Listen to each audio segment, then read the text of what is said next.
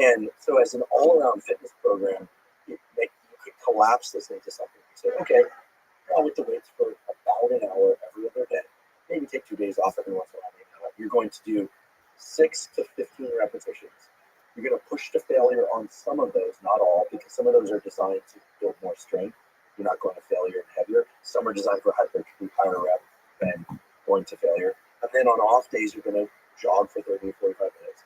But for 2 days a week, you're either at the end of your jog or whatever, you're going to do some all-out sprint for 90 seconds and then rest and repeat. And for another day, you're going to do these mile repeats. That's a pretty large chunk of exercise movement. But if you kind of thread through the middle of all that, what you end up with is some decent protocols, some decent hypertrophy, some cardiovascular training that establishes the so-called innate base, or so-called you get really good at anything. You're not going to become a marathoner in this way and optimize a marathon.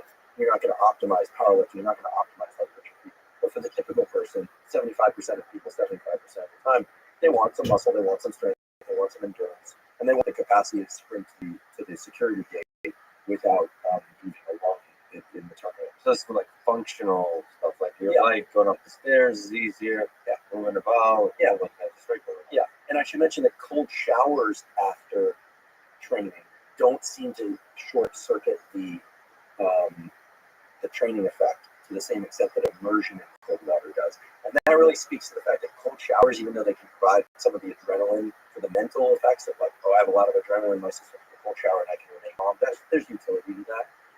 It's not going to have the same metabolic effects or other positive effects that cold water exposure can show to have. And that's unfortunate because most people have access to cold showers. Not everyone has access to a cold tub. Very nice stuff. But here in Austin, you have this place, and no, they don't pay me to say this, but I always like going to this place whenever I tell this place, Kuya, and they've got a sauna and a couple ice baths, and they even have those salt that you float on the ice baths. They have cold water immersion. That's pretty good. Still haven't done an ice bath. Really? So, yeah, if you're rushing to probably get in, and what is this? What's the big deal? Exactly. Or people pay for this. I did a post, right? Of you as a it's I had to go deep to get that photo effect. In a bassinet in the snow, because in Russia they actually did this for a long time. They thought that and indeed it does build the immune system to expose babies to the cold. I still don't know where you got that photo. You were able to find exactly the right. It's great. You didn't have a tie on, but you had all the look and seriousness that you do now. So clearly, nature nurture. Clearly, you were born. What about sauna? It does say that it's good to do heat. So there are 3 ways you can do sauna that I can just toss out. That's the 3 things. If you want to get a really big growth hormone release for sake of metabolism, fat loss, you're training really, really hard in jiu-jitsu and you want to recover, you don't want to sauna too often. Because the study that identified this massive 16-fold increase in growth hormone, they had people do this. It's crazy. They got into, temperatures are 80 to 100 degrees centigrade. So that's 176 degrees Fahrenheit to 212 degrees Fahrenheit. For 5 to 30 minutes is the typical ranges that people work in these research studies.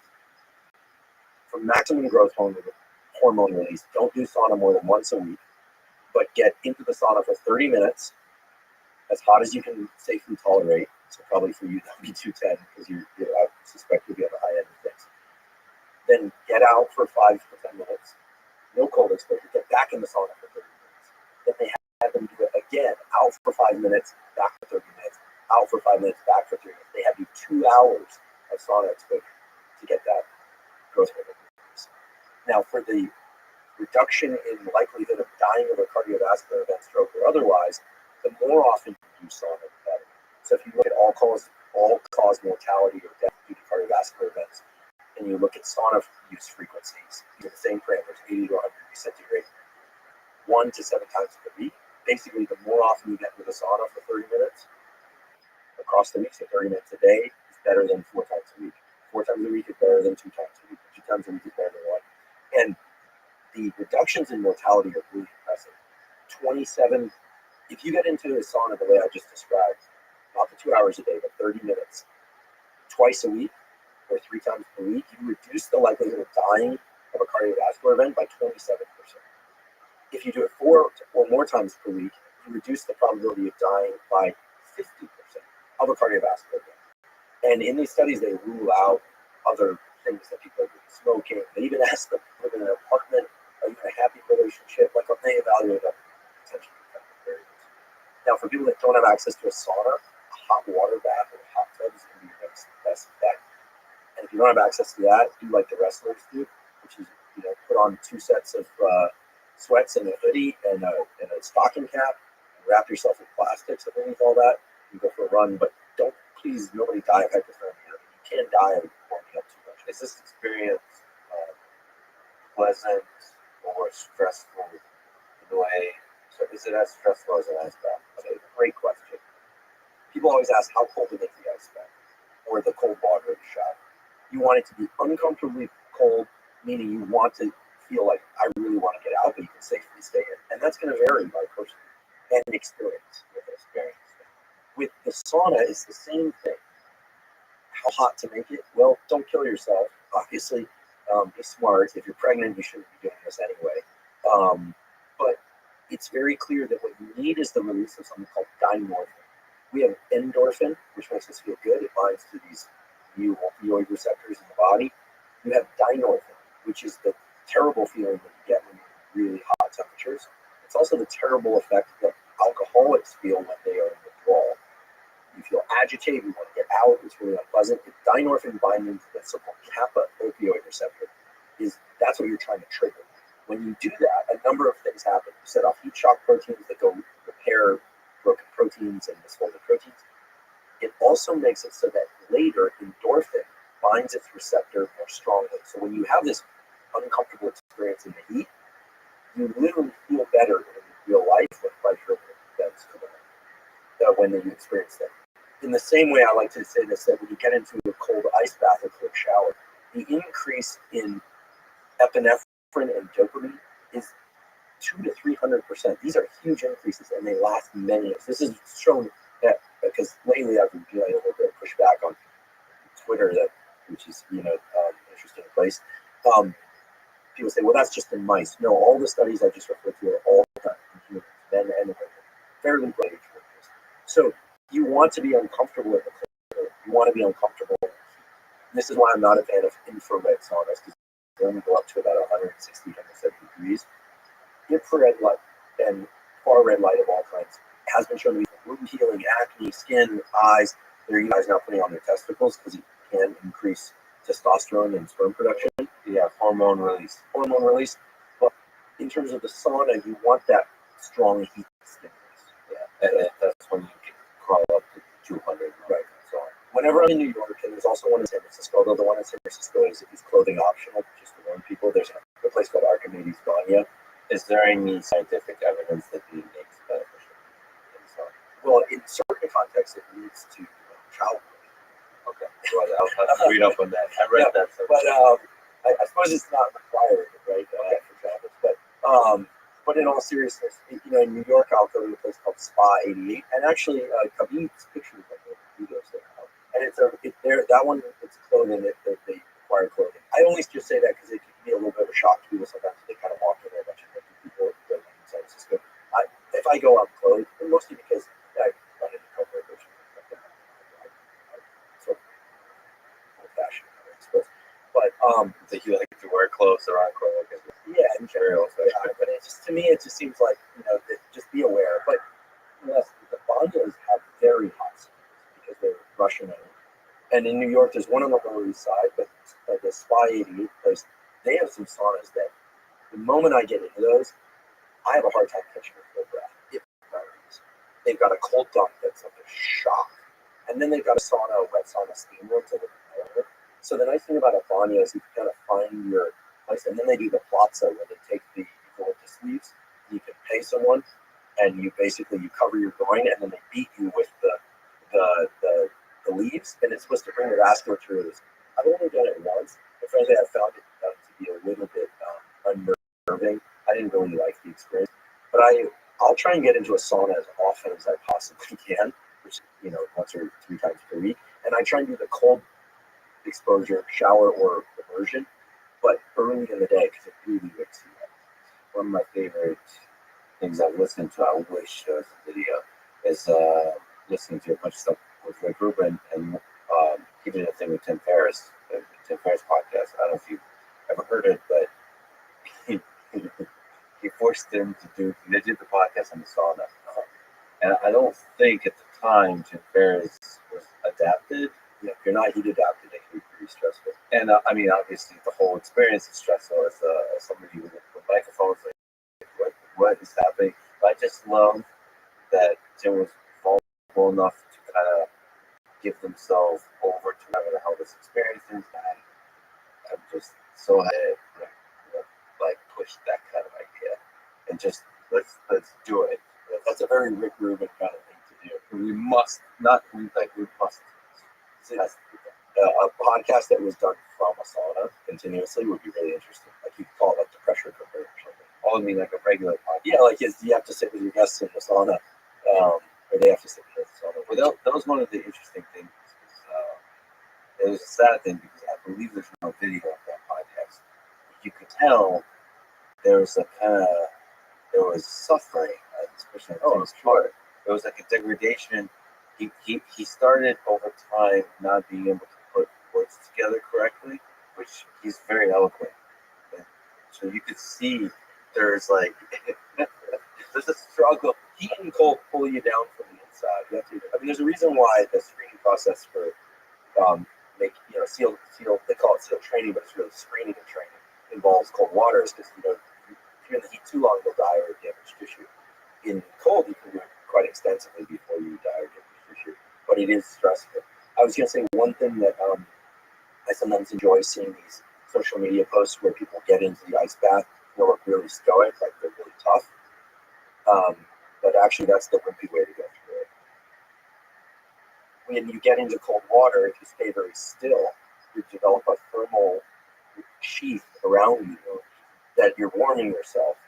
The really bold way is to get in and continue to sift your arms and legs, and it ends up feeling miserably colder.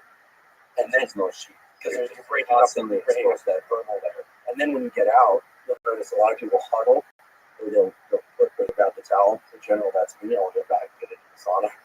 But if you really want to stimulate the big increases in metabolism, you stand out there and you dry off with arms extended in open air. And as that water evaporates off you, it is really cold, but your body is forced to activate a number of the warming programs related to metabolism. This is the beautiful work of a woman named Susanna Soberg, who's Scandinavian. She published this paper last year in Cell Reports Medicine. And so I call this the Soberg principle, which is if you're doing ice and heat for whatever reason, it doesn't matter if you end up being cold, but if you're using cold specifically to stimulate an increase in metabolism, anyway cold, that's the Soberg principle. And cold, and then if you want to do the tough way, let the shivering, so you just stand out and let the water evaporate. Yeah, I mean, if you ever waded into a cold ocean, everybody's kind of like holding themselves. If you really just you let yourself extend your limbs and move them around a bit, so you're there. That's the tough way. So when I see people on social media getting in, they're like really tough, trying to look hard, and and smiling, talking, moving around is way colder. Are you able to talk? You do. So you suggest the podcast in the sauna. How about this? I propose this. You want to do the next podcast? I'll get to the folks from the plunge. Maybe bring the next a plunge. He certainly deserves one. And we can go side by side, coffin style, or we can face one another. Well, we said we should do each other's podcast, so maybe next. I can't wait to have you back on. We only scratched the surface. Well, let's do at least part of the next live podcast. I have a sauna and a cold plunge. So we could do, I can do a sauna and a cold plunge. I wonder the recording, how the recording is. A bit of an echo in the sauna, but I'm sure we can take out the reader. So Sergey wants to ask you about sex performance. Very journalistic, very hardcore hitting question. Yeah. Generally or a specific? He has a certain problem he's help with. No. Generally, you haven't done an episode with sex. Well, we did an episode early on sexual development. Yes, we've done them on optimizing testosterone and estrogen. Touched a little bit on the on libido and somewhat on sex performance, but not much. We did an episode on relationships, love, and desire, where we touched on libido specifically. So just as a quick mention of something, a lot of people take SSRIs or antidepressants that can disrupt sexual function. There are a few compounds like maca root and tonga ali and things like that, that at least in a few studies in humans have been shown to offset some of the sexual side effects. Now, in terms of sexual, and then the episode on sexual development was about how the brain and body become organized in certain ways, or how the brain becomes organized if you have X chromosomes and Y chromosomes, etc. So early development and the effects of hormones later on that template. We will be doing I'm actually putting together a series on sexual health, heading from the menstrual cycle, which both men and women should understand, of course, understanding arousal, understanding, for instance, a lot of people don't realize this, but that orgasm is actually a consequence of activity in the sympathetic, meaning the stress form of the autonomic nervous system, whereas arousal is the consequence of the activity of the parasympathetic, the calming of it's counterintuitive, right? It's counterintuitive. There's arousal, then there's relaxation, then there's arousal, but but then immediately after orgasm and male's ejaculation, whatever, there's a rebounding of the parasympathetic nervous system, which is oftentimes very relaxed. So I'm going to do a short series on sexual that will be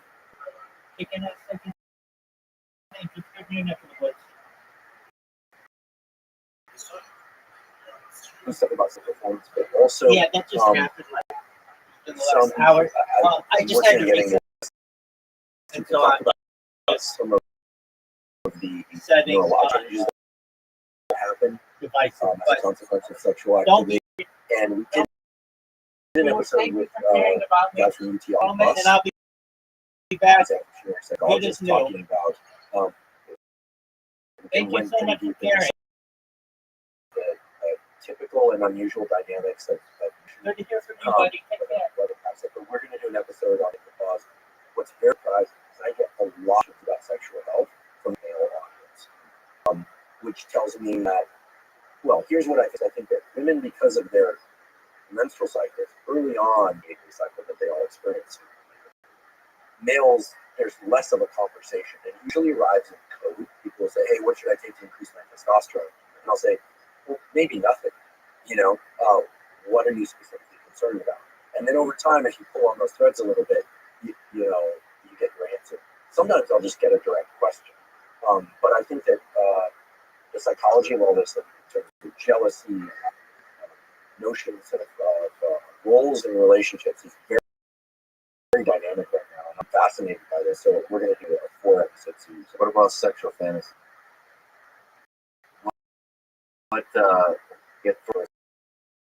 What role does sexual fantasy have in the human condition? There's a book, it's a very psychoanalytic book written by a psychoanalyst that talks so comfortable about it. Freud was at least right about one thing, which is that the brain's to develop attached to your caregivers, mother and father or other caregivers, just appear in puberty.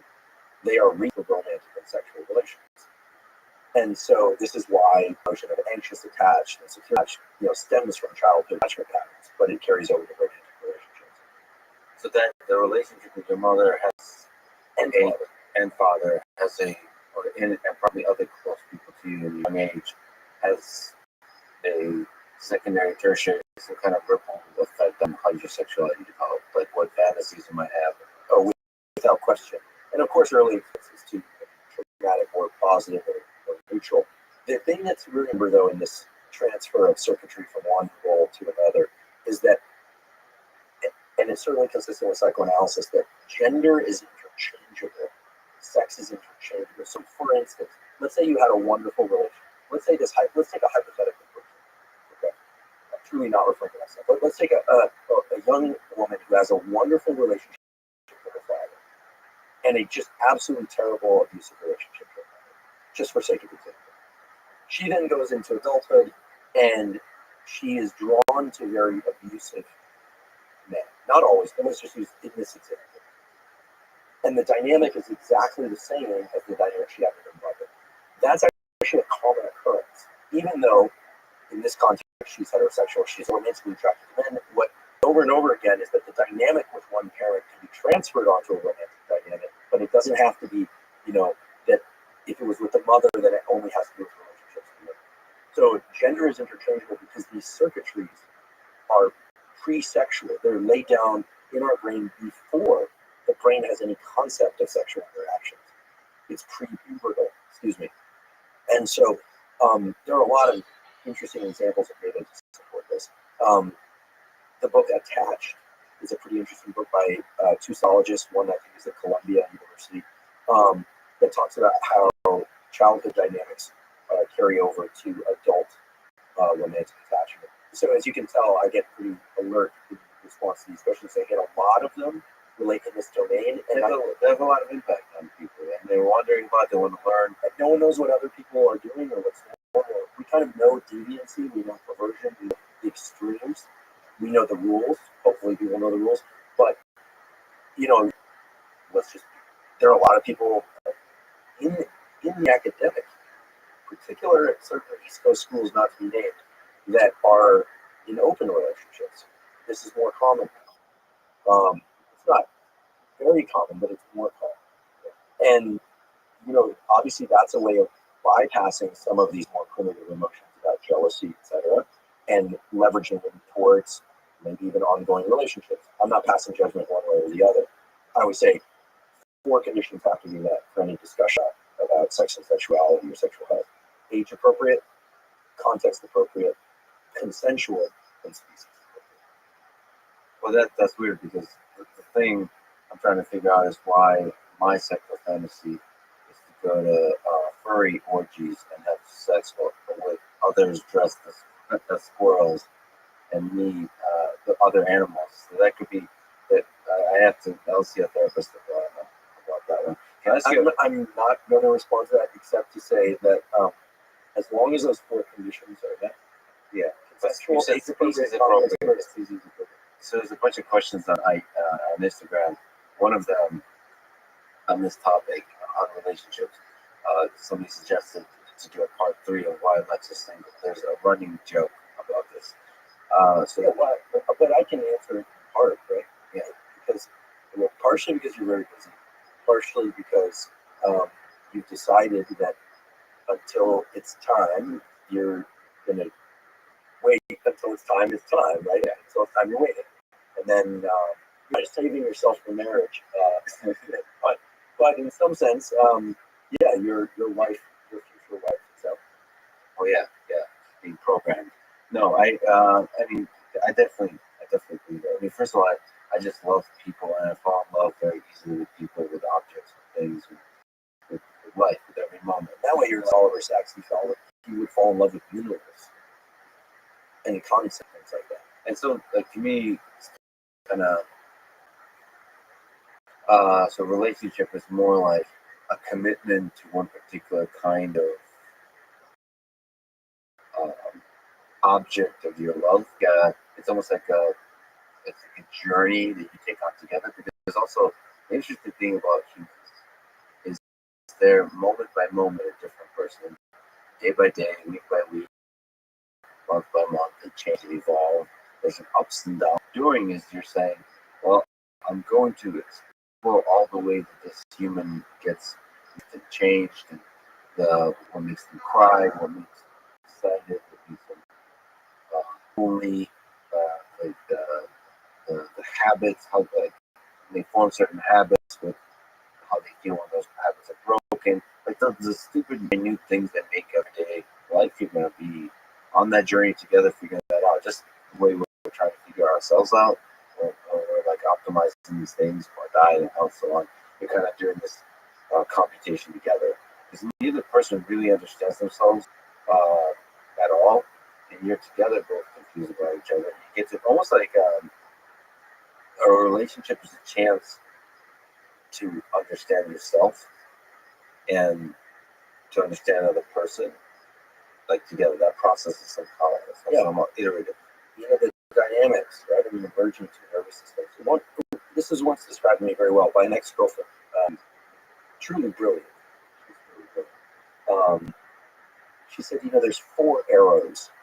This is maybe to an engineer or a doctor. This will make sense. There's how you feel towards the other person. There's how they feel towards you. But then there's an arrow that comes back to you, which is how you feel about how they feel.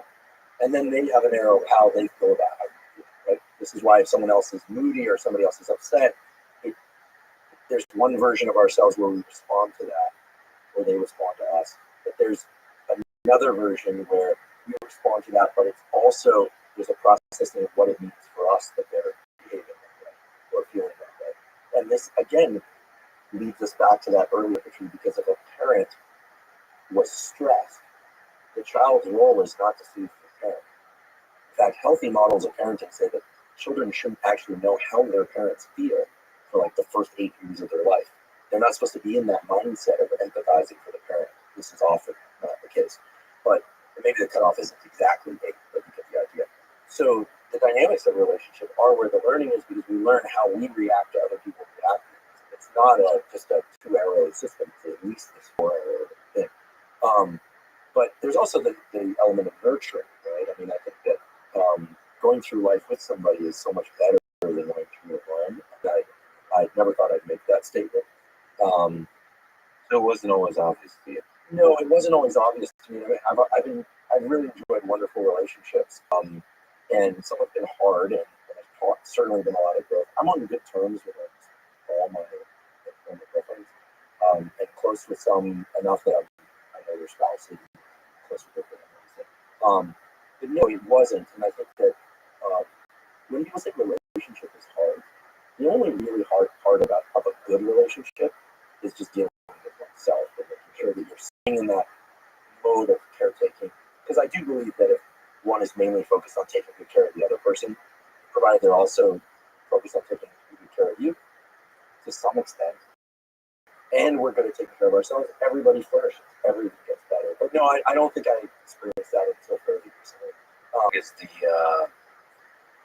secret to a successful relationship. There isn't just one, but at least in the top 5 is master, or at least be good at autonomic self-regulation. Know how to calm yourself down. Don't expect looking to anything external to soothe yourself, it puts you in a terrible position to be a caretaker of yourself and other people, right? So learn how to self-soothe, right? Learn how to calm your mind, steady your actions, steady your voice. There are tools to do that. We talked about on the podcast, but elsewhere. Have that in place. I also think that if your main focus is on, you want to have good boundaries, etc., but on tending to the relationship, doing a little bit more than you ought to do. If everyone does that, it goes great. I mean, I'm sometimes so positively struck by how supported I feel, because for many years I was just kind of doing everything on my own. So any little thing, oh my goodness, this feels huge. And also, I think the dynamics have to be right. Let's be really honest. This is a little bit of a tricky topic, but there is a power dynamic in relationships. Sometimes, not all, but in some relationships, it works much better for one person than the other.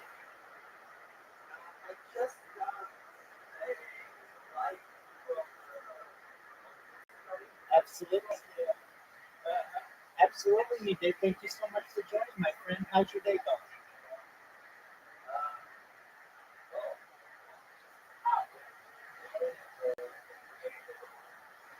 What logo? Oh, okay. Very cool. Do you mind if I tell you about myself? Yes, sure. Excellent. I'm Rabbi Rothschild. I stream work 24 hours a day, 7 days a week, 365 days a year for world peace. I've been doing so since the pandemic for more than 3.5 years. I have more data archived on the internet than ever. If I may ask, have you ever seen the movie The Truman Show or the television show? That's absolutely fine. Essentially, they are just people who have cameras on them all the time. So you can actually go back to my life. We've seen the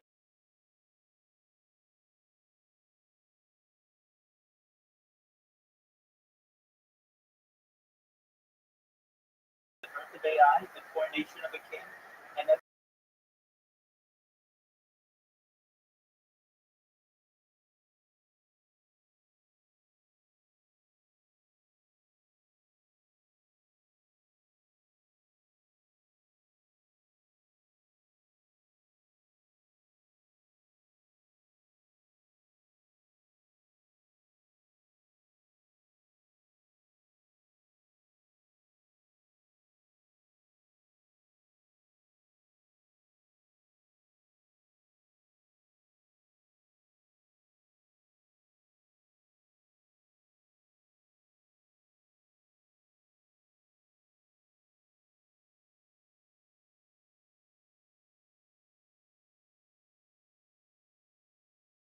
Africa.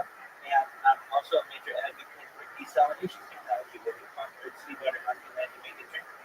I'm about improving the world. And if you didn't know, the Economist magazine stated in 2018 that data had overtaken oil as food's number one resource. If that's true, I have more data than any person ever. You will make you, your friends, your family very wealthy. And then what I'm going to do is give you enough money to be able to create generational wealth if you don't already have it. And then potentially be able to start charities and philanthropic organizations of your hand to help the world. How does that sound? Excellent. I talk about United States. I talk about other things to help the world. Um, Things like anti-gravity, antimatter, faster than light travel, faster than light communications, advanced physics, things like alien disclosure and quantum computing, cryptocurrency. I'm very into state-of-the-art technologies like de-extinction technology. People don't know this, but the first successful de-extinction took place in 2003 with the Pioneer IBEX. Fast forward to the year 2021, a company out of Dallas, Texas is founded, known as Colossal Bioscientific. They've made it their goal that within the next 3 years they reintroduce the woolly mammoth to our historical parks, utilizing African elephant circuits. Then they want to reintroduce the Tasmanian tiger. They've already de-extincted a type of direwolf, and then they want to de-extinct the silver bird, which I just think is mind-blowing achievement and goals to set for themselves. And I do my best to talk about those types of technologies. Additionally, talk about technologies that are going to help you. This is all of your consent on, but essentially, I talk about things. I'm currently watching a podcast on health. I'm a major advocate for life extension technology. So, if you were born on the average life expectancy for you would probably be about age 80. I'm going to increase that age 100, 120 with using technology like oxygen therapy, stem cells, human growth hormone, cryonics, cryogenics, and nootropics, things like perhaps ambrosia therapy and cold shock therapies. But eventually, we might be able to get you to age 100, 120. You will say, Rabbi, all right, what's the next plan? And if you want to get this with your consent, you may be able to take advantage of a type of technology known as mind-blowing technology, where we scan your brain with your computer like a CAT scanner and MRI, knowing that every atom is in your central nervous system and your peripheral nervous system, to later download as an android, an avatar, cyborg, a cybernetic being, a clone of yourself, perhaps a robot, an ethereal being, whatever you want to do, John. But these things use them maybe an opportunity of digital immortality. What are your thoughts?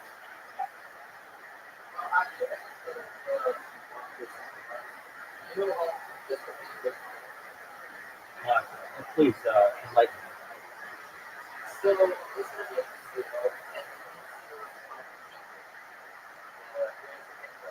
Okay.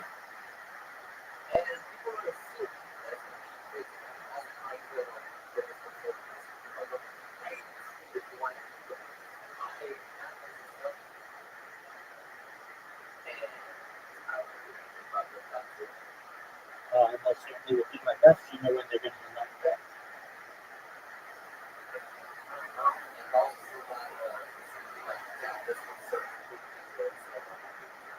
Oh wow. Oh wow. Those are really some major restrictions than what it currently is. Well, all I can do is control what is set before me, and for the time being, I I've got a Discord with over 1,700 members, and I've got I'm live right now on 18 different YouTube channels. I'm live on Twitter, I'm live on Twitch, I'm live on Rumble, I'm live on another 33 different platforms.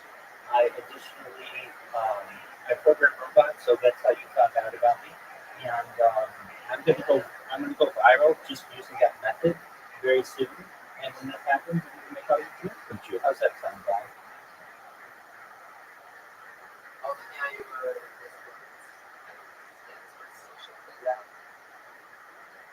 Excellent. So with that, just watch it. Do you know who Dr. Andrew Huberman is? He's on the Lex Friedman podcast right now. We're just watching, and they're just talking about health. That's okay. It's one of the biggest AI, if not the biggest AI podcasts about that. So they talk about things like AI, artificial general intelligence, AGI, artificial general intelligence, ASI, artificial superintelligence. They talk about self-driving cars. Anytime they have like people like they've had the president of Ukraine on, they've had the prime minister of Israel on, they've had Elon Musk on, like more than half a dozen times. So really movers and shakers of the world, and I just do my best to stay as knowledgeable as possible. And I know that there are going to be more people who do exactly what you did, which is get some kind of like from me. They find out about me. They find out what I'm doing is pretty cool, and they spread the word. And that's all I can ask of you. So if you would, if you have any friends, just tell them, hey, did you know that there's somebody who's live streaming 24 hours a day, 7 days a week, 365 days a year? And they didn't just start this. What's up? That's okay. I can translate into whatever language they want. Absolutely. So just one moment. I'll show you how to do it.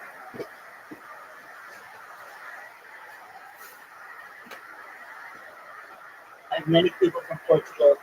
I have many people from Brazil who come and talk with me. So if they ever want to talk, here I have this little translator that translates.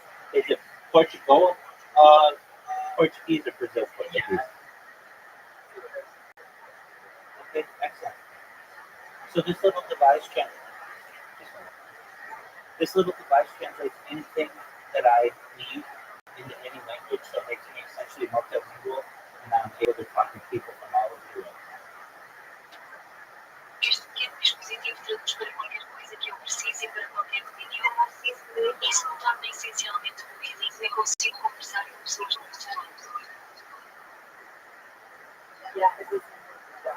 It works well enough. Absolutely, I understand. It works well enough for most people to be able to understand. Não funciona bem o suficiente, com certeza, mas acredito que funciona bem o suficiente para que a maioria das pessoas consiga entender.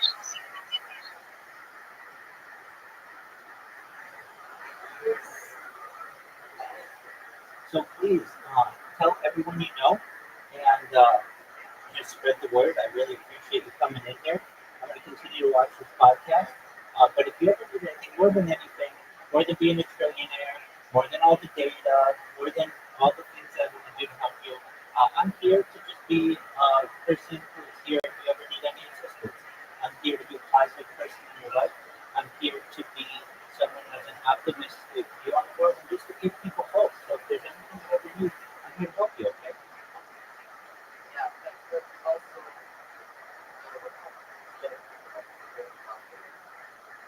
What did you say?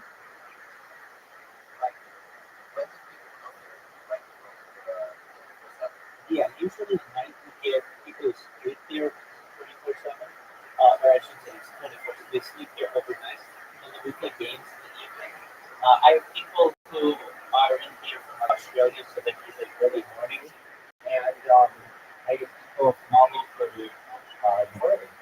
India, Canada, Nepal, people from Africa, people from UK, people from the United States, of course. So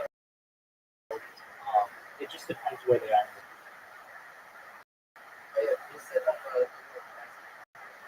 Absolutely.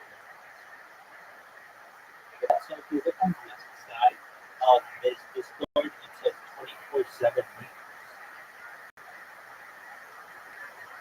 It's the very first company. Just so I read it very it says 24/7 live YouTube stream. It has like it's at the very top. It's right under announcements.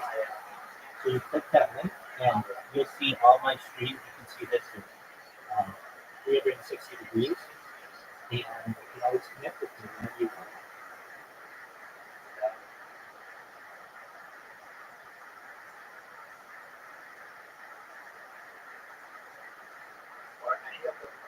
Yeah, if you scroll down a little bit lower there,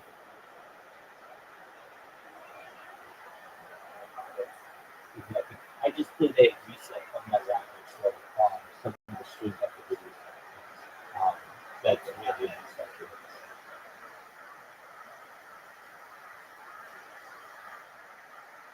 So that's what I do. I have a projector. I watch like tonight. I watch Tony. We have some people here who watch Tony. You know what that is? It's the largest live podcast in the world. And then we'll play games. We play all kinds of new games.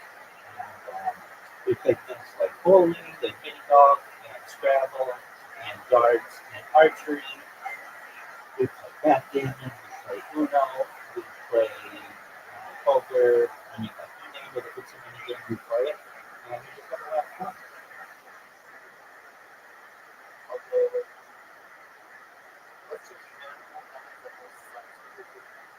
I've got some that have like 2,000 or 1,000 minutes, but I also got the church account that has 20,000. So it's just that.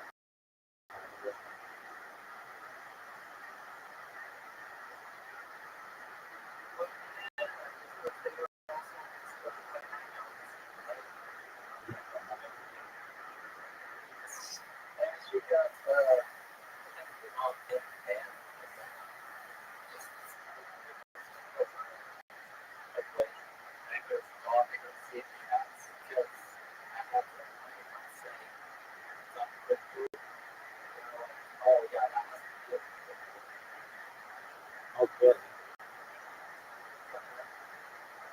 Is there any way we can come back?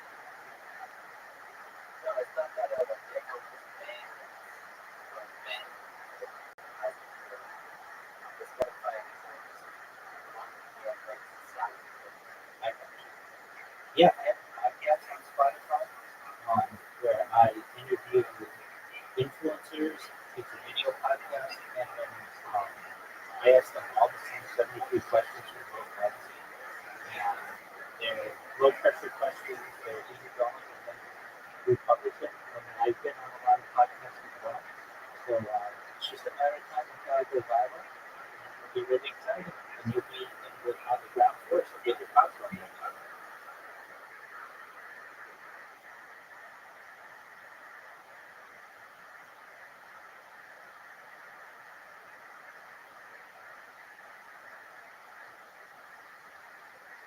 Do you have any other questions? Okay, excellent. I have a very big server, as you can see. Feel free to enjoy it when you're ready. Turn the podcast back on, and just let me know if you need anything, okay? Excellent. Needs and the other person follows. In other relationships, it's more mutuality works best. People need to know what they need. And so knowing what you need and what you crave is really important. And then once you do that, you can create the relationship you want. I've seen that over and over. And people are different. But I think that ultimately, right, it's there's the dopamine phase of a relationship, and then there's the serotonin phase, that kind of mutuality, coziness, and sweetness. There's a great book about how to make sure that the dopamine component and the serotonin component, so to speak, go on forever. And it has to do with, when you first meet someone and you're attracted to them, you're essentially objective, meaning, not in the way people might think, you are not dependent on them for emotional stability or survival. As you get close with somebody, you really come to depend on them, and then you tend to objectify them less. So this book, the name is kind of corny, but it's written by an analyst again. It's called Can Love Last? And it's a book about how really good relationships are the consequence of people constantly moving through this dependency objectification dynamic. And I use those words through the psychological sense, not in the way they're typically thrown around nowadays. So, yeah, in some cultures, men and women will only touch for 2 weeks out of the month. And then for the other 2 weeks, the excitement of the sensuality and all the sexuality is very heightened. And then they go back to this kind of distance. And I don't think that's feasible for most people. But if relationships tend to last for a very long time, like mutual feelings of intense attraction for many, many, many decades.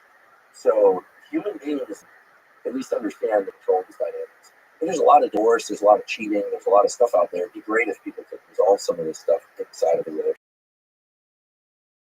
in my opinion. Yeah, and this kind of intense attraction. One of the poems that Carl, that's how I introduced me to two English poems is the name. But one of the things I find myself for prolonged periods being attracted to is like you notice some kind of magic and you keep wanting to dig to the depths of that magic. You want to really know that person. To really know a person deeply.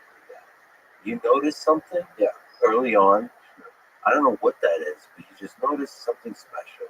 And you want to keep going with that thread, and you never really do. Well, you also have to be careful. I get a lot of questions. You have to be careful the questions you ask in a relationship, too. You have to make sure you really want that information. And it's not just about people's past, right? If you ask somebody how they really feel about something about you, and they tell you, that may be soothing. It may be intensely stressful. You have to be. Here's one thing I know for sure. For a relationship to work, you have to be brave. You can't go in there fully protected. And yet you also can't go in there with no boundaries because you'll end up beat up. What's that quote? If you want to be a warrior, prepare to get hurt. If you want to be an explorer, prepare to get lost. If you want to be both, if you become a lover, prepare to be both. Or something like that. I forget. There's one of these Instagram type things that you sit passing by. It's pretty true. Love's scary because it takes us back to that primitive circuitry that is as primitive and basic as hunger, thirst, the desire for heat when we're cold, the desire for cold when we're overly warm. It's dynorphin. I mean, when somebody leaves, when somebody you were attached to leaves by death or by decision, or you're forced apart, the dynorphin release is massive. It is true discomfort. People feel anxiety and discomfort. And moving through that is a hell of a process. I mean, if I knew how best to break up at a neurological level, or if you just plug yourself into a wall and reset, I mean, I'd do that episode tomorrow, but we don't have that. No, come on, I think we've covered this before, and it's even been unified. I think losing love is part of the magic of love. It means you've felt something. I agree, but at some point, like you've done it enough times, life is finite. It is beautiful to see these couples that seem very much in love, despite many years, despite having either. Yeah, where they look at each other. Yeah, they'll say they're still secret. Yeah, so I get people who spam me with like really gory things that I just haven't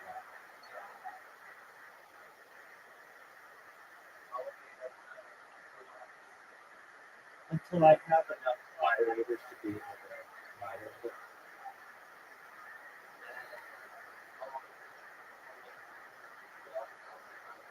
Not that, but I had somebody who came in.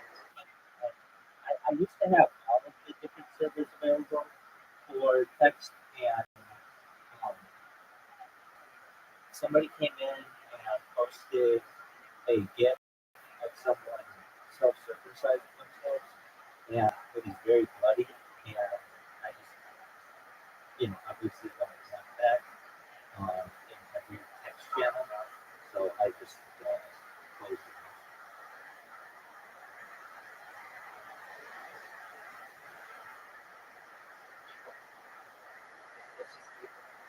Yeah, no, I understand that. So I'll have it in the future where I have enough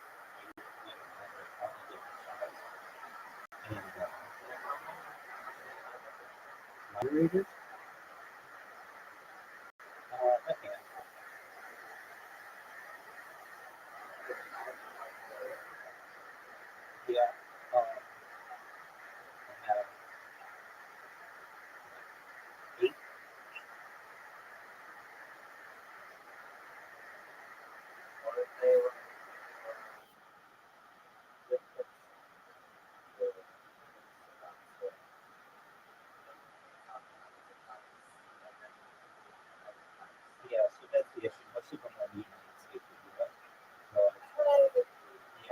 I still need some. I had one in Australia as well, but I don't date people, so I don't expect them to do it for free. And I want them to basically, I want to be able to pay them. So until then, nobody. If you want to send a message to someone, you certainly can. Just send them a message. No one says that you have to do it for this.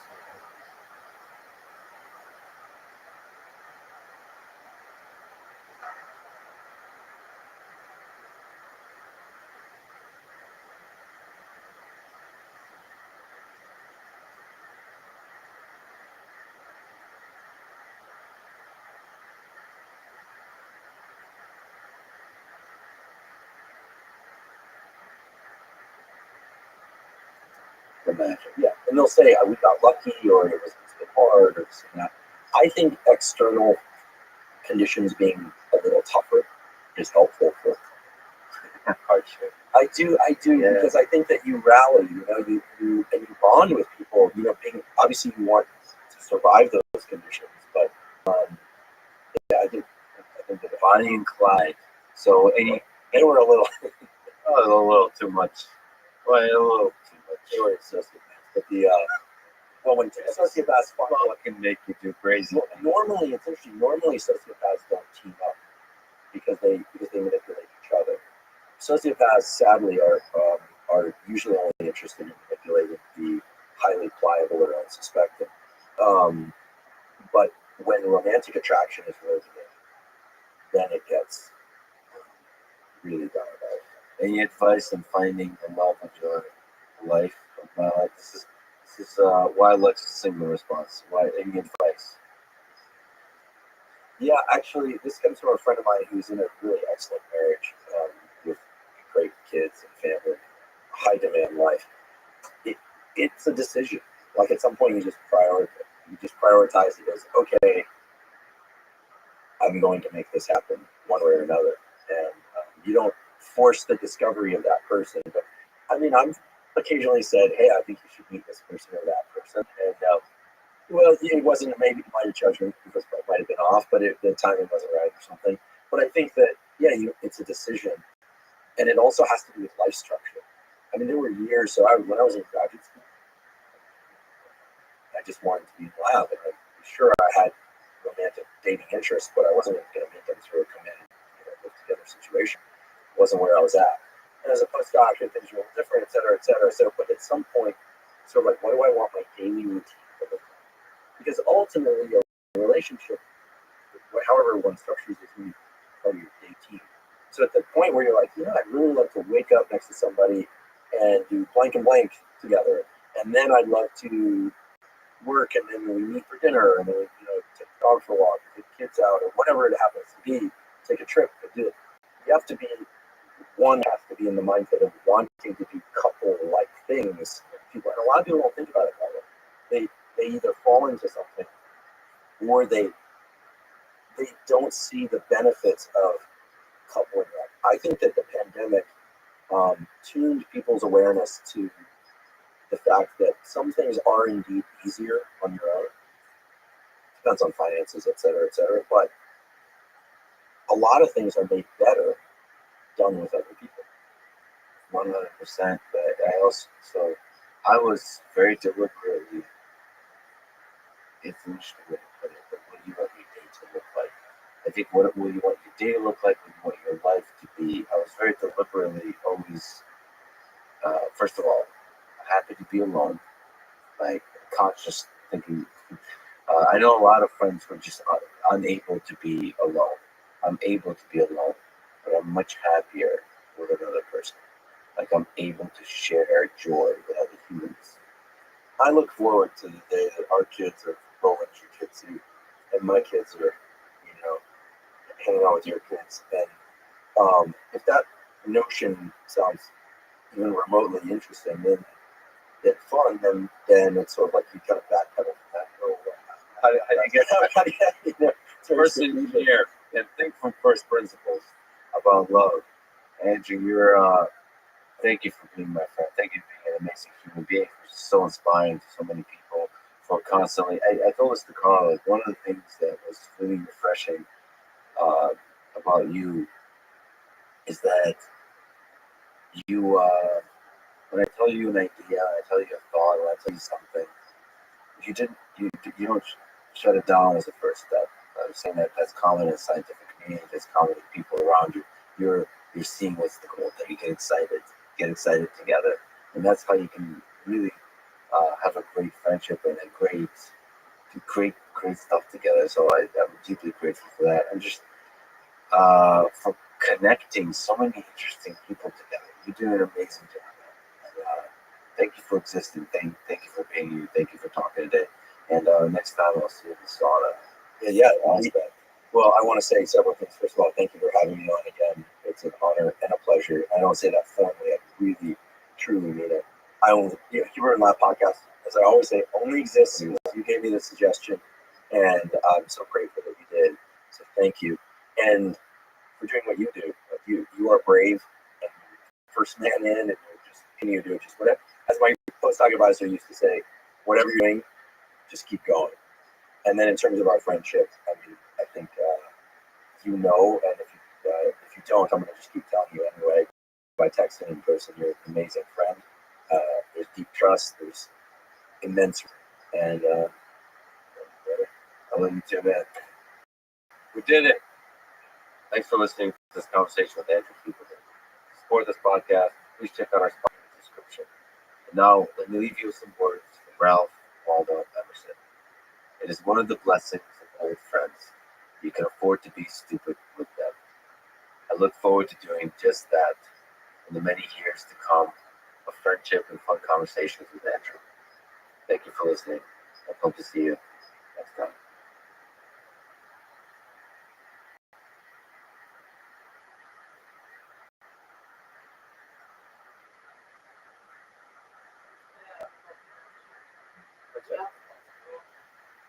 What's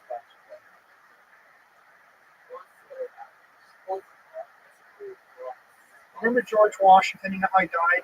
Well-meaning physician. You know, I haven't. I have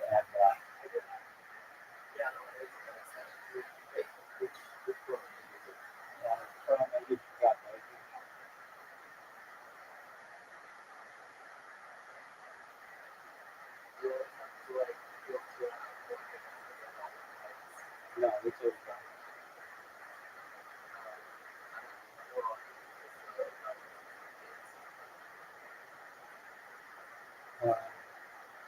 I have a book around. So it's just like U-Block Origin is available in the App Store anymore, but I downloaded it. So it's still works.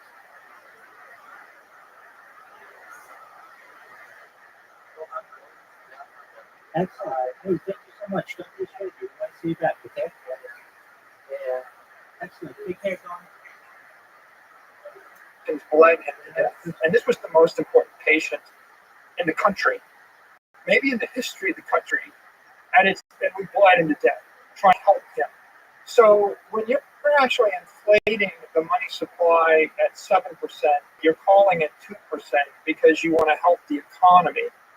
You're literally bleeding the free market to death. But the sad fact is George Washington went along with it because he thought that they were going to do him good. And the majority of the society, most companies, most conventional thinkers, you know, the working class, they go along with this because they think that someone has their best interest in mind. And the people that are bleeding them to death believe they believe that prescription because their mental models are just so defective. Following this conversation with Michael Saylor, one of the most prominent, brilliant Bitcoin proponents in the world. He is the CEO of MicroStrategy, founder of Saylor Academy, graduate of MIT, and Michael is one of the most fascinating and rigorous thinkers I've ever gotten a chance to explore ideas with. He can effortlessly zoom out to the big perspectives of human civilization and human history, and zoom back in to the technical details blockchain, markets, governments, and financial systems. This is the Let's Freedom podcast. To support it, please check out our sponsors in the description. And now, dear friends, here's Michael Saylor. Let's start with a big question of truth and wisdom.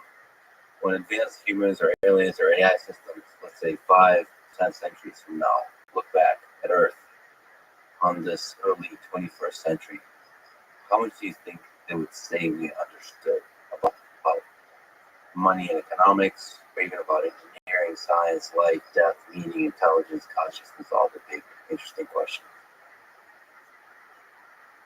I think they would probably give us a B minus on engineering, on all the engineering things, the hard sciences. A passing grade. Like we're doing okay. We're working our way through rockets and jets and electric cars and electricity transport systems and nuclear power and space flight and the like. And you know, if you look at the walls that grace the great court at MIT, it's full of all the great thinkers, and they're all pretty admirable. You could be with Newton or Gauss or Madame Curie or Einstein. You know, you would respect them. I would say they'd give us like a D minus on economics, like an F plus or a D minus. You say have an optimistic vision. First of all, optimistic vision of engineering, because everybody you've listed, not everybody, but most people you've listed, it's just over the past couple of centuries, and maybe it stretches a little farther back, but mostly all the cool stuff we've done in engineering in the past couple of centuries. Yeah, the Archimedes, had these virtues. I studied the history of science at MIT, and I also studied aerospace engineering. And so I clearly have a bias of science. And if I look the past 10,000 years, I consider all of the philosophy and politics and their impact on the human condition. I think it's a wash. For every politician that came up with a good idea, another politician came up with a bad idea. And it's not clear to me that most of the political and philosophical contributions to the human race and the human conditions have advanced so much. I mean, we're still taking guidance and admiring Aristotle and Plato and Seneca and the like. On the other hand, if you think about what has made the human condition better, fire, water, harnessing of wind energy, try to row across an ocean, right? It's not easy. And for people who are just listening or watching, there's a beautiful, sexy ship from 16th, 17th century. This is a 19th century handmade model of a 17th century sailing ship, which is of the type that the Dutch East Indies Company used to sail the world and trade. So that was made, the original was made sometime in the 1600s, and then this model was made in the 19th century by individuals. Both the model and the ship itself is engineering at its best. And just imagine, just like rockets flying out to space, how much hope this filled people with, exploring the unknown, going into the mystery.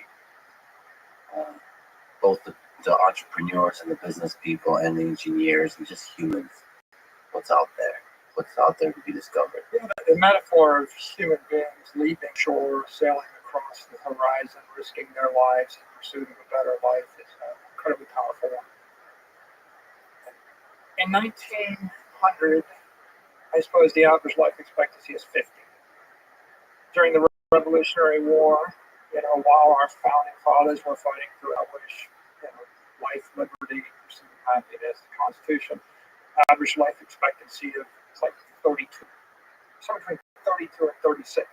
So all the sound and the fury doesn't make you live past 32, but what does, right? Antibiotics, conquest of infectious diseases. If we understand the science of infectious disease, sterilizing a knife and harnessing antibiotics gets you from 50 to 70. And that happened fast, right? That happens from 1900 to 1950 or something like that. And I think if you look at the human condition You ever get on one of those rowing machines where they actually keep track of your watts output? It's like 200 is a lot. Okay, 200 is a lot. So a kilowatt hour is like all the energy the human trained athlete deliver in a day, and probably not 1% of the people in the world could deliver a kilowatt hour in a day. And the commercial value of a kilowatt hour, the retail value is 11 cents today, and the wholesale value is 2 cents. And so you have to look at attribution of politicians and philosophers and economists to the human condition. And it's like at best a wash one way or the other. And then if you look at the contribution of John D. Rockefeller, when he delivered you a barrel of oil, and the energy and oil, liquid energy, or the contribution of Tesla, as we deliver electricity. And what's the impact on the human condition if I have electric power, if I have chemical power, if I have wind energy, if I can actually sort of a reservoir, create a dam, turbine, and generate energy from a hydraulic source, that's extraordinary, right? And so our ability to cross the ocean, our ability to grow food, our ability to live, it's technology that the human race from a brutal life where life expectancy is 30 to a world where life expectancy is 80. You gave a D minus the economists. So are they too like the politicians to wash in terms of there's good ideas and bad ideas, and that tiny delta between good and bad is how you squeak past the F plus onto the D minus territory? I think most economic ideas are bad ideas. Like Most. Take us back to MIT, and you want to solve a fluid dynamics problem. Like design the shape of the hull of that ship, or you want to design an airfoil, or if you want to design an engine or a nozzle in a rocket ship, you wouldn't do it with simple arithmetic. You wouldn't do it with a scalar. There's not a single number, right? It's vector math. Computational fluid dynamics is n-dimensional, higher level math. Complicated stuff. So when an economist says the inflation rate is 2%, that's a scalar.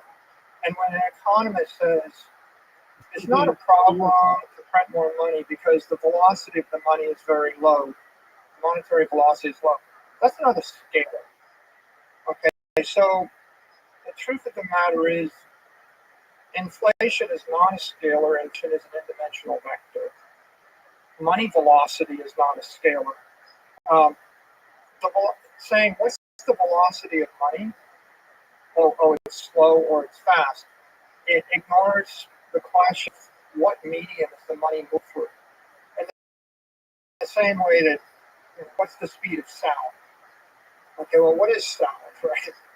Sound is a compression wave. It's energy moving through a medium, but the speed is different. So, for example, the speed of sound through air is different than the speed of water, and sound moves faster through water. It moves fast through a solid, and it moves faster through a stiffer solid. So there isn't one.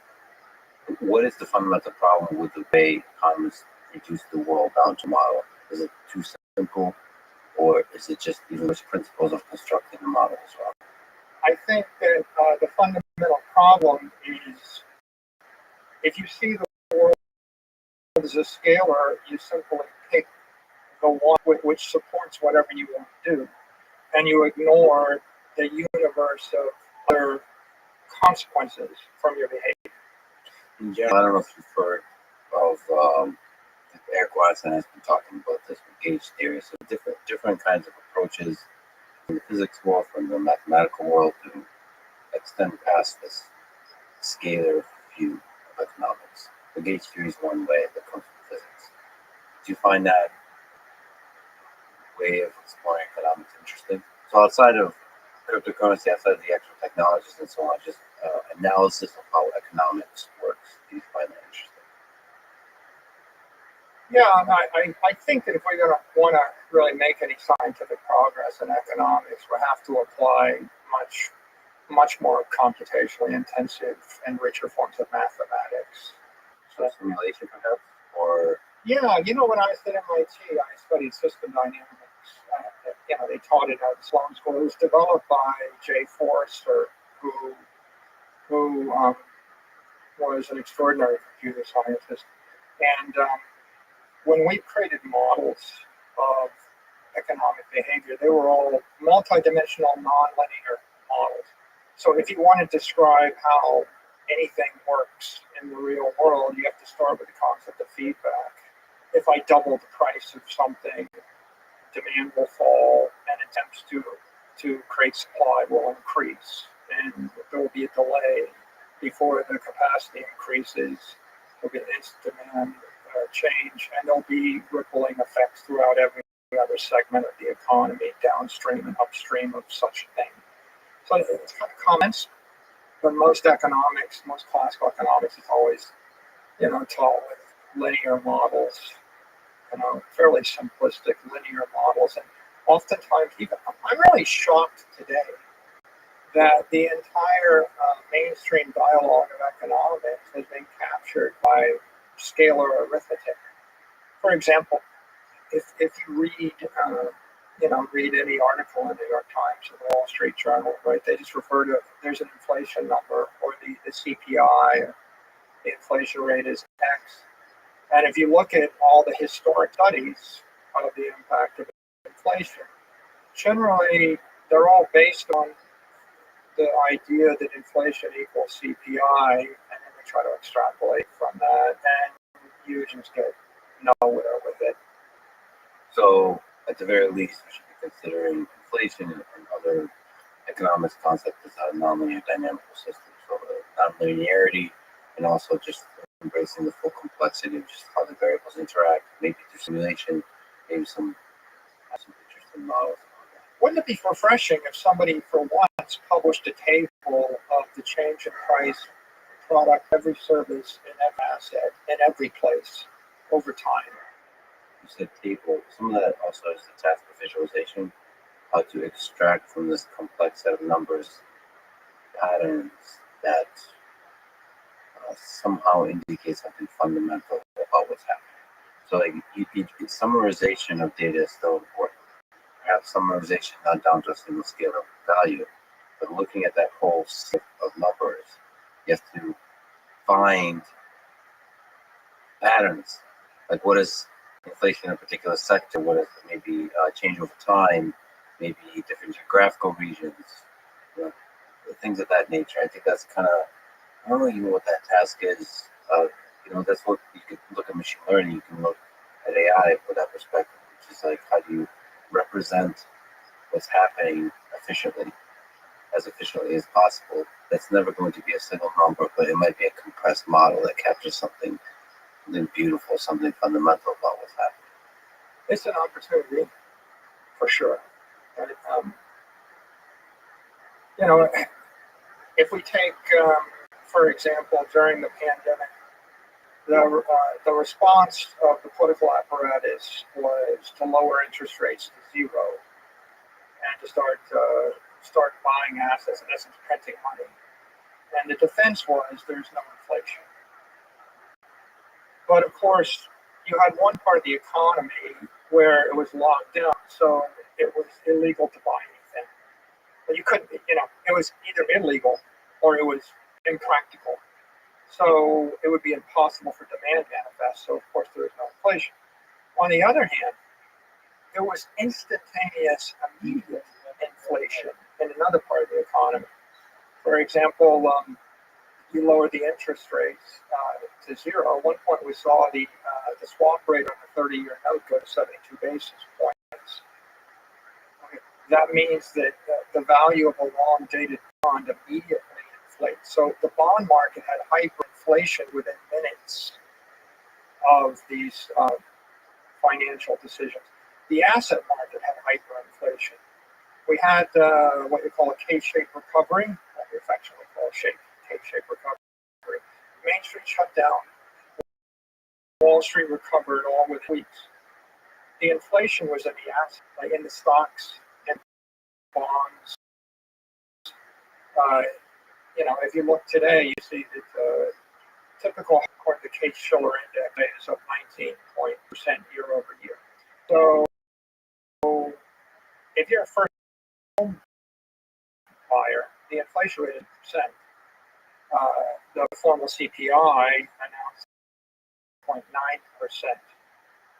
Pretty much any rate you want, constructing a market basket, a weighted basket of products or services or assets that yield you the answer.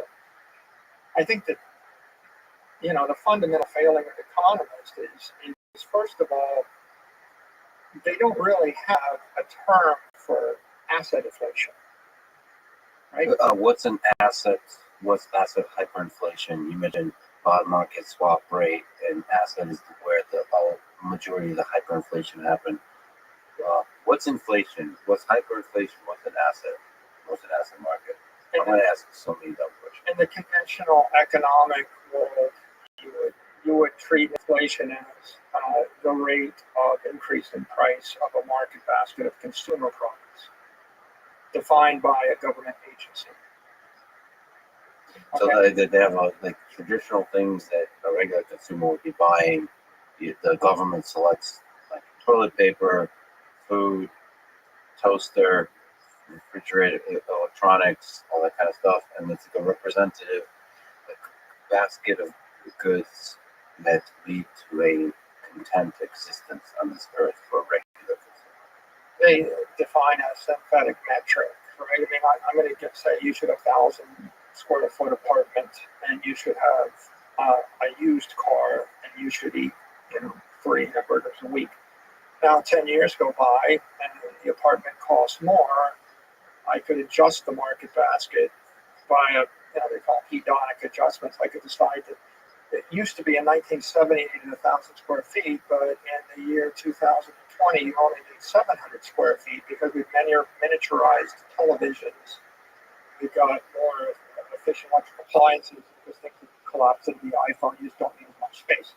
So now it may be that the apartment costs 50% more, but as a hedonic adjustment, there is no inflation because I just downgraded the expectation of what a normal person should have. So the synthetic nature of the metric allows for manipulation by people. Pretty much. I guess my criticism of economists is rather than embracing inflation based upon its fundamental idea, which is the rate at which the price of things go up, right? They've been captured by mainstream conventional thinking to immediately equate inflation to the government-issued CPI or government-issued PCE or government-issued PPI measure, which was never the rate at which things go up. It's simply the rate at which a synthetic basket of products and services the government wishes to track go up.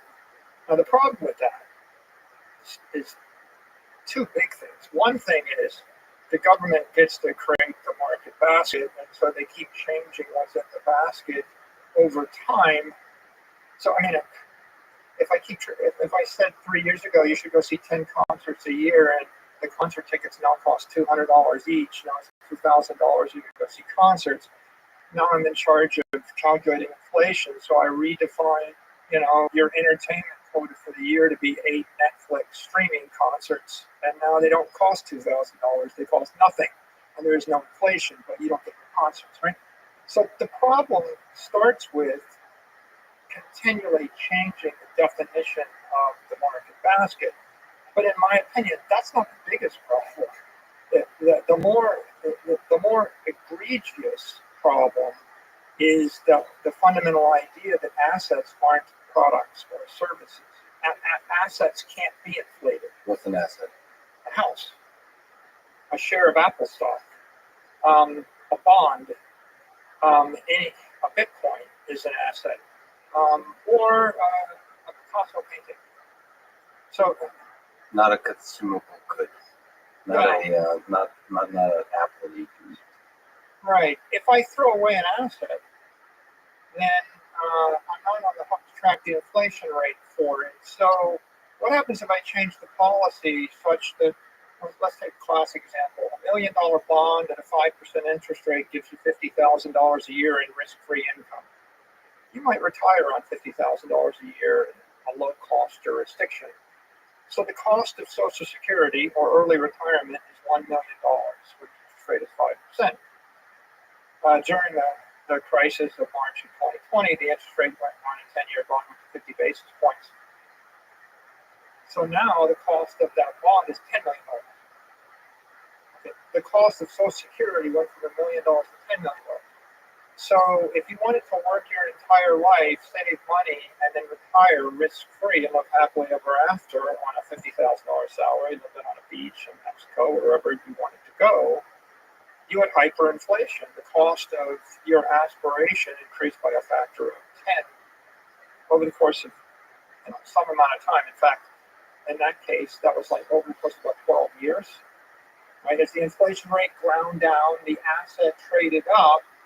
But the conventional view is, oh, that's not a problem because it's good that the asset, it's good that the bond is highly priced because we own the bond. Or well, what's the problem with the inflation rate in housing being 19%? It's an awful problem for a 22-year-old that's starting a job that's saving money to buy a house.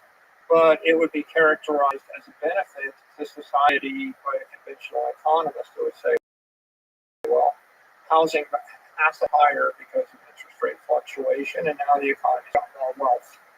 And so that's viewed as a benefit. So what's being missed here, like the suffering of the average person, or the struggle, the suffering, the pain of the average person, like metrics that capture that within the economic system.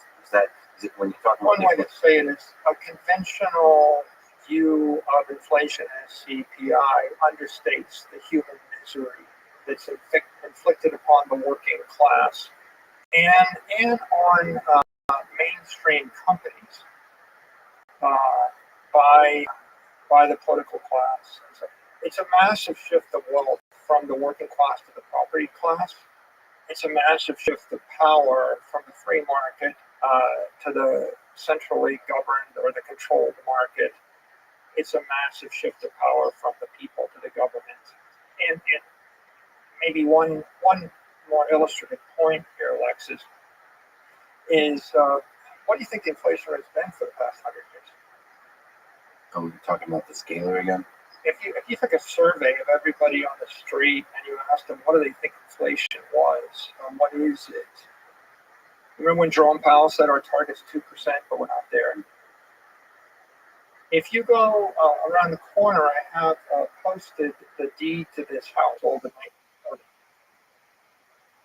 Okay, and the number on that deed is $100,000, 1930.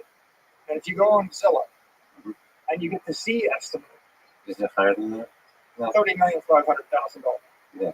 So that's 92 years, 1930 to 2022, and in 92 years we've had 305x increase in price of the house.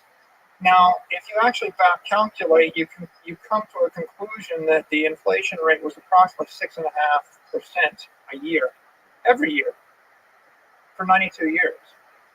Okay, and there's nobody in government, no conventional economist who would ever admit to an inflation rate of 7% a year in the U.S. dollar over the last century. Now, if you dig deeper, I mean, one guy that's done a great job working on this is who wrote the book, The Bitcoin Standard. He notes that on average, like the inflation rate into year, all the way up to the year 2020, if you look at the S&P index, which is a market basket of scarce desirable stocks, it returned about 10%. If you talk to 10% a year for 100 years, the money supply is expanding at 7% a 100 years. If you actually talk to economists or you look at the economy, ask the question, how fast does the economy grow entirety year over year, generally about 2 to 3%. Like the sum fact of all this technology and ingenuity might get you a 2.5–3% improvement a year. That's measured by GDP. Are you okay with I'm that? not sure. I'm not sure I go that far yet, but I would just say that if you human race doing stuff, if you ask the question, how much more efficiently will we do this stuff next year than this year, or what's the value of all of our innovation and investments in about 12 months? You'd be hard pressed to say we get 2% better. Typical investor thinks they're 10% better. So if you look at what's going on, really, when you're holding $1 million of stocks and you're getting a 10% gain a year, you're really getting 7% expansion of the money supply. You're getting a 2 or 3% gain under best circumstances. And another way to say that is, if the money supply stopped expanding at 7% a year, the S&P yield might be 3% and not 10%. It probably should be. Now that gets you to start to ask a bunch of other fundamental questions, like if I borrow $1 billion and pay 3% interest, and the money supply expands at 7 to 10% a year, and I ended up making a 10% return on a $1 billion investment, paying 3% interest, is that fair? And who suffered so that I could do that? Because in an environment where you're just inflating the money supply and you're holding the assets constant, it stands to reason that the price of all the assets is going to appreciate somewhat proportional to the money supply. And the difference in asset appreciation is going to be a function of the scarce, desirable quality of the assets, and to what extent can I make more of them, and to what extent are they truly limited in supply. Yeah, so we'll get to a lot of the words you said there, scarcity, and sort of connected to how limited they are and the value of those assets. But you also said, so the expansion of the money supply, which is another way is printing money. And so is that always bad, the expansion of the money supply? Is this just to put some terms on the table so we understand that? You're not allowed to say it's always on average expanding every year. The money supply is expanding every year by 7%. That's a bad thing. That's a universally bad thing. It's awful. So I guess to be precise, it's the currency. Money, I would say energy or economic energy, and the economic energy has to find its way into a medium. Move it rapidly as a medium of exchange has to find its way to currency. But the money can also flow into property, like a house or gold. If the money flows into property, it'll probably hold its value much better if it's currency. Right? If you had put $100,000 in this house, you would have 305x return over 92 years. But if you had put the money, $100,000 in a safe deposit box and buried it in the basement, you would have lost 99.7% of your wealth over the same time period. So, the expansion of the currency creates a massive inefficiency in the society, what I'll call an adiabatic lapse. It's what we're doing is we're bleeding the civilization to death. Right? What's the adiabatic? What's that word? Adiabatic lapse. Adiabatic. Right? In aerospace engineering, you want to solve any problem, they start with the phrase, assume an adiabatic system. And what that means is closed system. So I've got a container, and in that container, no air leaves and no air enters, no energy exits or enters. So it's a closed system. So you got the closed system lapse. Okay. That's a closed. Okay. I'm going to use there's a leak in the ship. I'm going to use a physical metaphor for you because you're jujitsu, right? Like you got 10 pints of blood in your body, and so before your next workout, I'm going to take 1 pint from you. Now you're going to go exercise, but you're 1 pint. You've lost 1% of your blood. Okay. You're not going to perform as well. It takes about 1 month for your body to replace the blood platelets. So what if I tell you every month you got to show up and I'm going to bleed you?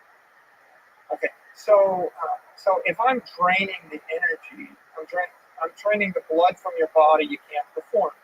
If you adiabatic lapse is when you go up in altitude. Every 1,000 feet you lose 3 degrees. You go 50,000 feet, you're 150 degrees colder than sea level. That's why you look at your instruments and instead of 80 degrees, you're minus 70 degrees. Why is the temperature falling? Temperature's falling because it's not a closed system, it's an open system. As the air expands, the density falls, right? The energy per cubic whatever, falls, and therefore the temperature falls, right? The heat's falling out of the solution. So when you're inflating, let's say you're inflating the money, so the currency supply by 6%, you're sucking 6% of the energy of the fluid that the economy is using to function. So the currency, this kind of ocean of currency, that's the next way for the economy to function. It's almost kind of being inefficient when you're in the money supply. It's liquid. I'm trying to find the right kind of adjective here. It's how you do transactions at a scale of billions. Currency is the asset we use to move monetary energy around, and you could use the dollar, or you could use the peso, or you could use the bolivar. Selling houses and buying houses is much more inefficient. Or you can't transact between billions of people with houses. Yeah, properties don't make such good mediums of exchange. They make better stores of value, and they have utility value. If it's a ship or a house or a plane or a bushel of corn, right? Can I zoom out just for? Yeah. Can we zoom out? Keep zooming out until we reach the origin of human civilization. But on the way, ask. You gave economists a D minus. I'm not even going to ask you to give the governments.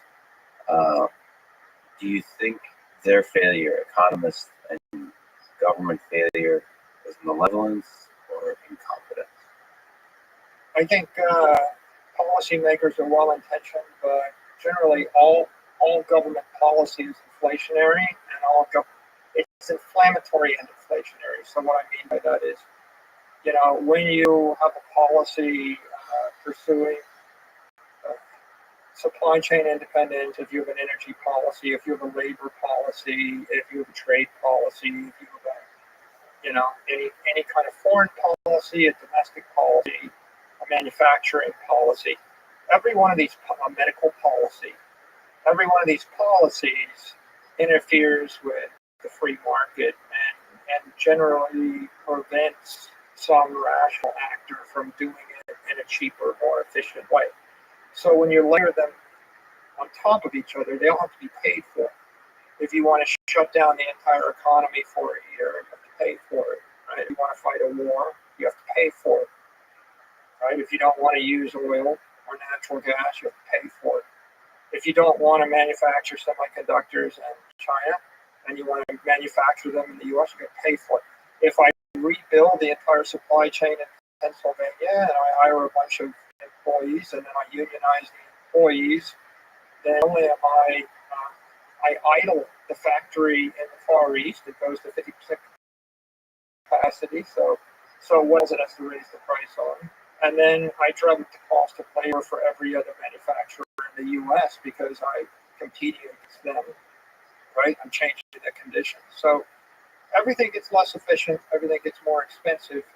Of course, the government couldn't really pay for its policies and its wars with taxes. We didn't pay for World War I with tax. We didn't pay for World War II with tax. We didn't pay for Vietnam with tax. In fact, when you trace this, what you realize is the government never pays for all of its policies with taxes. It pays for to raise the taxes to truly, transparently pay for the things you're doing with taxes, with taxpayer money, because they feel that that's one interpretation, or it's just too transparent. If people understood the true cost of war, they wouldn't want to go to war. If you were told that you would lose 95% of your assets, and 90% of everything you will be taken from you, you might reprioritize influence your thought about a given policy, and you might not vote for that politician. But you're still saying incompetence, not malevolence. So fundamentally, government creates a bureaucracy of incompetence. It's kind of how you look at it. I think a lack of humility, right? Like, if people had more humility, then they would realize Humility about how little they know, how little they understand about the function of complex there's a systems. phrase from Clint Eastwood's movie Unforgiven where he says a man's got to know his limitations. I think that a lot of people overestimate what they can accomplish, and experience in life causes you to reevaluate that. So I mean, I've done a lot of things in my life, and generally, my mistakes were always my good ideas that I enthusiastically pursued, to the detriment of my great ideas that required 150% of my attention to product. So I think people pursue too many good ideas. They all sound good, but there's just a limit to what you can accomplish. And everybody underestimates the challenges of implementing an idea, right? And they always overestimate the benefits of the pursuit of that. So I think it's an overconfidence that causes an overexuberance in pursuit of policies. And as the ambition of the government expands, so must the currency supply. I could say the money supply, but let's say the currency supply. You can triple the number of pesos in the economy, but it doesn't triple the amount of manufacturing capacity in the said economy. And it doesn't triple the amount of assets in the economy, it just triples the pesos. So as you increase the currency supply, then the price of all those scarce desirable things will tend to go up rapidly. And confidence of all of the institutions, corporations, and the individual actors and trading partners will collapse. If we take a tangent on a tangent, and we will return soon to the big human civilization question. So the government naturally wants to buy stuff it can't afford. What's the best form of government? Anarchism, libertarianism. So there's not even armies. There's no borders. That's anarchism. The smallest possible. The smallest possible. The best government would be the least, and the debate would be over that. When you think about this stuff, do you think about, okay, government is the way it is. I, as a person that can generate great ideas, how do I operate in this world? Or do you also think about the big picture? If you start a new civilization on Mars, do you think about what's the ultimate form of government? What's at least the promise?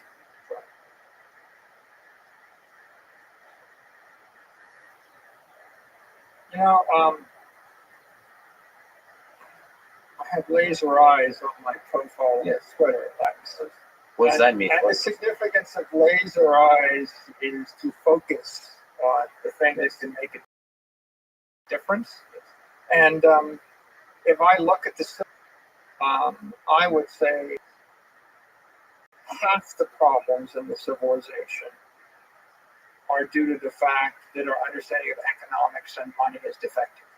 Half, 50%.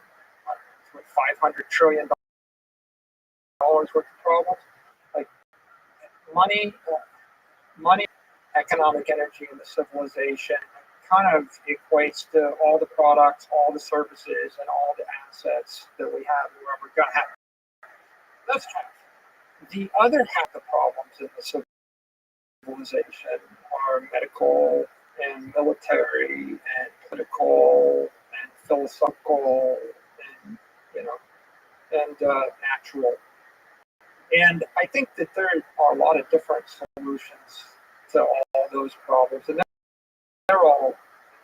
they are all honorable professions, and they all merit a lifetime of consideration for the specialists in all those areas. I think that what I could offer as constructive is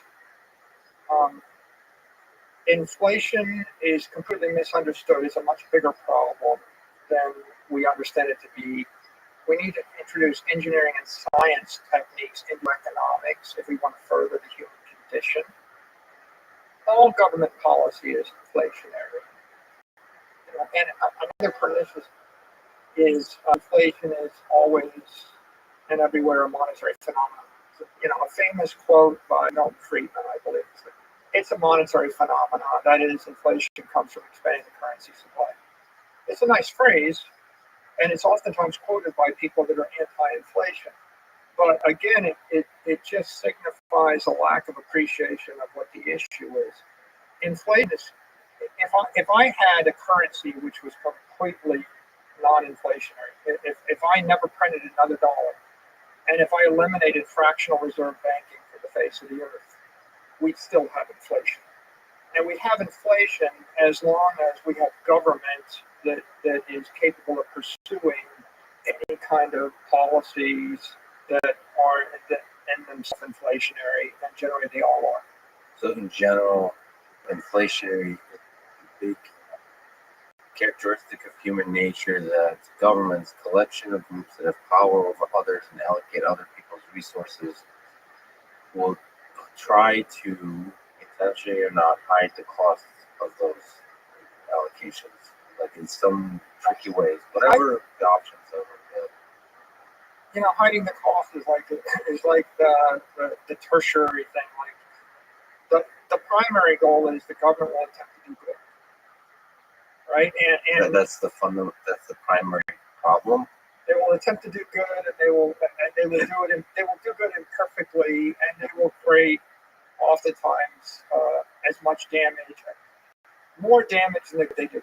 Most government policy will be iatrogenic. It will create more harm than good in the pursuit of it, but it is what it is. The secondary issue is they will unintentionally pay for it by expanding the currency supply without realizing that they're actually paying for it in an optimal fashion. They'll collapse their own currencies while they attempt to do good. The tertiary issue is they will mismeasure how badly they're collapsing the currency.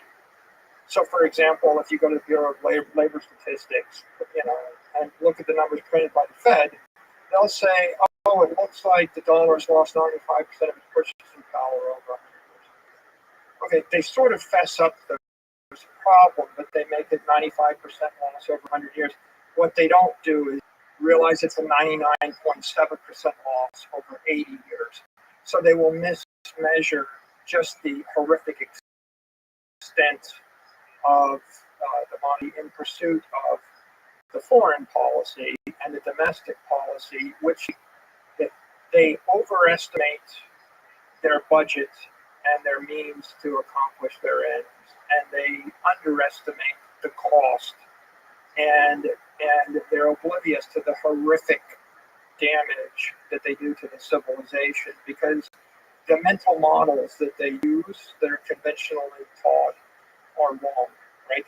The mental model that, like, it's okay, we can print all this money because the velocity of the money is low, right? Because money velocity is a scalar and inflation is a scalar, and we don't see 2% inflation yet, and the money velocity is low, and so it's okay if we print trillions of dollars. Well, the money velocity was immediate, right? The velocity of money through the crypto economy is 10,000 times faster than the velocity of money through the consumer economy, right? I think Nick pointed out when you spoke to him, he said it takes 2 months for a credit card transaction to settle, right? So you want to spend $1 million in the consumer economy, you can move it 6 times a year. You put $1 million in gold will sit in a vault for a decade. Okay, so the velocity of money through gold is 0.1. You put the money in the stock market and you can trade it once a week. The settlement is T+2. Maybe you get the 2-to-1 leverage. You might get to a money velocity of 100 a year in the stock market. You put your money into the crypto economy, and these people are settling every 4 hours. and if you're offshore, they're trading with 20x leverage. So if you settle every day and you trade with 20x leverage, you just went to 7,000. Yeah. So the velocity of the money varies. I think the politicians, they don't really understand inflation and they don't understand economics, but you can't blame them because the economists don't understand economics because if they did, they would be creating multivariate computer simulations where they actually put in the price of every piece of housing in every city in the world, the full array of foods, and the full array of products, and the full array of assets. And then on a monthly basis, they would publish all those results. And that's a high bandwidth requirement, and I think that people don't really want to embrace it. And also, the most pernicious thing, there's that phrase, you can't tell people what to think, but you can tell them what to think about. The most pernicious thing is I get you to misunderstand the phenomenon so that even when it's happening to you, you don't appreciate that it's a bad thing, you think it's a good thing. So if housing prices are going up 20% year over year, and I say this is great for the American public because most of them are homeowners, then I have misrepresented a phenomenon. Inflation is 20%, not 7%, and then I've misrepresented it as being a positive rather than a negative. And people will stare at it, and you could even show them their house on fire, and they would perceive it as being great because it's warming them up and helping save on the heat costs. It does seem that the cruder the model, whether it's economics, whether it's psychology, the easier it is to weave whatever the heck narrative you want, and not in a malicious way, but just like some kind of like emergent phenomena, this narrative thing that we tell ourselves. So you can tell any kind of story about inflation. Inflation is good, inflation is bad. Like the cruder the model, the easier it is to tell a narrative about it. That's what so like if you take an engineering approach, I feel like it becomes more and more difficult to run away from sort of a true deep understanding of the dynamics of the system. I mean, honestly, if you went to 100 people on the street, you asked them to define inflation, how many would say it's a vector tracking the change in price of every product, service, asset in the world over time? No. Not many. Now, if you went to them and you said, do you think 2% inflation a year is good or bad? The majority would probably say, well, here it's good. The majority of economists would say 2% inflation a year is good. And of course, look at the ship next to us. What if I told you that the ship leaked 2%, right, of its volume every something, right? The ship is rotting 2% a year. That means the useful life of the ship is 50 years. Now, ironically, that's true. Like a wooden ship had a 50-year to 100-year life, 100 be long, 50 years, not unlikely. So when we built ships out of wood, they had a useful life of about 50 years, and then they sunk, they rotted. There's nothing good about it, right? You build a ship out of steel, and it's zero as opposed to 2% degradation. And how much better is 0% versus 2%? Well, 2% means you have a useful life of, it's half-life of 35 years. 2% is a half-life of 35 years. That's basically the half-life of money and gold. If I store your life force in gold, under perfect circumstances, you have a useful life of 35 years. 0% is a useful life of forever. So 0% is immortal. 2% is 35 years average life expectancy. So the idea that you would think the life expectancy of the currency in the civilization should be 35 years instead of forever is kind of a silly notion. But the tragic notion is it was 7 into 70 or 10 years. The money is of 10 years, except for the fact that in weak societies in Argentina or the like, the half-life of the money is 3 to 4 years. Venezuela 1 year. So dollar and the United States economic system was the most successful economic system in the last 100 years in the world. We won every war. We were the world superpower. Currency lost 99.7% of its value. Horrifically, every other currency lost everything. Right? In essence, the other ones were 99.9, except for most that were 100% because they all completely failed. And you've got a mainstream economic community, that thinks that inflation is a number and 2% is desirable. It's kind of like, remember George Washington, how he died? Yeah. Well-meaning physicians bled him to death. Okay. The last thing in the world you would want to do to a sick person is bleed them, right? In the modern world, I think we understand that oxygen is carried by the blood cells, and if there's that phrase, right? A triage phrase. What's the first thing you do when an injury? Stop the bleeding. Single first thing, right? You show up after any accident. You stop the bleeding because you're going to be dead in a matter of minutes if you bleed out. So it strikes me as being ironic that orthodox conventional wisdom was bleed the patient to death, and this was the most important patient in the country, maybe in the history of the country, and we bled him to death, trying to help him.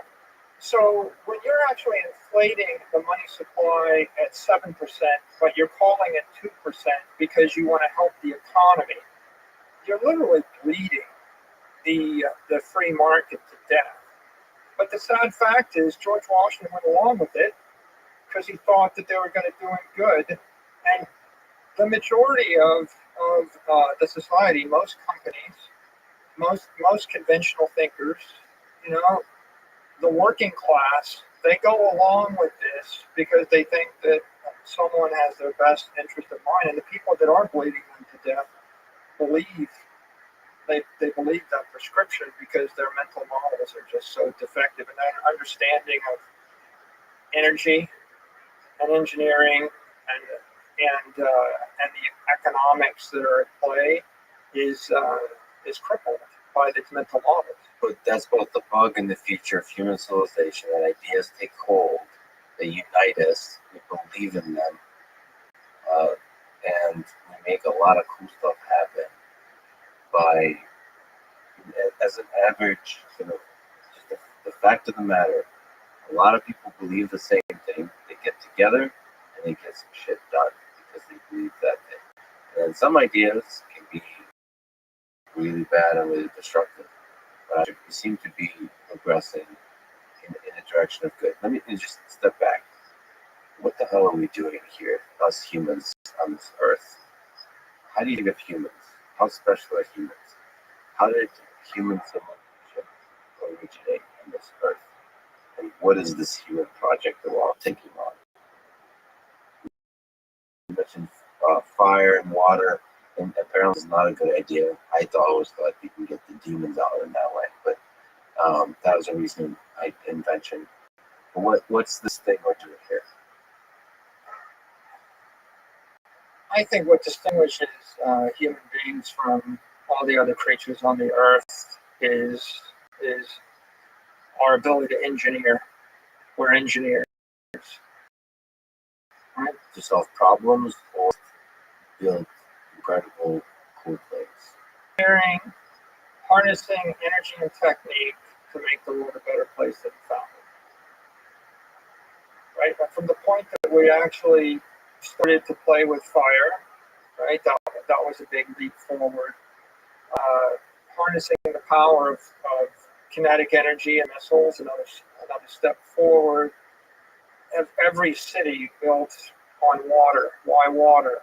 Well, water is bringing energy, right? If you actually put a turbine, on a river, or you capture a change in elevation of water, you've literally harnessed gravitational energy.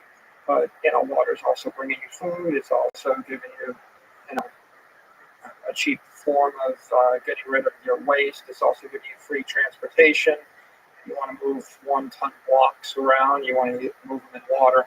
So I think, I mean, the human story is really the story of engineering a better world. The rise in the human condition is determined by those group of people, those civilizations that were best at harnessing energy. If you look, the Greek civilization, they built it around ports and seaports and water, created a trading network. The Romans were really good at harnessing all sorts of engineering. I mean, the aqueducts are a great example. If you go to any big city, you travel through cities in the Med, you find that, the carrying capacity of the city or the island is 5,000 people without running water. And then if you can find a way to bring water to it, it increases by a factor of 10. And so human flourishing is really only possible through that channeling of energy, right? That eventually takes the form of air power, right? I mean, that ship, look at the intricacy of those sails. It's just the model is intricate. Now think about all of the experimentation that took place to figure out how many sails to put on that ship and how to rig them and how to repair them, how to operate them. There's thousands of lives spent thinking through all the tiny little details, all to increase the efficiency of this, the effectiveness, the efficiency of this ship. It sails through water. And we should also note this side. So obviously, another form of engineering, right? The energy harnessing, explosives. to achieve what end, that's another discussion, exactly. Suppose we're trying to get off the planet, right? Well, there's a selection mechanism going on. It's a natural selection. However evolution works, it seems that one of the interesting inventions on our prey dynamic, they want to be the bigger fish.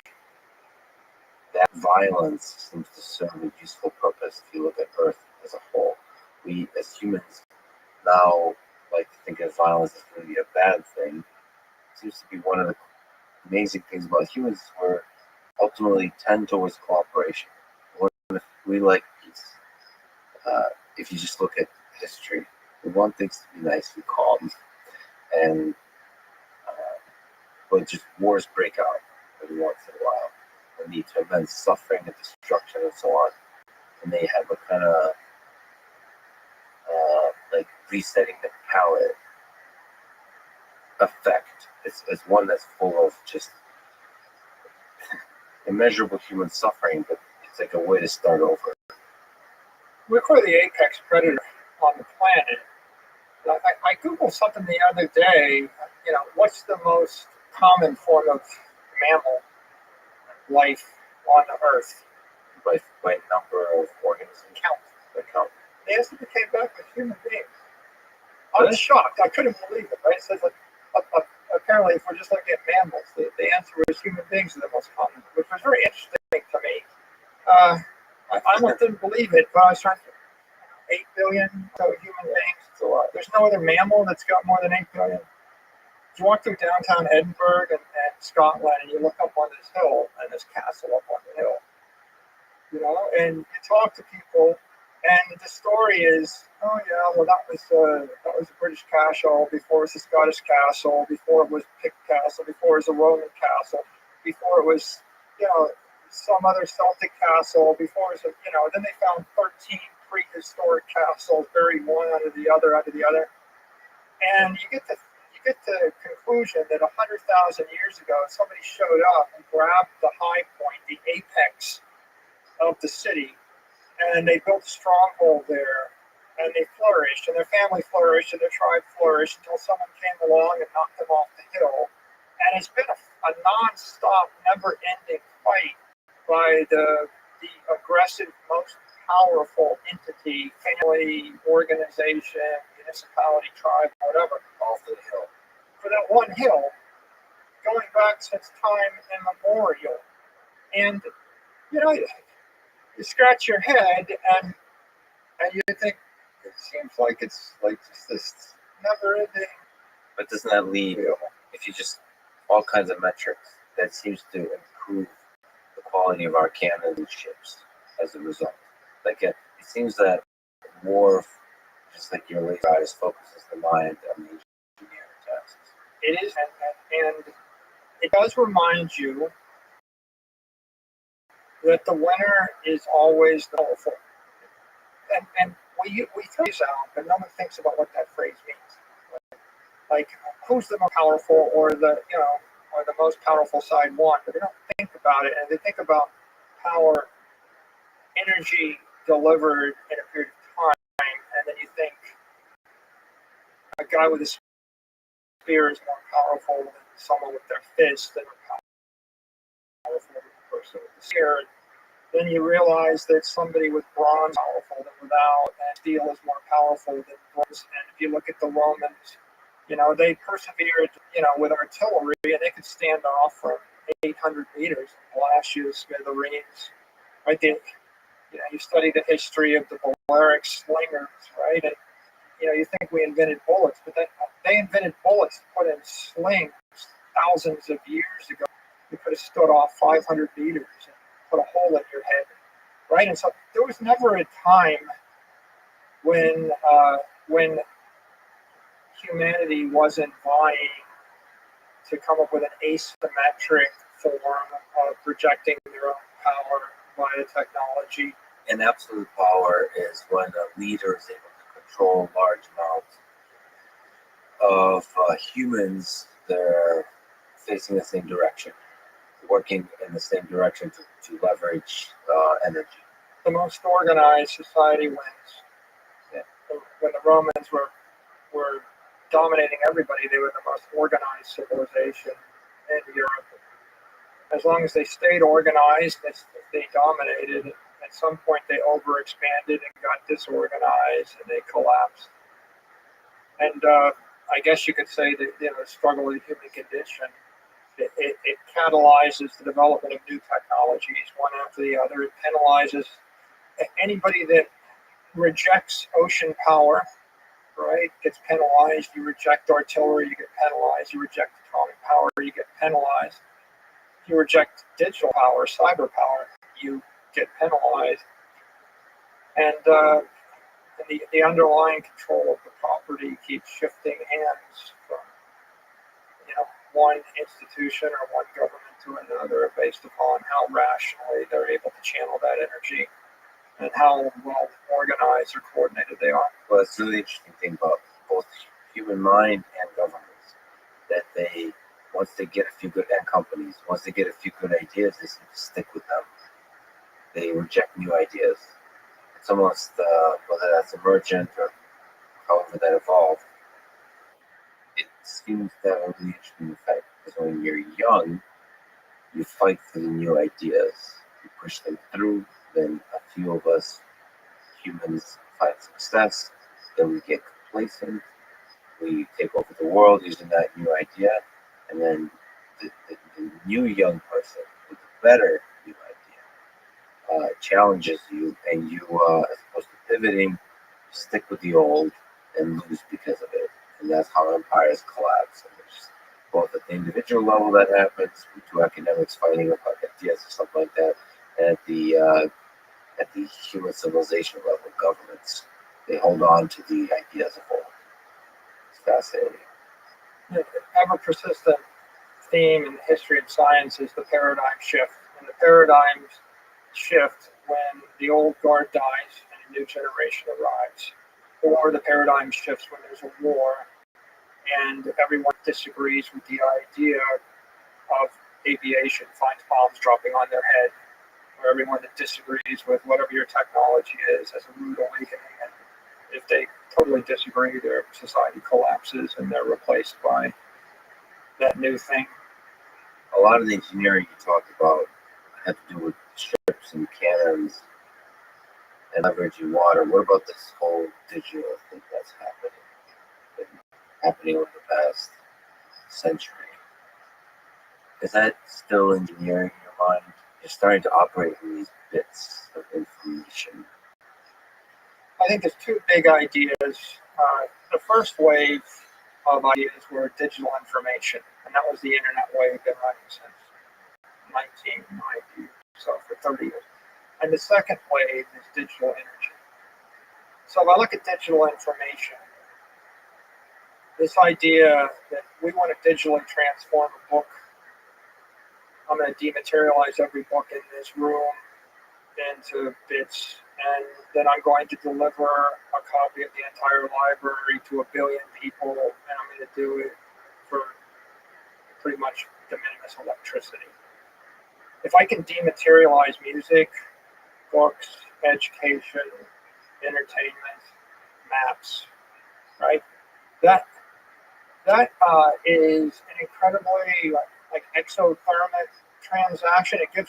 It's a crystallization when we collapse into a lower energy state as a civilization. We give off massive amounts of energy. Like, if you look at what Carnegie did, the richest man in the world created libraries everywhere at the time, and he gave away his entire fortune. And now we can give a better library to every 6-year-old for nothing. And so what's the value of giving 1 million books to 8 billion people? That's the explosion in prosperity that comes from digital transformation. And when we do it with maps, I transform the map, I put it into a car, you get in the car, and the car drives you where you want to go with the map, right? And how much better is that than a Ram McNally Atlas right here? It's like 1 million times better.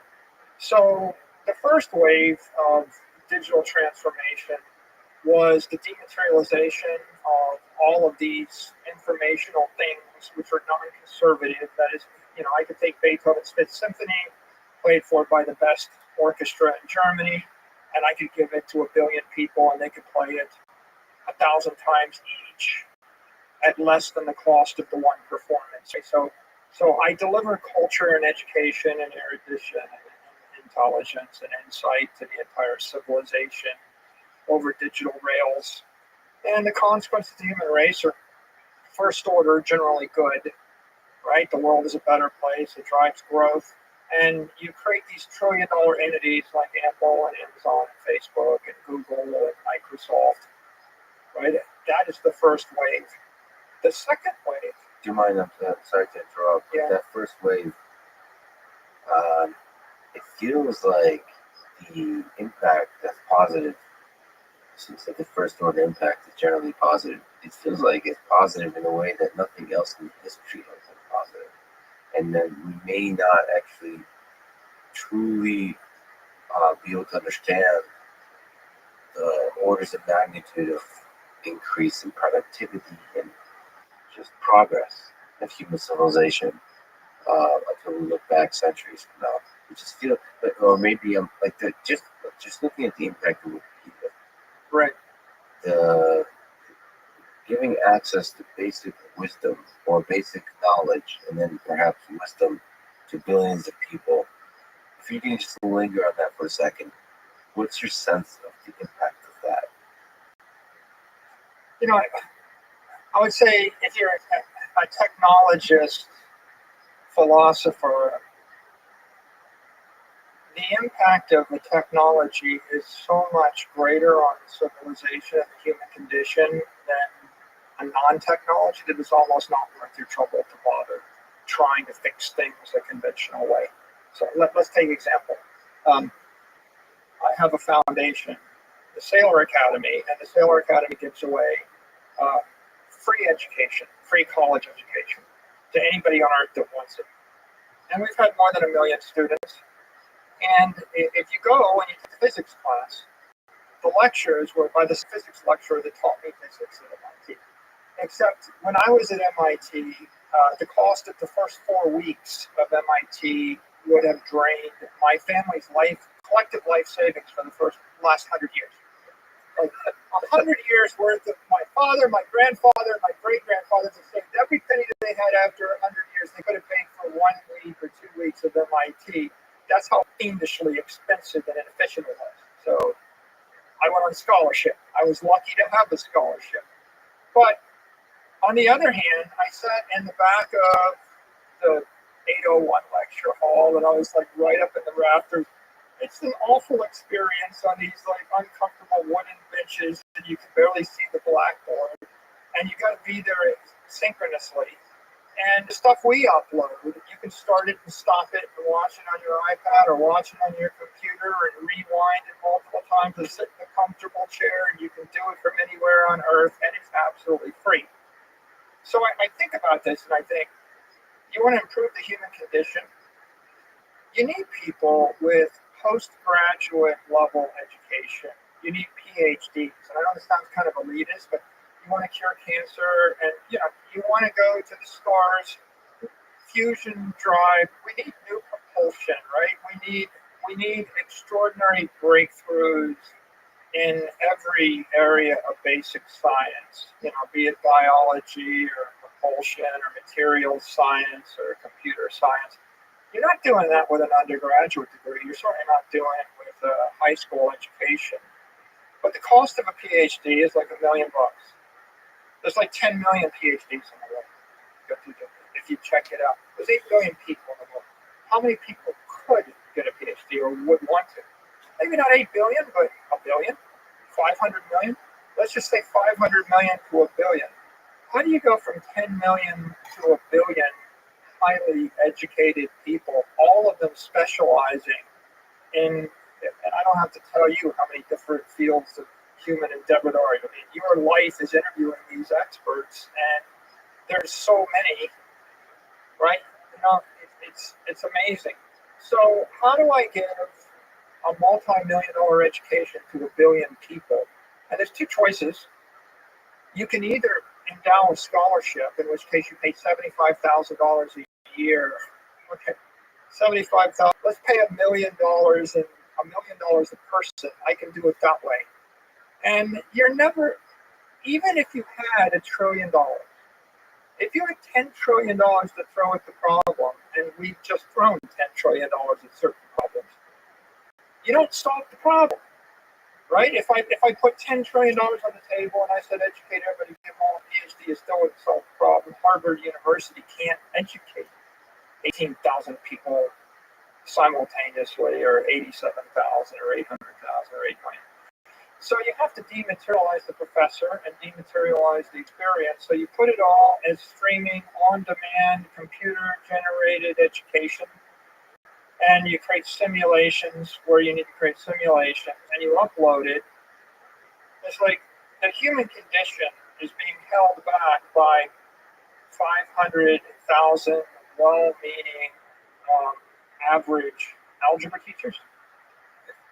I love them. I mean, please don't take offense if you're an algebra teacher, but instead of 500,000 algebra teachers going through the same motion over and over again, what you need is like 1 or 5 or 10 really good algebra teachers, and they need to do it 1 billion times a day or 1 billion times a year for free. And if we do that, there's no reason why you can't give infinite education, certainly in science, technology, engineering, and math, right? Infinite education to everybody with no constraint. And I think the same is true, right, with just about every other thing. If you want to join the world, you need digital music. If you want to bring, enlightenment to the world, you need digital education. If you want to bring anything of consequence in the world, you got to digitally transform it, and then you got to manufacture it something like 100 times more efficiently as a start, but 1 million times more efficiently is probably that's hopeful. Maybe you have a chance. If you look at all of these space endeavors and everything we're thinking about, getting to Mars, getting off the planet, getting to other worlds, number one thing you got to do is you got to make a fundamental breakthrough in an engine. People dreamed about flying for thousands of years, but until the internal combustion engine, you didn't have enough energy, enough power in a light enough package in order to solve the problem. And the human race has all sorts of those fundamental engines and materials and techniques that we need to master And each one of them is a lifetime of experimentation of someone capable of making a seminal contribution to the body of human knowledge. There are certain problems like education that can be solved through this process of dematerialization. If I look at, to give props to the 500K algebra teachers, when I look at YouTube, for example, one possible approach is each one of those 500,000 teachers probably had days and moments of brilliance. If they have the ability to contribute to the natural selection process, the market of education, where the best ones rise up. That's a really interesting way, which is like the best day of your life, the best lesson you've ever taught could be found and sort of broadcast to billions of people. So all of those kinds of ideas can be made real in the digital world. While traveling across planets, you still can't solve that problem with dematerialization. It all potentially is dematerializing the human brain, where you can transfer like you don't need to have astronauts on the ship. You can have a floppy disk carrying a human brain. Touching on those points, you'd love for the 500,000 algebra teachers to become 500,000 math specialists, and maybe they clump into 50,000 specialties as teams, and they all pursue 50,000 new problems, and they put their algebra teaching on autopilot. That's the same as when I give you 11 cents worth of electricity, and you don't have to row a boat 8 hours a day before you can. It'll be a lot better, that you would pay for your food in the first 8 seconds of your day, and then you could start thinking about other things, right? With regard to technology, one thing that I learned studying technology when you look at S-curves is until you start the S-curve, you don't know whether you're 100 years from viability, 1,000 years from viability, or a few months from viability. So, isn't that fun? That's so fun. The early part of the S-curve is so fun because you don't know. In 1900, you could have got any number of learned academics to give you 10,000 reasons why humans will never fly, right? And in 1903, the Wright brothers flew. And by 1969, we're walking on the moon. So the advance that we made in that field was extraordinary. But for the 100 years and 200 years before, they were just back and forth, and nobody was close. And that's the happy part. The happy part is we went from flying 20 miles an hour or whatever to flying 25,000 miles an hour in 66 years. The unhappy is I studied aeronautical engineering at MIT in the 80s. And in the 80s, we had Gulfstream aircraft, we had Boeing 737s, we had the space shuttle. And you fast forward 40 years, and we pretty much had the same exact aircraft. The efficiency of the engines was 20-30% more. Right? We slammed into a brick wall around 69 to 75. Like, in fact, the Global Express, the Gulfstream, these were all engineered in the 70s, some in the 60s. The fuselage silhouette of a Gulfstream of a G5 was the same shape as a G4, is the same shape as a G3, is the same shape as a G2. And that's because they were afraid to change the shape for 40 years because they worked it out in the wind tunnel. I knew it worked. And when they finally decided to change the shape, it was like a $10 billion exercise with modern supercomputers and computational fluid dynamics. Why was it so hard? What is that wall made of? You slammed into. Well, the right question is, so why does a guy that went to MIT that got an aeronautical engineering degree spend his career in software? Why is it that I never a day in my life, with the exception of some Air Force Reserve work, I never got paid to be an aeronautical engineer. I worked in software engineering career. Maybe software engineering is some way. Maybe you hit fundamental walls until you have to return to it centuries later. or no? The National Gallery of Art was endowed by a very rich man, Andrew Mellon. And you know how he made his money? Aluminum. Okay? And so, you know what kind of airplanes you can create aluminum? Nothing. Right? So materials, those materials probably. Okay, so 1800, we made massive advances in metallurgy, right? I mean, that was U.S. Steel. That was iron to steel, aluminum. Massive fortunes were created because this was a massive technical advance. We also had the internal combustion engine, you know, General Motors and Daimler Chrysler informed by that. So you have no jet engines, no rocket motors, no internal combustion engines, you have no aviation. But even if you had those engines, if you were trying to those things with steel, no chance of aluminum. So there's like pretty basic technologies. And once so tell me the last big advance in like jet engines. There hasn't been one. Like there hasn't the last big advance in engines. Hasn't been one. Big advances in spaceship design, from what I can see, are in the control systems, the gyros, and the ability to land. Right, fashion. That's pretty amazing. Landing a rocket.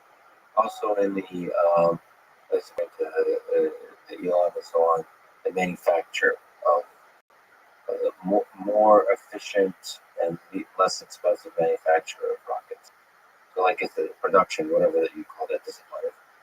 It's at scale manufacturing, it's no production factory. But it's not 10x. I mean, maybe it's 10x over a period of a few decades. When we figure out how to operate a spaceship, you know, on the water in your water bottle for a year. Right? Now, then you've got a breakthrough. So the bottom line is propulsion technology, propellants, and the materials technology. They were critical to getting on that aviation S-curve, and then we slammed into a wall in the 70s. The Boeing 747, the Global Express, the Gulfstream, these things were the space shuttle. They were all pretty much reflective of that, and then we stopped. And at that point, you have to switch to a new S-curve. So the next equivalent to the internal combustion engine was the CPU, and the next aluminum equivalent was silicon. So when we actually started developing CPUs, transistor gave way to CPUs. If you look at the power, right, the bandwidth that we had on computers and Moore's law, right? What if the efficiency of jet engines had doubled every 3 years? Right, in the last 40 years, where would we be right now? So I think that if you're a business person, if you're looking for a commercially viable application of your mind, then you have to find that S curve, and ideally, you have to find it in the first 5, 6, 10 years. But people always miss this. Let's take Google Glass, right? Google Glass was an idea in 2013. The year is 2022, and people did big thing. But it could have been at the beginning of the S-curve. But fundamentally, we didn't really have an effective mechanism of people getting vertigo, and you didn't know that at the beginning of the S-curve. I mean, maybe some people had it deep in about the fundamentals of augmented reality, but you don't know that. You don't have those. You're looking through the fog. You don't know. So the point is, we're year zero in 2013, and we're still year zero in 2022 on that augmented reality. And when somebody puts out a set of glasses that you can wear comfortably without getting vertigo, right, without any disorientation, that manage to have the stability and the bandwidth necessary to sync with the real world, you'll be in year one. And from that point, you'll have a 70-year or some interesting future until you slam into a limit to growth, and then it'll slow down. And this is the story of a lot of things, right? I mean, John D. Rockefeller got in the oil business in the 1860s, and the oil business, as we understood it, became fairly mature, by the 1920s to 30s, and then it actually stayed that way until we got the fracking, which was like 70 years later, and then it burst forward. So the interesting story about Moore's law, though, is that you get this constant burst of eskers on top of eskers on top of eskers. It's like the moment you start slowing down, or almost ahead of you slowing down, you come up with another innovation. It's like the Moore's law doesn't seem to happen in every technological advancement. It seems like you only get a couple of S-curves and then you're done for a bit. So I wonder what the pressures there are that resulted in such success over several decades. Still going. Humility dictates that nobody knows when the S-curve kicks off, and you could be 20 years early or 100 years early. Leonardo da Vinci, Michelangelo, they were designing flying machines hundreds and hundreds of years ago. So humility says you're not quite sure when you really hit that commercial viability, and it also dictates you don't know when it ends. Like when will the parties stop? When will Moore's law stop, and we'll get to the point where they're exponentially diminishing returns on silicon performance? And just like we got exponentially diminishing returns on jet engines, and it just takes an exponential increase in effort, 10% better. But while you're in the middle of it, then you can do things. So the reason that the digital revolution is so important is because the bandwidth of and the performance of the components. The components are the radio protocols, mobile protocols, the batteries, the CPUs, and the displays. Right? Those four components are pretty critical. They're all critical in the creation of an iPhone. I wrote about it, about the mobile wave, catalyzed this entire mobile revolution because they have advanced and continue to advance. Very fertile environment for all these digital transformations. And the digital transformations themselves, right, they call for creativity in their own, right? Like I think the interesting thing about, let's take digital maps, right? When you conceptualize something as a dematerialized map, right, it becomes a map because I can put it on a display like an iPad, or I can put it in a car like a Tesla.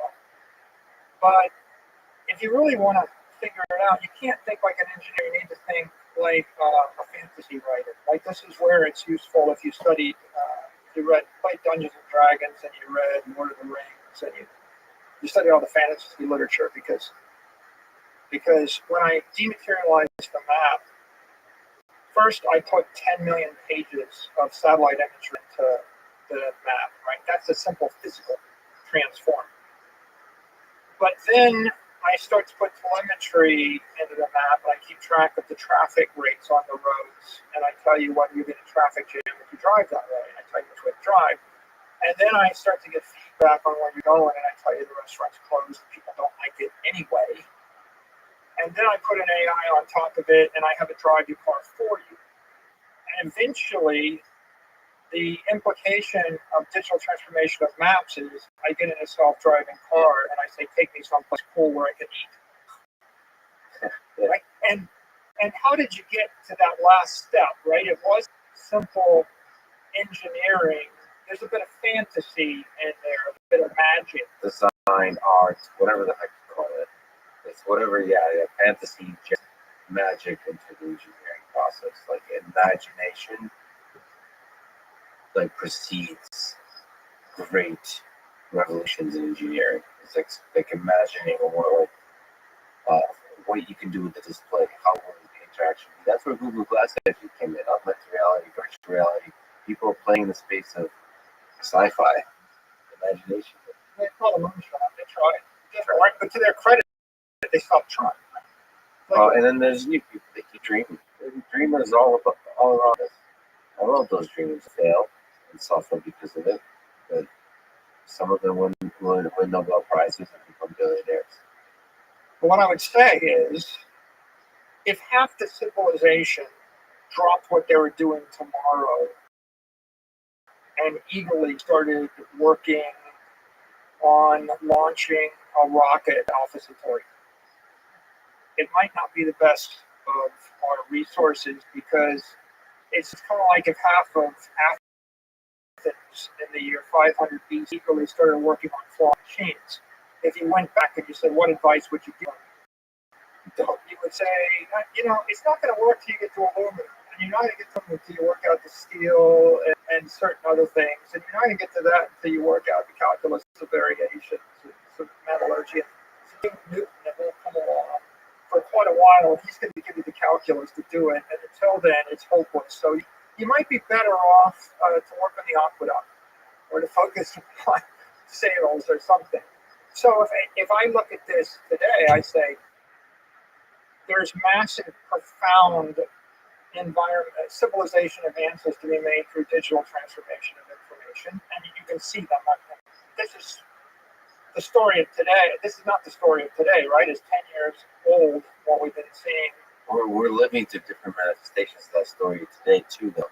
Like social media, the effects of that is very interesting, because ideas spread. Even you talk about velocity of money, the velocity of ideas keeps increasing.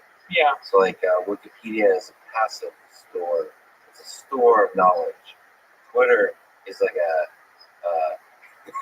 it's like a water hose or something. It's like spraying you with knowledge whether you want it or not. It's like social media is just like this explosion of ideas, and then we pick them up, and then we try to understand ourselves, because the drama of it also plays with our human psyche. So sometimes there's more ability for misinformation, for propaganda to take hold. So we get to learn about ourselves. We get to learn about the technology that can decelerate the propaganda, for example, all that kind of stuff. But like the reality is, I feel like we're living through a singularity in the digital information space, and we don't have a great understanding of exactly how it's transforming our lives. This is where money is useful as a metaphor for significance, because if money is the economic energy of the civilization, then something that's extraordinarily lucrative, that's going to generate a monetary or wealth increase, is a way to increase the net energy in the civilization. And ultimately, if we had 10 times as much of everything, we'd have a lot more free resources to pursue more and more advanced scientific and mathematical theoretical endeavors. So let's take Twitter. Twitter's something that could be 10 times more valuable than it is. But Twitter could be made 10 times better.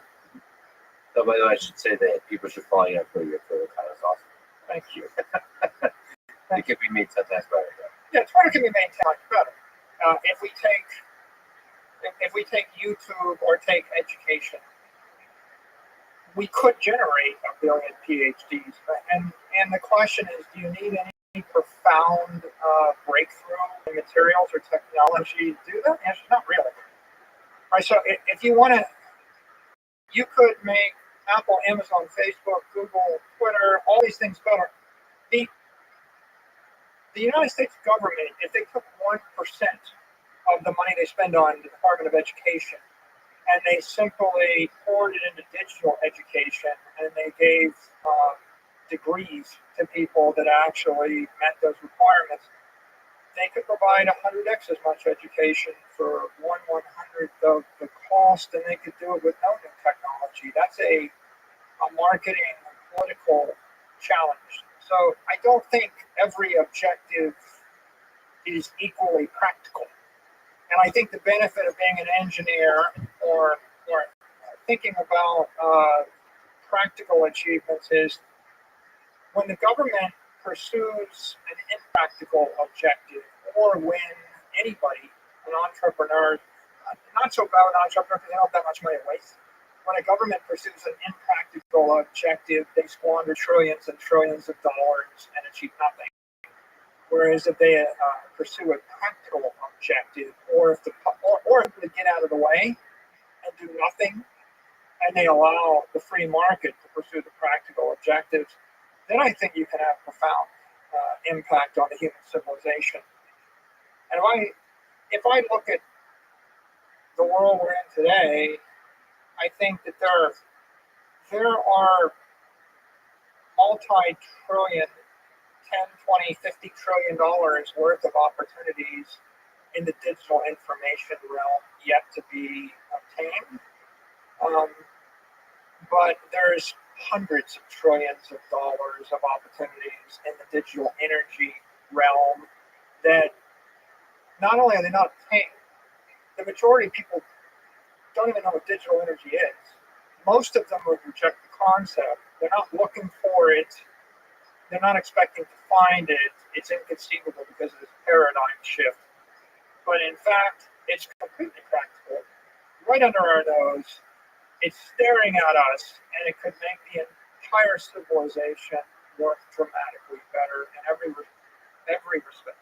So you mentioned in the digital world, digital information is one, digital energy is two, and the possible impact on the world and the set of opportunities available in the digital energy space is much greater. So how do you think about digital energy? What is it?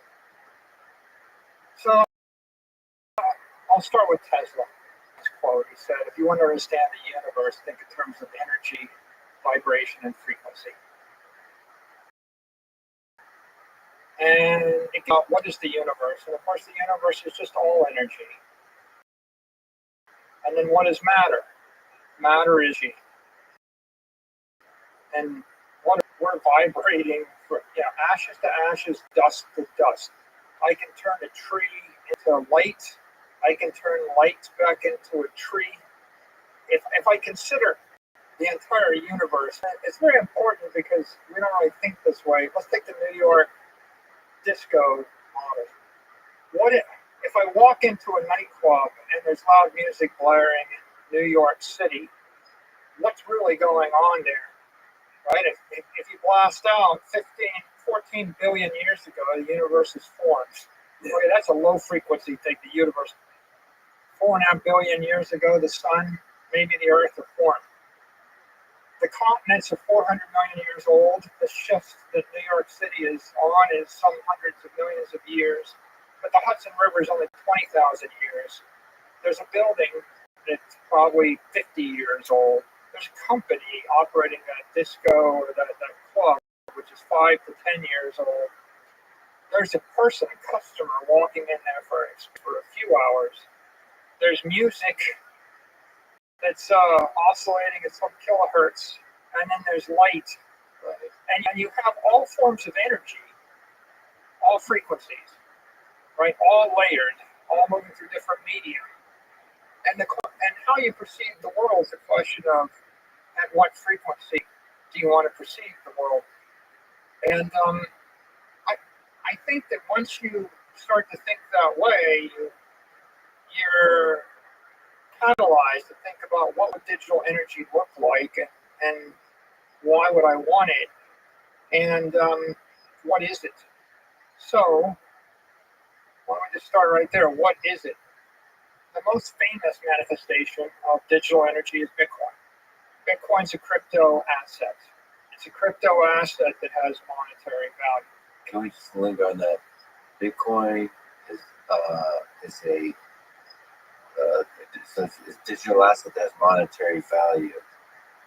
What is a digital asset? What is monetary? Why use those terms versus words of money and currency? Is there something interesting in that disambiguation of different terms? I call it a crypto asset network. The goal is to create $1 billion block of pure energy in cyberspace. One that I could then move with no friction at the speed of light. Right? It's the equivalent to putting 1 million pounds in orbit. How do I actually launch into orbit? Right? How do I launch something into cyberspace such that it moves friction free?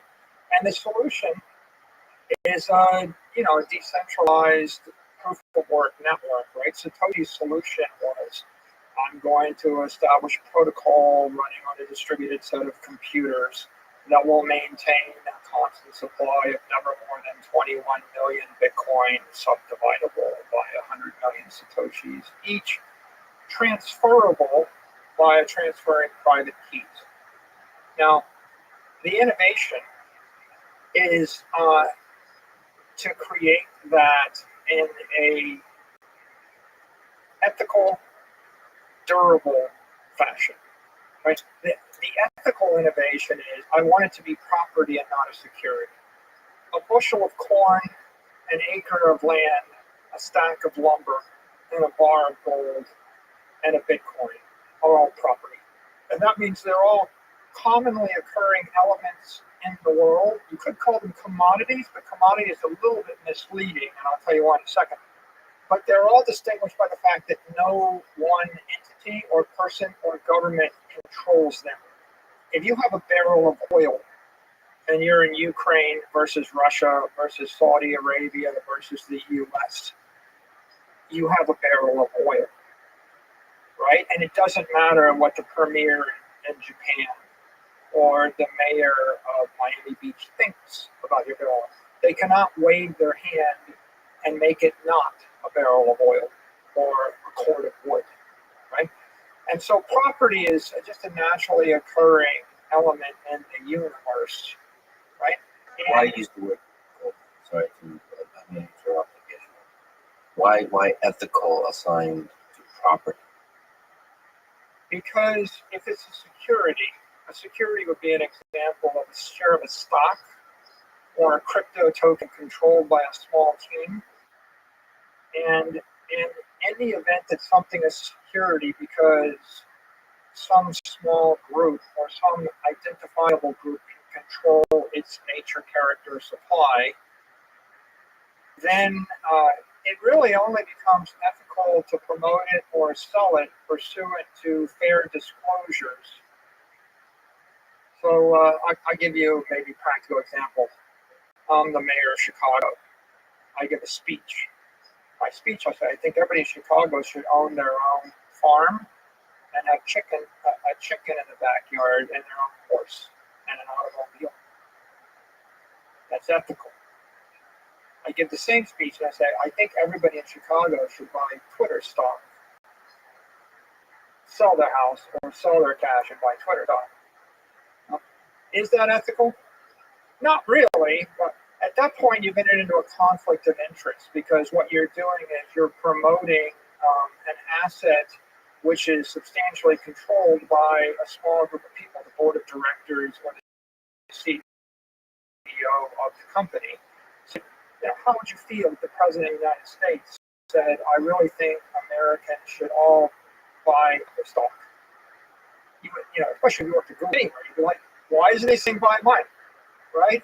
A security is a proprietary asset in some way, shape, or form. And the whole nature of securities law, it starts from this ancient idea, thou shalt not lie, cheat, or steal. Okay? So if I'm going to sell you securities, or I'm going to promote securities as a public figure or as an influencer or anybody else, right? If I create my own yo-yo coin, a Mikey coin, and there's a million of them, and I tell you that I think that it's a really good thing that Mikey coin will go up forever, right? Everybody buys Mikey coin, and then I give 10 million to you and don't tell the public, right? I've cheated them. Maybe if I have Mikey coin and I think there's only 2 million Mikey coin, and I swear to you there's only 2 million, and then I get married and I have 3 kids, and my 3rd kid is in the hospital, and my kid's going to die, and I have this ethical reason to print 500,000 more Mikey coin, or else people are going to die, and everybody tells me it's fine. I've still abused, the investor, right? It's an ethical challenge. If you look at ethics laws everywhere in the world, they all boil down to having a clause which says that if you're a public figure, you endorse any security. You can't endorse something that would cause you to have a conflict of interest. So if you're a mayor, a governor, a country, a public figure, an influencer, and you want to promote or promulgate or support something using any public influence or funds or resources you may have, it needs to be property. It can't be security. So it goes beyond that, right? I mean, like, would the Chinese want to support an American company, right? As soon as you look at what's in the best interest of the human race, the civilization, you realize that if you want an ethical path forward, it needs to be based on common property, which is fair. And the way you get to a common property is through an open, permissionless protocol. If it's not open, right, if it's proprietary, I know what the code says and you don't know what the code says, that makes it a security. If it's permissioned, if you're not allowed on my network, or if you can be censored or booted off my network, that also makes it a security. So when I talk about property, I mean, the challenge here is, how do I create something that's equivalent to a barrel of oil in cyberspace? And that means it has to be a non-sovereign bearer instrument, open, permissionless, not censorable, right? If I could do that, then I could deliver you 10,000 dematerialized barrels of oil, and you would take settlement of them. And you would know that you have possession of that property, regardless of the opinion of any politician or any company or anybody else in the world. That's a really critical characteristic. And it actually is, it's probably one of the fundamental things that makes Bitcoin special. Bitcoin isn't just a crypto asset network. It's easy to create a crypto asset network. It's very hard to create an ethical crypto asset network, because you have to create one without any government or corporation or investor exercising undue influence to make successful. Open, permissionless, non-censorable. So basically, no way for you, without explicitly saying so, outsourcing control to somebody else. So it's a kind of, you have full control. Even with the barrel of oil, what's the difference between a barrel of oil and a Bitcoin to you? What is I guess you kind of mentioned that both are property. You mentioned Russia and China and so on. Is it the ability of the government to confiscate? In the end, governments can probably confiscate no matter what the asset is, but you want to lessen the effort involved. A barrel of oil is a bucket of physical property, liquid property, and Bitcoin is a digital property. But it's easier to confiscate a barrel of oil.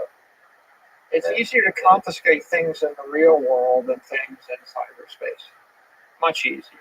So that's not universally true. Some things in the digital space are actually easier to confiscate because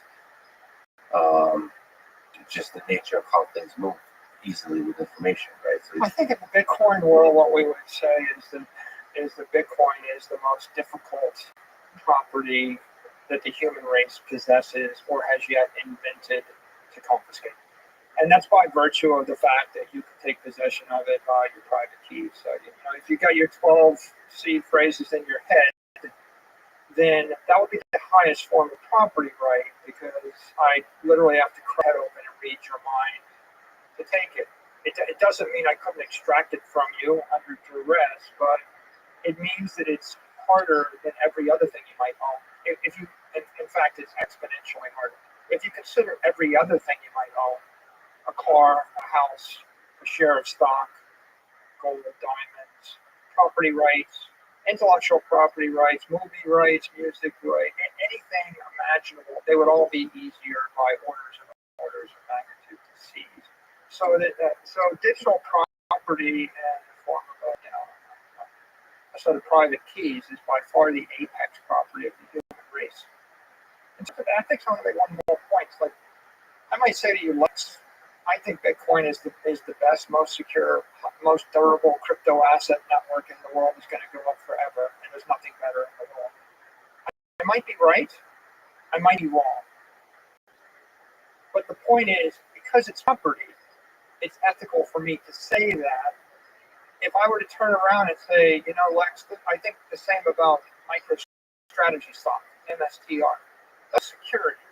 Okay, if I'm wrong about that, I have civil liability or other liability because I could go to a board meeting tomorrow and I could actually propose we issue 1 million more shares of MicroStrategy stock.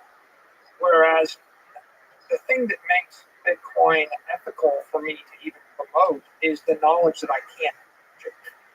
If I knew that I could make it 42 million instead of 21 million, and I had the button back here, right? Then I have a different degree of ethical responsibility. Now, I could tell you your life would be better if you buy Bitcoin, and it might not. You might go buy Bitcoin, you might lose the keys and be bankrupt, and your life ends, and your life is not better because you bought Bitcoin, right? But it wouldn't be my ethical liability any more than if I were to say, Lex, I think you ought to get a farm. I think you should be a farmer. I think a chicken in every pot. I think you'd be better. I mean, these are all they're all opinions expressed about property, which may or may not be right, that you may or may not agree with. But in a legal sense, if we read the law, if we have law, and I would say, most people in the crypto industry, they didn't take companies public, and so they're not really, they don't even know the securities law. If you focus on the securities law, that would say you just can't legally sell this stuff to the general public or promote it without a full set of continuing disclosures signed off on by a regulator. So there's a fairly bright line there with regard to securities.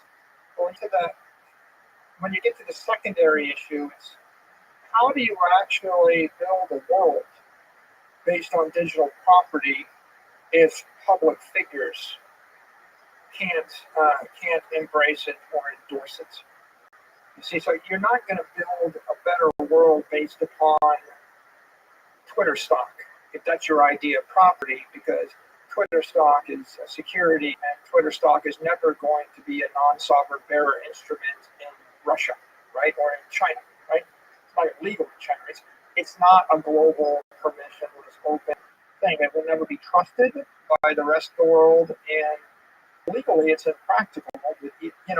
Would you really want to put $100 trillion worth of economic value on Twitter stock if there's a board of directors and a CEO that could just get up and take half of it tomorrow? The answer is no. So, if you want to build a better world based on digital energy, you need to start with constructing a digital property. And I'm using property here in Open, permissionless. in the legal sense. But I would also go to the next step and say property is low frequency money. So if I give you $1 million and you want to hold it for a decade, you go buy a house with it, right? And the house is low frequency money. You converted the $1 million of economic energy into a structure called a house. Maybe after a decade, you might convert it back into energy. You might sell the house for currency, and it'll be worth more or less depending upon the monetary form. The frequency means what here? How quickly the state? How quickly does something vibrate? So if I transfer $10 from me for a drink, and you turn around and you buy another, right? We're vibrating on a frequency every few hours, right? The energy is changing hands. But it's not likely that you sell and buy a house every few hours, right? The frequency of a transaction in real estate is every 10 years, every 5 years. It's a much lower frequency transaction. And so when you think about what's going on here, you have extremely low frequency things, which we'll call property. Then you have mid-frequency things, I'm going to call them money or currency. And then you have high frequency, and that's energy. And that's why I use the illustration of you got the building, you got the light, and you got sound, and they're all just energy moving at different frequencies. Now, Bitcoin is magical, and it is truly the innovation. It's like a singularity because it represents the first time in the history of the human race that we managed to create a digital property properly understood. It's easy to create something digital, right? Every coupon and every scan on Fortnite and Roblox and Apple TV credits and all these things, they're all digital something, but they're securities, right? Shares of stock are securities. Whenever anybody transfers, when you transfer money on PayPal or Apple Pay, you're transferring in essence security or an IOU. And so transferring a bearer instrument with final settlement in the internet domain or in cyberspace, that's a critical thing.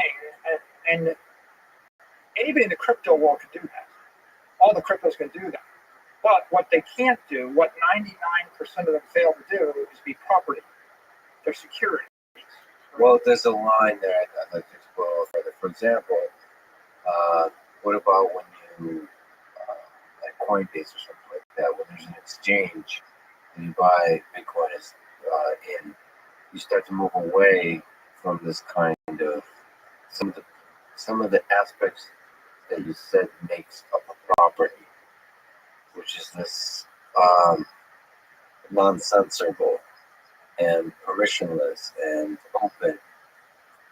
So in order to achieve the convenience, the effectiveness of the transfer of energy, you have to leverage some of these places that remove the aspects of property. So I mean, maybe you can comment on that. Model for that. If you think about the layer one is the property settlement layer, and we're going to do 350,000 transactions or like 100 million transactions a year on the layer one, and point A to point B with massive security. The role of the layer one is two things. One thing is I want to move a large sum of money through space. I can move any amount of coin in a matter of minutes, dollars on layer one. The second important feature of the layer one is I need the money to last forever. Right? I need the money indestructible, immortal. So the bigger trick is not to move $1 billion from here to Tokyo. The big trick is to move $1 billion from here to the year 2140. And that's what we want to solve with layer one. And the best real metaphor in New York City would be the granite, the schist. What you want is a city block of bedrock. And how long has it been there? Millions of years it's been there. And how fast do you want it to move? You don't. In fact, the single thing that's most important is that it not deflect. If it deflects a foot in 100 years, it's too much. If it deflects an inch in 100 years, you might not want that. So the layer one of Bitcoin is a foundation upon which you put weight. How much weight can you put on it? You put a trillion, 10 trillion, a quadrillion. How much weight's on the bedrock in Manhattan, right? Think about 100-story buildings.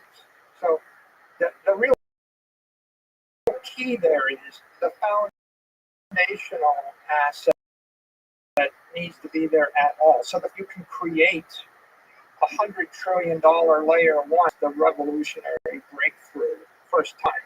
And the fact that it's right, it's ethical and it's common property, global, permissionless. Extremely unlikely that would happen. People tried 50 times before, failed. They tried 15,000 times after, and they've all generally failed. 98% have failed, and a couple have been less successful. But for the most part, that's an extraordinary thing. Now, just really quickly, pause just to define some terms. Maybe people don't know. Layer one is that Mike was referring to is, in general, what people know of as the Bitcoin technology originally defined, which is blockchain, the consensus mechanism of proof of work, low number of transactions, but you can move a very large amount of money. The reason he's using the term layer one is now that there's a lot of ideas of layer two technologies built on top of this bedrock that allow you to move much larger number of transactions. Of high frequency, I don't know how terminology you want to use, but basically to use now something that is based on Bitcoin to then buy stuff, be a consumer, to transfer money, to use currency, just to define some terms. Yeah. So the layer one is the foundation for the entire cyber economy, and we don't want it to move fast. What we want is immortality, immortal, inkable, indestructible. Right? That's what you want, integrity from a layer one. Now there's layer two and layer three. And layer two I would define as an open, permissionless, non-custodial protocol that uses the underlying layer one token as its gas fee. So what custodial mean, and how does the different markets, like is Lightning Network? So Lightning Network would be an example of a layer two, non-custodial. So the Lightning Network will sit on top of layer one. It will sit on top of Bitcoin, and it solves what you want to do is solve the problem of, it's well and fine, I don't want to move $1 billion every day. What I want to move is $5 a billion times a day. So if I want to move $5 a billion times a day, I don't really need to put the entire $1 trillion of assets at risk every time I move $5. All I really need to do is put $100,000 in a channel or $1 million in a channel, and then I do 10 million transactions where I have $1 million at risk. And of course, it's kind of simple. If I lower my security requirement by a factor of 1 million, probably move the stuff 1 million times faster. And that's how Lightning works. It's non-custodial because there's no corporation or custodian or counterparty you're trusting, right? There's the risk of moving through the channel, but Lightning is an example of how I go from 350,000 transactions a day to 350 million transactions a day. So on that layer two, you could move the Bitcoin in seconds for fractions of pennies. Now, that's not the end-all be-all, because the truth is there are a lot of open protocols. Lightning probably won't be the only one. There's the open market competition of other permissionless open source protocols to do this work. And in theory, any other crypto network that was deemed to be property, deemed to be non-security, you could also think of as potentially a layer two Bitcoin. Right? There's a debate about are there any and what are they, and we can leave that for a later time. But why do you think of them as layer two as opposed to contending for layer one? Yeah, if they're using their own token, then they are layer one. If you create a protocol that uses the Bitcoin token as the fee, then it becomes a layer two, right? Bitcoin, right, incentivizes these transactions with its own token. That's what makes it layer one. Okay, what's layer three then? Layer three is custodial. So if you want to move Bitcoin in milliseconds for free, you move it through Binance or Coinbase or Cash App. So this is a very straightforward thing. I mean, it seems pretty obvious when you think about it that there are going to be hundreds of thousands of layer threes. There may be dozens of layer twos. Lightning is A1, but it's not the only one. Anybody can invent something, right? And we can have this debate about custodial, non-custodial.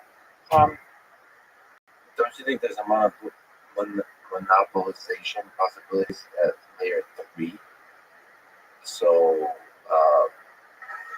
Coin, you mentioned Binance, Coinbase. What if they start to dominate and basically everybody's using them, practically speaking, and then it becomes too costly to memorize the private key in your brain, or like a cold storage of layer one technology? The idealists fear the layer threes because they think, and especially they detest.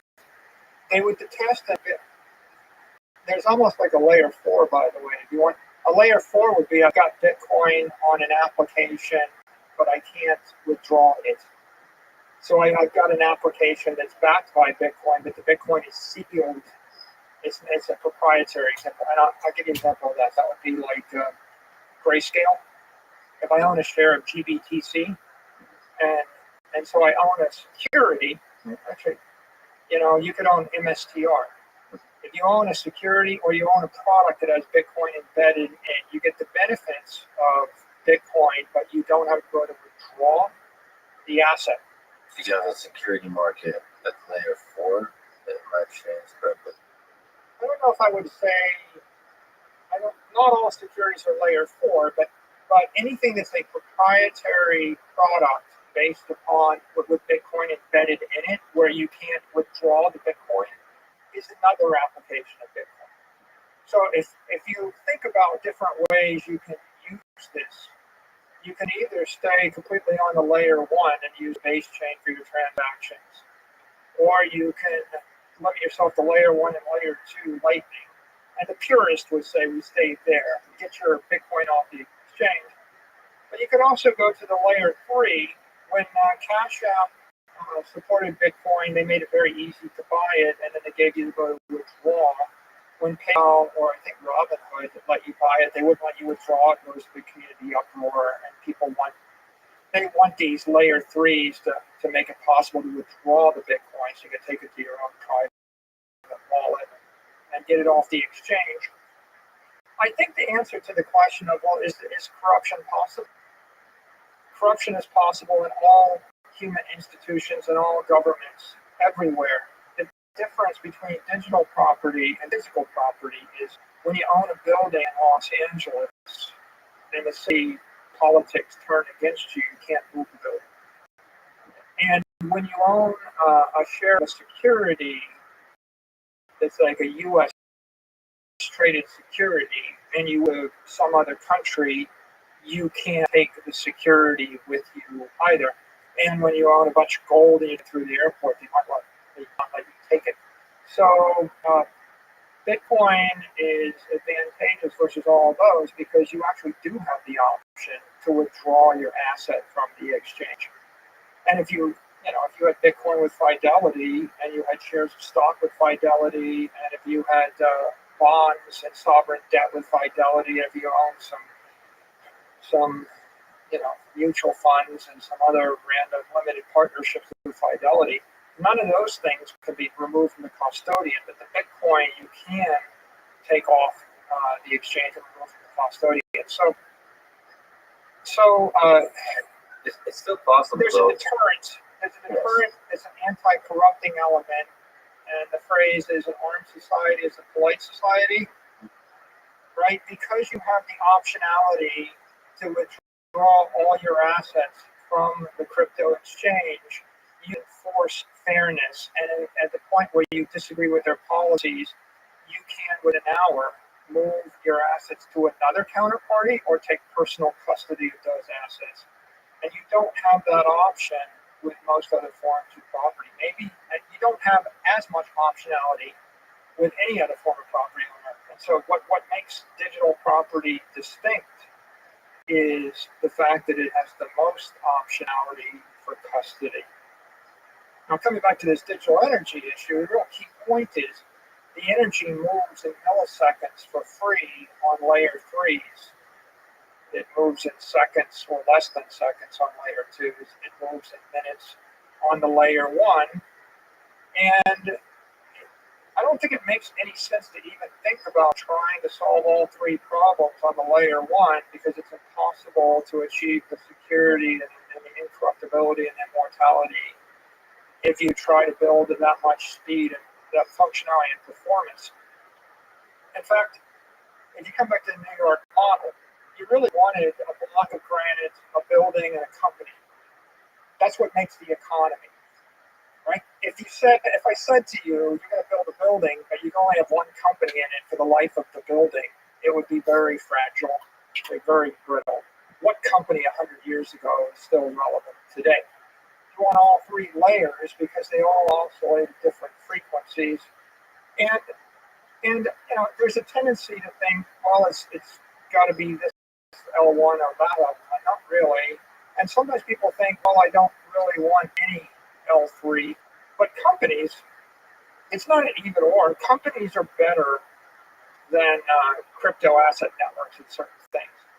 If you want complexity, you want to implement complexity, or you want to implement compliance or customer service. Right? Companies do these things well, right? We know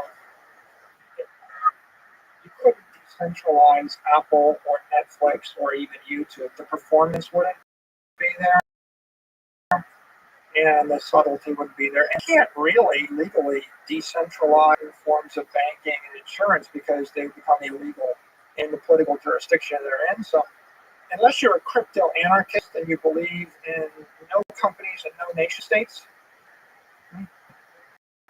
which is just not very practical, not anytime soon. Once you allow that nation states will continue and companies have, then the layered architecture follows, and the free market determines who wins. For example, there are your threes that let you acquire Bitcoin and withdraw Bitcoin. There are other applications that let you acquire but not withdraw it, and they don't get the same market share. It might give you some other advantage. There are certain layer threes like Jack Dorsey's Cash App where they just incorporated Lightning, an implementation of it. So Cash App. So that makes it advantageous versus an application that doesn't incorporate Lightning. If you think about the big picture is 8 billion people with mobile phones served by 100 million companies doing billions of transactions an hour, and the companies are settling with each other on the base layer in blocks of 80 million at a time, and then the companies are trading with the consumers, right, in proprietary layers like layer 3, and then on occasion, people are shuffling assets across custodians with Lightning layer 2 because you don't want to pay $5 to move $50. You want to pay a 20th of a penny to move $50. And so all of these things create efficiency in the economy. And Mike, so do you want to consider how much efficiency? If you gave me $1 billion in 20 years, I couldn't find a way to trade with another company or a counterparty in Nigeria. Like, no amount of money. Give me $10 billion. I couldn't do it because you get shut down at the banking level. You can't link up a bank in Nigeria with a bank in the U.S. You get shut down at this credit card level because they don't have the credit card, so they won't clear. You shut down at the compliance FCPA level because you wouldn't be able to implement a system that interfaced with somebody else's system and it's not the right political jurisdiction. On the other hand, 3 entrepreneurs in Nigeria on the weekend could create a website that would trade in this Lightning economy using open calls without asking anybody's permission. So you're talking about something that's like 1 million times cheaper, but less friction and faster to do it. If you want to get money to move. What do you think that looks like? So now there's a war going on in Ukraine. There's other going on throughout the world. In this most difficult of states that a nation can be in, which is at war. Civil war or one of the nations. What's the role of Bitcoin in this context? I mean, Bitcoin's a trust protocol, a universal energy protocol, if you will. English is okay. What I see is a bunch of fragmentation of applications. For example, you know, the Russian payment app is going to work in Ukraine. The Ukraine payment app is not going to work in Russia. The U.S. payment apps won't work either of those places, as far as I know. So, in Argentina, their payment app may not work in certain parts of Africa. So what you have is different local economies where people spin up their own applications compliant with their own local laws, or in war zones not compliant, but just spinning up. So how do you build something that's not compliant? What is the revolutionary act here? You don't agree with the government, or what you want to free yourself from the constraints. So here's the thing: when a nation is really at war, especially if it's an authoritarian, it's going to try to control the public, lock everything down, the spread of information. How do you break through that? Do you do the thing that you mentioned, which is you have to build another app, essentially, that allows you the flow of money outside the legal constraints placed on you by the government? So basically break the law. Metaphorically speaking, if you want to break out of the constraints of your culture, you want to speak English. For example, it's not illegal to speak English, but even if it is, it doesn't matter. But English works everywhere in the world if you can speak it, and then you can tap into a global commerce and intelligence network. So Bitcoin is a language, so you learn to speak Bitcoin, or you learn to speak Lightning, and then you tap into that network in whatever manner you can. But the problem is it's still very difficult to move Bitcoin around in Russia and Ukraine now due to war. And there was a sense to me that the cryptocurrency in general could be the savior for helping people. There's millions of refugees that are moving all around. It's very difficult to move money around in that space to help people. I think we're very early. Like we're very embryonic here. If you look at we as a human civilization, operating in the cryptocurrency space. I think the entire crypto economy is very embryonic, and the human race's adoption of it is embryonic. We're like 1-2% down that adoption curve. If you take Lightning, for example, the first real commercial applications of Lightning are just the last 12 months. So we're like year one. We might be approaching year 2 of commercial Lightning adoption. And if you look at Lightning adoption, Lightning's not built into Coinbase. It's not built into Binance. It's not built into FTX. Cash App just implemented the first implementation, but not all the features are built into it. There's a dozen Lightning wallets circulating out there. So I think that, we're probably going to be 36 months of software development at the point that every Android phone and every iPhone has a Bitcoin wallet or a crypto wallet in it of sorts. That's a big deal. If Apple embraced Lightning, that's a big deal. So the adoption is the thing, like in a war zone adoption. The people who struggle the most and more are people who weren't doing that great before the war started. They don't have the technological sophistication. The hackers and all those kinds of people find a way. It's just regular people who are just struggling to make day-by-day living. And so if the adoption permeates the entire culture, then you can start to move money around in the digital space. If you could psychoanalyze Jack Dorsey for a second, that he's one of the early adopters, or he's one of the people pushing the early adoption, this layer 3, so inside Cash App. What do you make of the man, of this decision, as a business owner, as somebody playing in the space? Like why did he do it, and what does that mean for others at the scale that might be doing the same? So incorporating lending network, incorporating Bitcoin into their products. I think he's been pretty clear about this. He feels that Bitcoin is an instrument of economic empowerment for billions of people that are unbanked and have no property rights. in the world. If you want to give an incorruptible bank to 8 billion people on the planet, that's the same as asking the question, how do you give a full education through PhD to 8 billion people on the planet? And the answer is a digital version of the 20th century thing running on a mobile phone.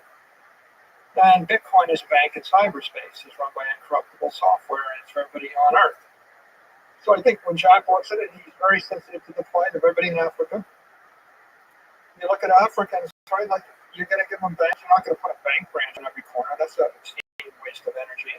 You're not going to run copper wires across the continent. That's an obscene waste of energy. You're not going to give them gold, and so how are you going to provide people with a decent life? But the metaphor I think is relevant here. The biological metaphor. Lex is diabetic. If you're type 1 diabetic, you can't form fat. And if you can't form fat, then you can't store excess energy. So that means that, fat is the ultimate organic battery. And if you've got 30 pounds of it, you can go 60 days without eating. But if you can't generate insulin, you can't form fat cells, and you can't form fat cells and store energy, then you can eat yourself to death. You will eat and you will die. You'll starve to death. So the lack of property rights is like being a type 1 diabetic. And so if you look at most people everywhere in the world, they don't have property rights, they don't have effective bank, and their currency is broken. Like, what are the two things that in theory would serve as the equivalent of an organic battery or an economic battery to civilization? Would be, I have a currency which holds its value and I can store it in a bank. So a risk-free currency derivative. I pay you your money, you take your life savings, you put it in the bank, you save up for your retirement, you live happily ever after. That's the American dream, right? That's the idyllic situation. The real situation is there are no banks, you can't get a bank account. So I give you your pay in currency, and then I double the supply and I give it to my cousin, or I give it to whatever cause I want, or I use it to buy weapons, and then you find a loaf of bread costs triple next month is what it costs, and your life savings is worthless. And so in that environment, everybody's ripped back to Stone Age barter. And the problem with that, even Stone Age barter, is you're going to carry your life savings on your back, and what happens with the guy with a machine gun points it at your head and just takes your life savings? So I think from Jack's point of view, he thinks that life is, this is maybe too strong, but these are my words, life is hopeless for a lot of people, and Bitcoin is hope. Because it gives everyone an engineered monetary asset that's a bearer instrument, and it gives them a bank on their mobile phone, and they don't have to trust their government or another counterparty with their life force. So there's a secondary thing I think he's interested in, which is the first thing is the human rights issue, and the second thing would be the friction to trade cross borders is so great, right? Like, you like AI, so I'll give you a beautiful notion. Maybe one day there'll be an artificially intelligent creature in cyberspace that is self-sufficient and rich. Like that, we would have someone. Can a robot own money or property? How about a Tesla car? Can I actually put enough money in a car for it to drive itself and maintain itself forever? Or can I create an artificially intelligent creature in cyberspace that is endowed such that it would live 1,000 years and continue to do its job? We have a word for that in the real world, institution. Harvard, Cambridge, Stanford, right? They're institutions with endowments that go on in perpetuity. But what if I wanted to perpetuate a software program? And with something like digital property, with Bitcoin and Lightning, you could do it. And on the other hand, with banks and credit cards, you couldn't, right? You couldn't ever. So you can create things that are beautiful and lasting. And what's the difference in speed? Well, so I can either trade with everybody in the world at the speed of light, friction-free, in 24 hours writing a Python script, or I can spend $100 billion to trade with a few million people in the world after it takes them 6 months of application. The impedance is like a 10 million to 1 difference, right? And the metaphors are literally like launching something in orbit versus almost orbit, or vacuum sealing something. Does it last forever, and does it orbit forever, or does it go up and come down and burn up? Right? And I think Jack is interested in, putting freedom in orbit, right? Putting freedom in orbit. And he said it many times. He said, this is the internet needs a native currency, right? And no political construct or security can be a native currency. You need property, and you need a property that can be moved a million a second, can be oscillated at 10 kilohertz or 100 kilohertz. And the answer is only if it's a pure digital construct, permissionless and open. And so I think he's enthusiastic as the technologist, and he's enthusiastic as the humanitarian. And what he's doing is support both those areas. He's supporting Bitcoin and the Lightning protocol by building them into his products, but he's also building the applications which you need at the Cash App level in order to commercialize and deliver the functionality and compliance necessary. They're related. And I should also say, he's just a fascinating person. For a random reason that I couldn't even explain if I tried, I met him a few days ago and gave him a great big hug in the middle of nowhere. There was no explanation. He just appeared. That's a fascinating human. His relationship with art, with the world, with human suffering, which is fascinating.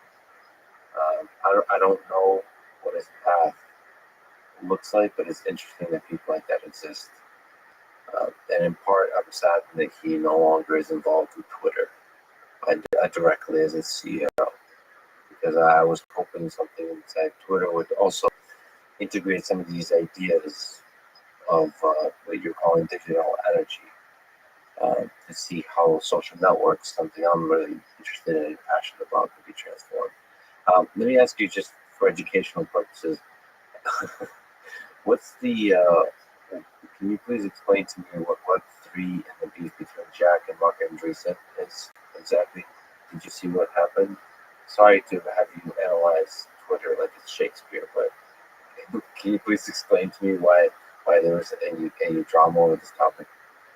First of all, Web3 is a term that's used to refer to the part of the economy that's token finance. So if I'm launching an application, my idea is to create a token along with the application and issue the token to the community is to finance the application and build support for it.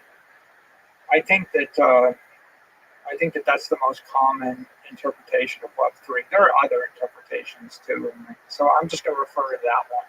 And I think the beef, in a nutshell, not articulated, but I'll articulate it, is whether or not you should focus all your energy creating applications on top of an ethical digital property like Bitcoin, or whether you should attempt to create a competitor to it, which generally would be deemed as a security by the Bitcoin community. So I'm going to put on my Bitcoin hat here. Yeah. Right? All the tokens that are, if it's driven by a venture capitalist, well, it's security. If there's a CEO and a CTO, it's a security. So all these projects, they're companies. Foundations are companies. right? If you call them a project or a foundation, it doesn't make it not a security. They're all, in essence, collections of individuals that are issuing equity in the form of a token. And if there's a pre-mine, an IPO, an ICO, a foundation, or any kind of protocol where there's a group of engineers that have influence over it, then to a securities lawyer or to most Bitcoiners, and definitely to anybody that's steeped in securities law, you look at it and say, well, that passes the Howey test. It looks like a security. It should be sold to the public pursuant to, disclosures and regulations. And you're just ducking the IPO process, right? And so now we get back to the ethical issue. The ethical issue is if you're trading it as a commodity and representing it as a commodity, while truthfully it's a security, then it's a violation of ethics rules and it's probably illegal. Well, you keep leaning on this. Let me push back on that part. Yeah. Maybe you can educate me. But you keep leaning on this line of securities law as if it, with all due respect to lawyers, as if that line somehow defines what is and isn't ethical. I think there's a lot of correlation, as you discussed, but I like to leave the line aside. If the law calls something a security, it doesn't mean, in my eyes, that it's unethical. I mean, there could be some technicalities, and lawyers and people play games with this kind of stuff all the time. But I take your bigger point that if there's a CEO, if there's a project lead, that's fundamentally, that to you is fundamentally different than the structure of Bitcoin. It's not that creating securities is unethical. I created security. I took the company public, right? That's not the unethical part. It's completely ethical to create securities. Block is a security. All companies are security. The unethical part is to represent it as property when it's a security, and to promote it or trade it as such. This whole promotion, that's also a technical thing, because you're what counts and not as promotion is a legal thing, and you get in trouble for all these things. But that's the game that lawyers play. There's an ethical thing here, which is like, what's right to promote and not. To me, propaganda is unethical, but it's usually not illegal. And if you roll the clock back 20 years, right? All the boiler room pump and dump schemes were all about someone pitching a penny stock or selling swampland in Florida. And if you roll the clock back forward 20 years, and I create my own company and I represent it as the same thing, and I don't make the disclosures, right? You're just one step removed from the boiler room scheme, and that's what's distasteful about it. There are ways to sell securities to the public, but there are expectations. Maybe we could forget about whether the security laws are ethical or not, right? We'll leave that alone. We'll just start with the biblical definition of ethics. Yes. Don't lie, cheat, or steal. So if I'm going to sell something to you, I need to fully disclose what I'm selling to you, right? And that's a matter of great debate right now. And so I think that's part of the debate. But the other part of the debate is whether or not we need more than one token. We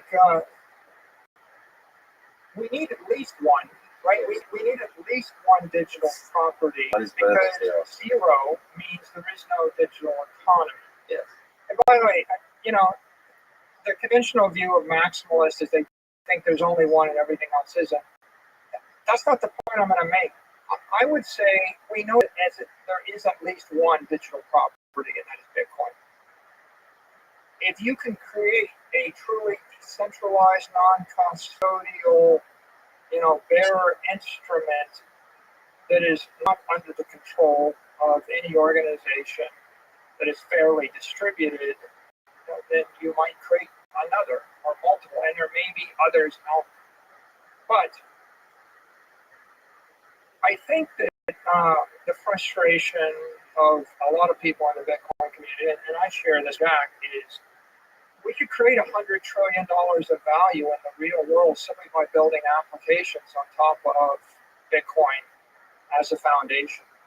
And so continually trying to reinvent the wheel and create competitive things is a massive waste of time, and it's diversion of human creativity. It's like we have an ethical good thing, and now we're going to try to create a third or a fourth one. Why? Let's talk about it. So, first of all, I'm with you, but let me ask you this interesting question. Just talk about properties and securities. Let's talk about conflict of interest. You said you could advertise publicly. You have a popular Twitter account. It's hilarious and insightful. You do promote Bitcoin, in a sense. I don't know if you would say that.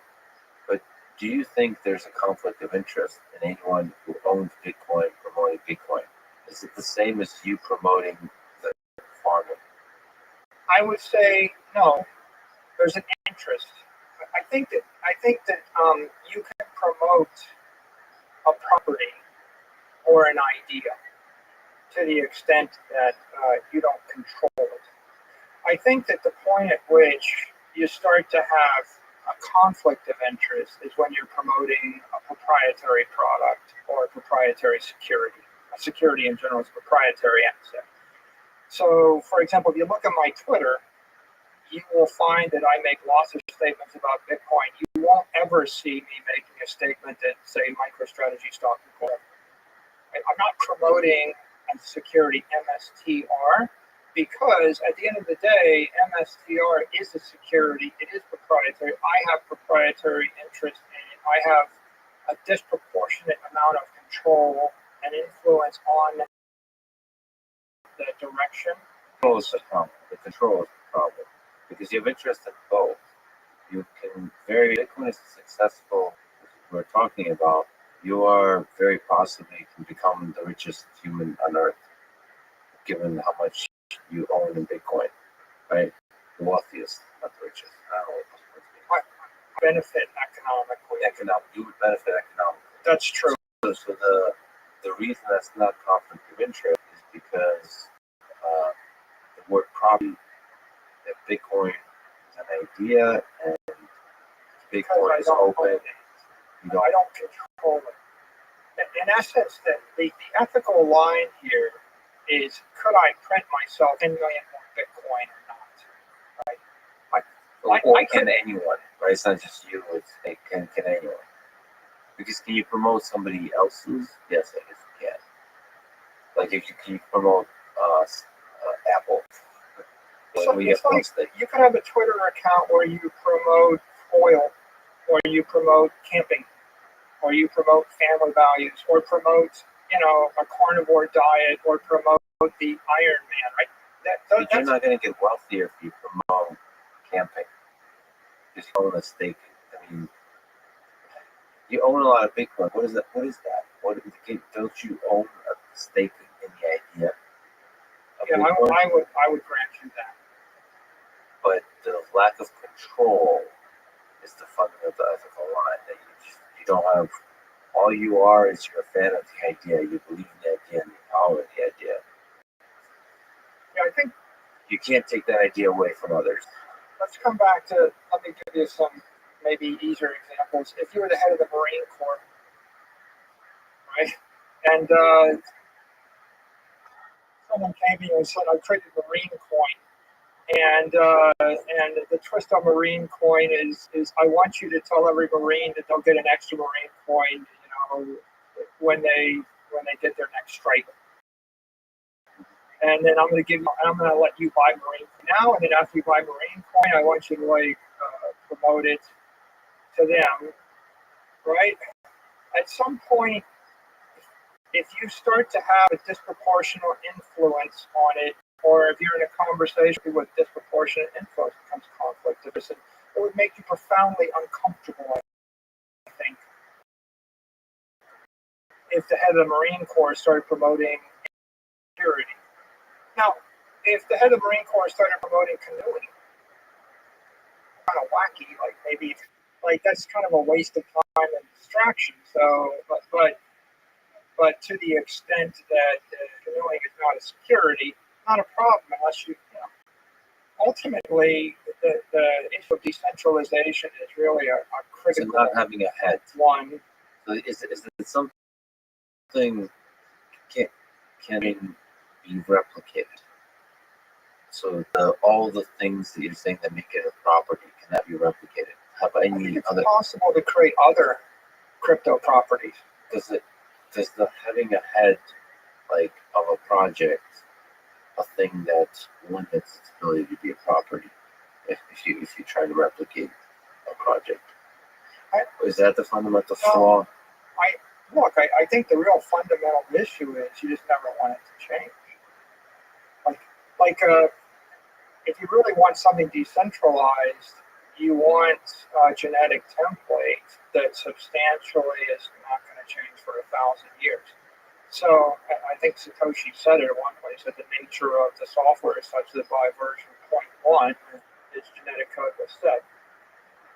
If there was any development team that's continually changing it, on a routine basis, it becomes harder and harder to maintain its decentralization because now there's the issue of who's influencing the changes.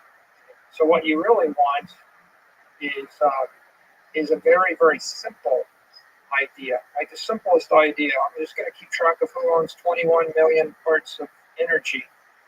And when someone proposes big functional upgrades, you almost don't really want that development to go on the base layer. You want that development to go on the layer 3s because now Cash App has a proprietary set of functionality and it's a security. And if you're going to promote the use of this thing, you're not going to promote the layer 3 security because that's an edge to a given entity and you're trusting the counterparty. You're going to promote the layer 1 or at most the layer 2. Okay, so one of the fascinating things about Bitcoin, and sorry to romanticize certain notions, but Satoshi Nakamoto, that the founder is anonymous. Maybe you could speak to whether that's useful, but also I just like the psychology of that, to imagine that there's a human being that was able to create something special and walk away. So first, are you Satoshi Nakamoto? I'm not. Well, actually, I think evidence is really important. And if I were to look at the highlighted points, I think having a founder that was anonymous or pseudonymous is important. I think founder disappearing is also important. I think that the fact that the Satoshi coins never moved is also important. I think the lack of an initial coin offering is also important. I think the lack of a corporate sponsor is important. I think the fact that it traded for 15 months with no commercial value was also important. I think that the simplicity of the protocol and is very important. I think that the outcome of the block size wars is very important. And all of those things add up to common property. They're all indicators of a digital property as opposed to security. If there was a Satoshi sitting on top of $50 billion worth of Bitcoin, I don't think it would cripple Bitcoin as property, but I think it would undermine its digital property. And if I wanted to undermine a crypto asset network, I would do the opposite of all those things. I would launch one myself. I would sell 25% or 50% to the general public. I would keep some of the initial, I would pre-mine some stuff or early mine it, and I would keep an influence on it. Those are all the opposite of what you would do in order to create common property. And so I see the entire story as Satoshi giving a gift of digital property to the human race and disappearing. Do you think it was one person? Do you have ideas? I don't care to speculate. But do you think it was one person? Like it was one person. maybe in conjunction with a bunch of others. I mean, it might have been a group of people that were together, but certainly there was a Satoshi. And it's just so fascinating to me that one person could be so brave and thoughtful. Or do you think a lot of his acts, like the block size wars, the decision to make a block a certain size, all the things you mentioned led up to the characteristics that make Bitcoin property. Do you think that's an accident? Or it was deeply thought through? Like, how does this is almost like a history of science question? People tried it. They tried 40 of them. Right? I mean, I think there's a history of attempting to create something like this, and it was tried many times, and they failed for different reasons. And I think that like Prometheus tried to start a fire 47 times, and maybe the 40th time it sparked. And that's how I see this is the first one that sparked, and it sets a roadmap for it. And I think if you look for any one word to characterize, it's fair. Right? The whole point of the network is it's a fair launch, a fair distribution. Like, I have Bitcoin. I bought it. In fact, we've paid $4 billion of real cash to buy it. If I was sitting on the same position and I had it for free, then there's always this question of did I, or I bought it for a nickel a coin or a penny a coin. The question is, was it fair? And it's a very hard question to answer, right? Did you acquire the Bitcoin you own fairly?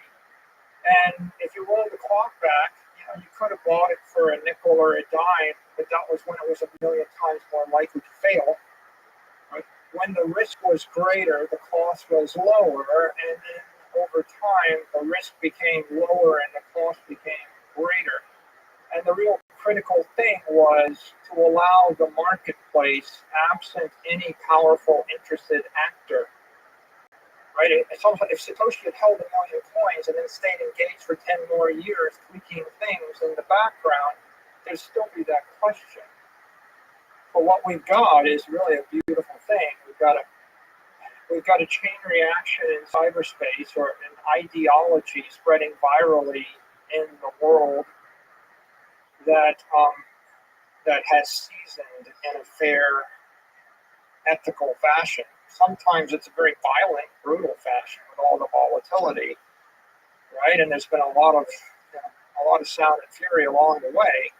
How do you psychoanalyze? How do you deal from a financial, from a human perspective with the volatility? You mentioned you could have gotten it for a nickel and the risk was great. Where's the risk today? What's your sense? We're 13 years into this entire activity. I think the risk has never been lower.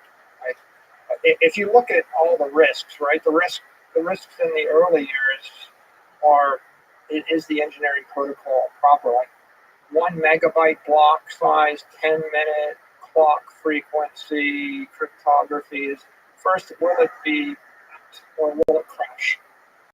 730,000 blocks and it hasn't crashed. Will it be hacked? Has it been hacked? It's a lengthy thing, right? You wait 13 years to see if it will be hacked. But on the other hand, with $1 billion, it's not as interesting a target as it is with 100 billion. And when it gets to be worth $1 trillion, it is a bigger target. So the risk has been bleeding off over time as the network monetized. I think the second question is, will it be banned? You couldn't know. It literally could have been banned at many times early on. In fact, 2013, I tweeted on the subject. I thought it would be banned. I made a very infamous tweet. I thought it was going to be banned. In 2014, the IRS designated it as property and gave the property tax treatment. Okay, so they could have given it a tax treatment where you had to pay tax on the unrealized capital gains every year, and it probably would have crushed it to death. Right? So it could have been in any number of places banned by a government, but in fact it was legitimized as property. And then the question is, would it be hacked or would it be copied? Would it be something better than that? And it was copied 15,000 times. And you know the story of all of those. And they either diverge to be something totally different and not comparable, or someone trying to copy a non-sovereign bearer instrument store of value found that the their networks crash to be 1% of what Bitcoin is. So now we're sitting at a point where all the risks are out of the way. I would say that year one of institutional adoption is it started August 2020. That's when MicroStrategy bought $250 million worth of Bitcoin, and we put that on the wire. We were the first publicly traded company to actually buy Bitcoin. I don't think you could have found a $5 million purchase from a public company before we did that. So that was kind of like a gun going off. And then in the next 12 months, Tesla bought Bitcoin, Square bought Bitcoin. And I'd say now we're in year two of institutional adoption. And there are about 24, should be 24 publicly traded Bitcoin miners by the end of this quarter. So you're looking at 36 publicly traded companies, and you've got 50, at least in the range of $50 billion on the balance of Bitcoin on the balance sheet of publicly traded companies, and hundreds of billions of dollars of market cap of Bitcoin exposed companies. So I would say the asset, decade one was entrepreneurial, experimental. Decade two, the rotation from entrepreneurs to institutions and becoming institutionalized. So maybe decade one, you go from 0 to $1 trillion. Decade two, you go from 1 trillion to 100 trillion. What about governments?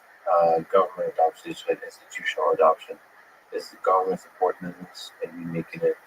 Some governments incorporating it to as a currency, to the banks, all that kind of stuff. Is that important?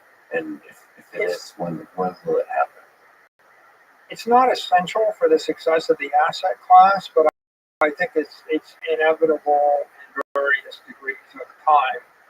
But the most likely thing to happen is large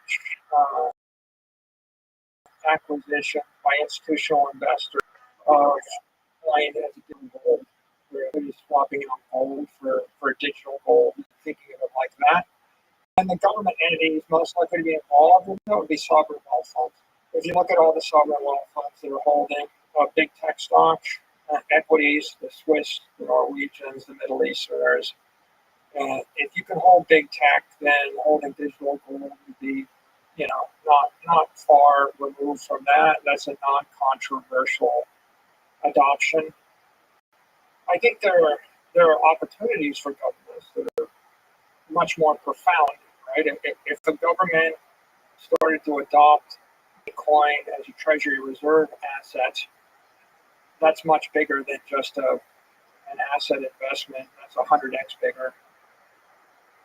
And you could imagine that's like $1 trillion opportunity. Like any government that wanted to adopt it as a treasury reserve asset would probably generate trillions of dollars, trillion or more of value. And then, the thing that people think about is, well, will oil ever be priced in Bitcoin or any other export commodity? I think it was like $1.8 trillion or more of export commodities in the world, and right now they're all priced in dollars. I think this is a colorful thing, but it's not really that relevant. Like you could sell all that stuff in dollars. The relevant decision that any institution makes, whether they're a nonprofit, a university, a corporation, or a government, is what's your treasury reserve asset? And if your treasury reserve asset is the peso, and if the peso is losing 20% or 30% of its value a year, then your balance sheet is collapsing within 5 years. And if the treasury reserve asset is dollars and currency derivatives and U.S. treasuries, then you're getting your 7. Right now, it's probably 15% or more monetary inflation. We're running double historic average. You can argue triple. Some are seeing double and triple, depending upon what your metric is. So, do I think it will happen? I think that they're conservative, but they have to be shocked. And I think there is a shock. The late Russian sanctions are a big shock. That when the West sees $300 billion worth of Russian gold and currency derivatives, I think that, you got the famous quote by Putin that, we have to rethink our treasury strategies. And that pushes everybody toward a commodity strategy. What commodities do I want to hold? I think that's got a lot of people thinking. I think it's got the Chinese thinking. Everybody wants to be the reserve currency, right? So if I buy $50 billion worth of dollars every year, I buy 500 billion over a decade, and I probably pay $250 billion of inflation cost on the backs of my citizens in a decade. So inflation could be one of the sources of shock. And either if there is a switch to Bitcoin playing or a whimper, that is the nature of the shock, the transition. I think that the year 2022 is pretty catalytic for digital assets in general, for Bitcoin in particular. The Canadian trucker crisis, I think, educated hundreds of millions of people and made them start questioning their property rights and their banks. I think the Ukraine war was the second shock, but I think that the Russian sanctions was a third shock. I think all three of them, and I think hyperinflation in the rest of the world is a fourth shock, and then persistent inflation in the U.S. is a fifth shock. So I think it's a perfect storm, and if you put all these events together, what do they signify? They signify the rational conclusion for any person thinking about this is, I'm not sure if I can trust my property. I don't know if I have property rights. I don't know if I can trust bank. And if I'm politically at odds with the leader of my own country, I'm going to lose my property. And if I'm politically at odds with the owner of another country, I'm still going to lose my property. And when push comes to shove, the banks will freeze my assets and seize them. And I think that that is playing out in front of everybody in the world, such that your logical response would be, I'm going to convert my weak currency to a strong currency. Like I'll convert my peso and lira to the dollar. I'm going to convert my weak property to strong property. I'm going to sell my building downtown Moscow, and I'd rather own a building in New York City. I'd rather own in a powerful nation than be stuck with a building in Nigeria or a building in Argentina or whatever. So I'm going to sell my weak properties, my strong properties. I'm going to convert my physical assets to digital assets. I'd rather own a digital building than own a physical building. Because if I had $1 billion building in Moscow, who can I rent that to? But if I have $1 billion digital building, I can rent it to anybody in any city in the world. Anybody with money, and the maintenance cost is almost nothing, and I can hold it for 100 years. So it's an indestructible building. And then finally, I want to move from having my assets in a bank with a counterparty to self-custody assets. So, and this is not, it's not just Ukraine, but this is like the story in Turkey, Lebanon, Afghanistan, Iraq, South America. You don't really want $10 million in a bank in Istanbul. The bank your money, convert it to lira, devalue the lira, and then feed it back to you over 17 years, right? So self-custody assets would be layer one Bitcoin. Self-custody assets is like, if I got my own hardware wallet, and I've either got your highest form of self-custody would be Bitcoin on your own hardware wallet or Bitcoin in your own self-custody. And the other thing people think about is, how do I get crypto dollars like Tether, like some stable coin? Like I'd rather, if you had a choice, would you rather have your bank in a war zone in dollars or have your money in a stable coin on your mobile phone in dollars? I mean, you take the latter risk rather than the former risk. So definitely, yeah. And you can see that happen. We've gone from coins to 200 billion in the last 24 months. So I do think there's massive demand for crypto dollars in the form of a US dollar asset. And everybody in the world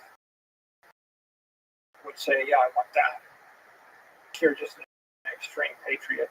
But most people would say, I want that. A certain group of people would say, I think I want to be able to carry my property in the palm of my hand. So I have self-custody of it. So Bitcoin price has gone through quite a roller coaster. What do you think is the high point it's going to hit? I think it'll go forever.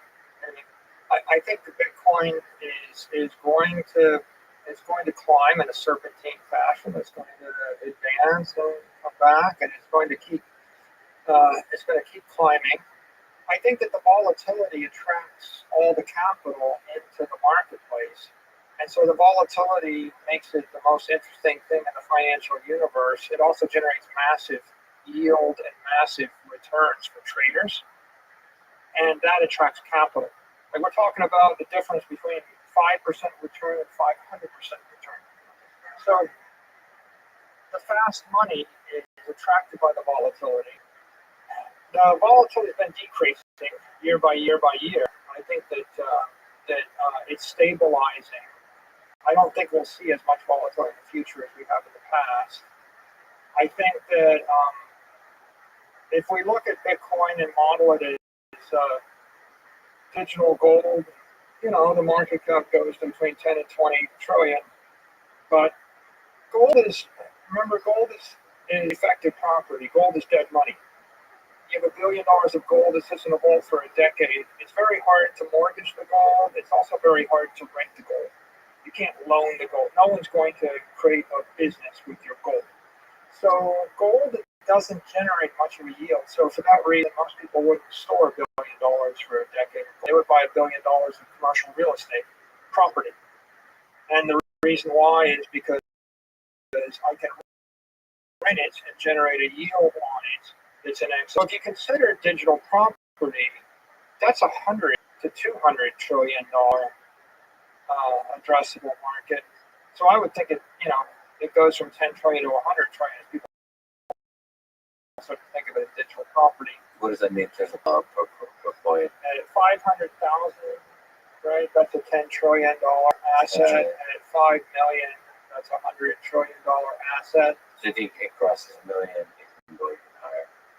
Yeah, I think it keeps going up forever. I mean, it's going to go to 10 million, right? Because digital property isn't the highest form, right? Gold was that low frequency money. Property is a mid frequency money, but when I start to program it faster, it starts to look like digital energy, and then it doesn't just replace property. Then you're starting to replace bonds. It's 100 trillion in bonds. There's 50 to 100 trillion in other currency derivatives, and these are all conventional use cases, right? I think that there's 350 trillion to 500 trillion dollars worth of currency derivatives in the world, and when I say that, I mean things that are valued based upon fiat cash flows. Any commercial real estate, any bond, any sovereign debt, any currency itself, any derivatives to those things. They're all derivatives, and they're all defective. And they're all defective because of this persistent 7-14% lapse, which we call inflation, monetary expansion. Can we switch to talk about the energy side of it, like the innovative piece? Yeah. Let's just start with this idea that I've got a hotel with $1 billion with 1,000 rooms. When it becomes a dematerialized hotel, I love that word so much, by the way. Dematerialized. We're across from the fountain flow here. Imagine the fountain flow is dematerialized. The problem with a physical hotel is you got to hire real people, moving subject to the speed of sound and physics laws and Newton's laws, and I can rent it to people in Miami Beach. But if it was a digital hotel, I could rent the room to people in Paris, London, and New York every night. And I can run it with robots. And as soon as I do that, I can rent it by the room hour. I can rent it by the room minute. And so I start to chop my hotel up into 100,000 room hours that I sell to the highest bidder anywhere in the world. And you can see all of a sudden the yield, the rent income of the property is dramatically increased. I can also see the maintenance cost of the property falls. I get on Moore's Law, and I'm operating in cyberspace. So I got rid of Newton's laws. I got rid of all the friction and all those problems. I tapped into the benefits of cyberspace. I created a global property. I started monetizing at different frequencies.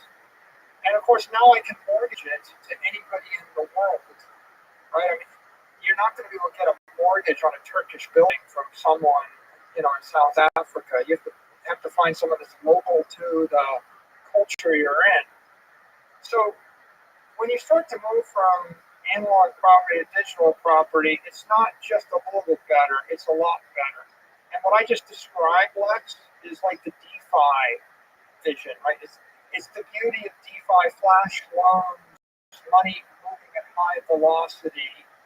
At some point, if the hotel is dematerialized, then what's the difference between renting a hotel room and loaning a block of stock, right? I'm just finding the highest, best use of the thing. It feels like the magic really emerges though when you build a market of layer 2 and layer 3 technologies on top of that. It's like,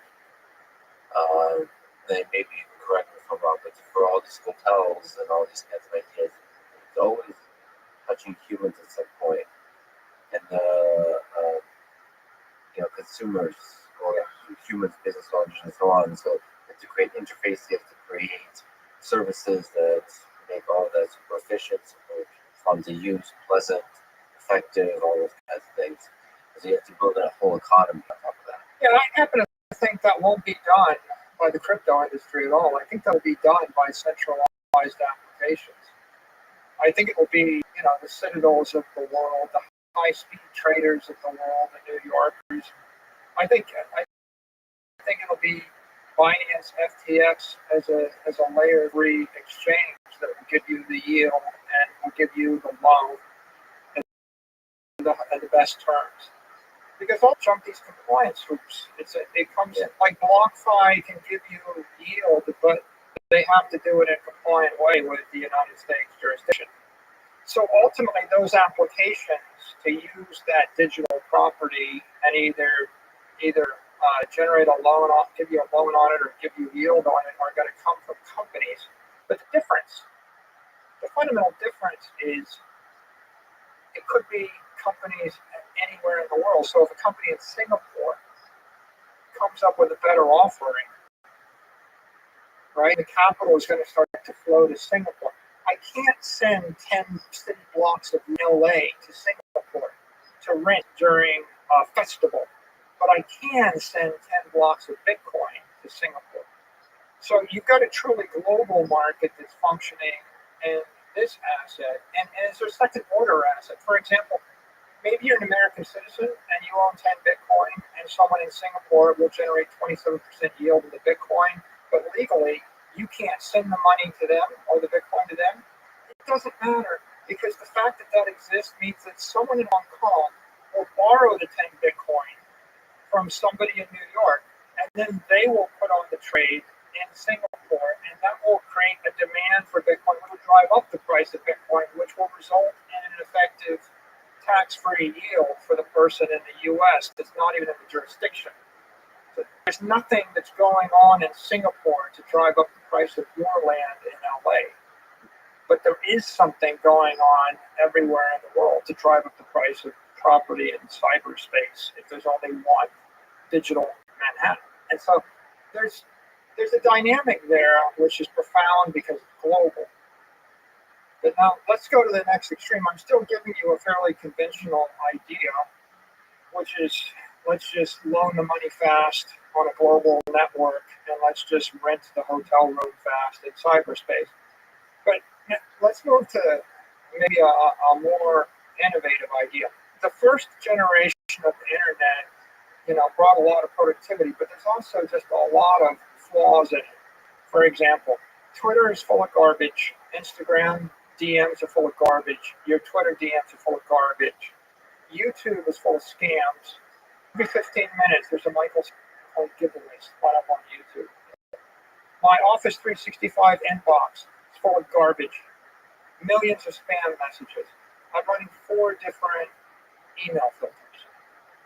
My company spends $1 million a year to fight denial of service attacks and all sorts of other security things.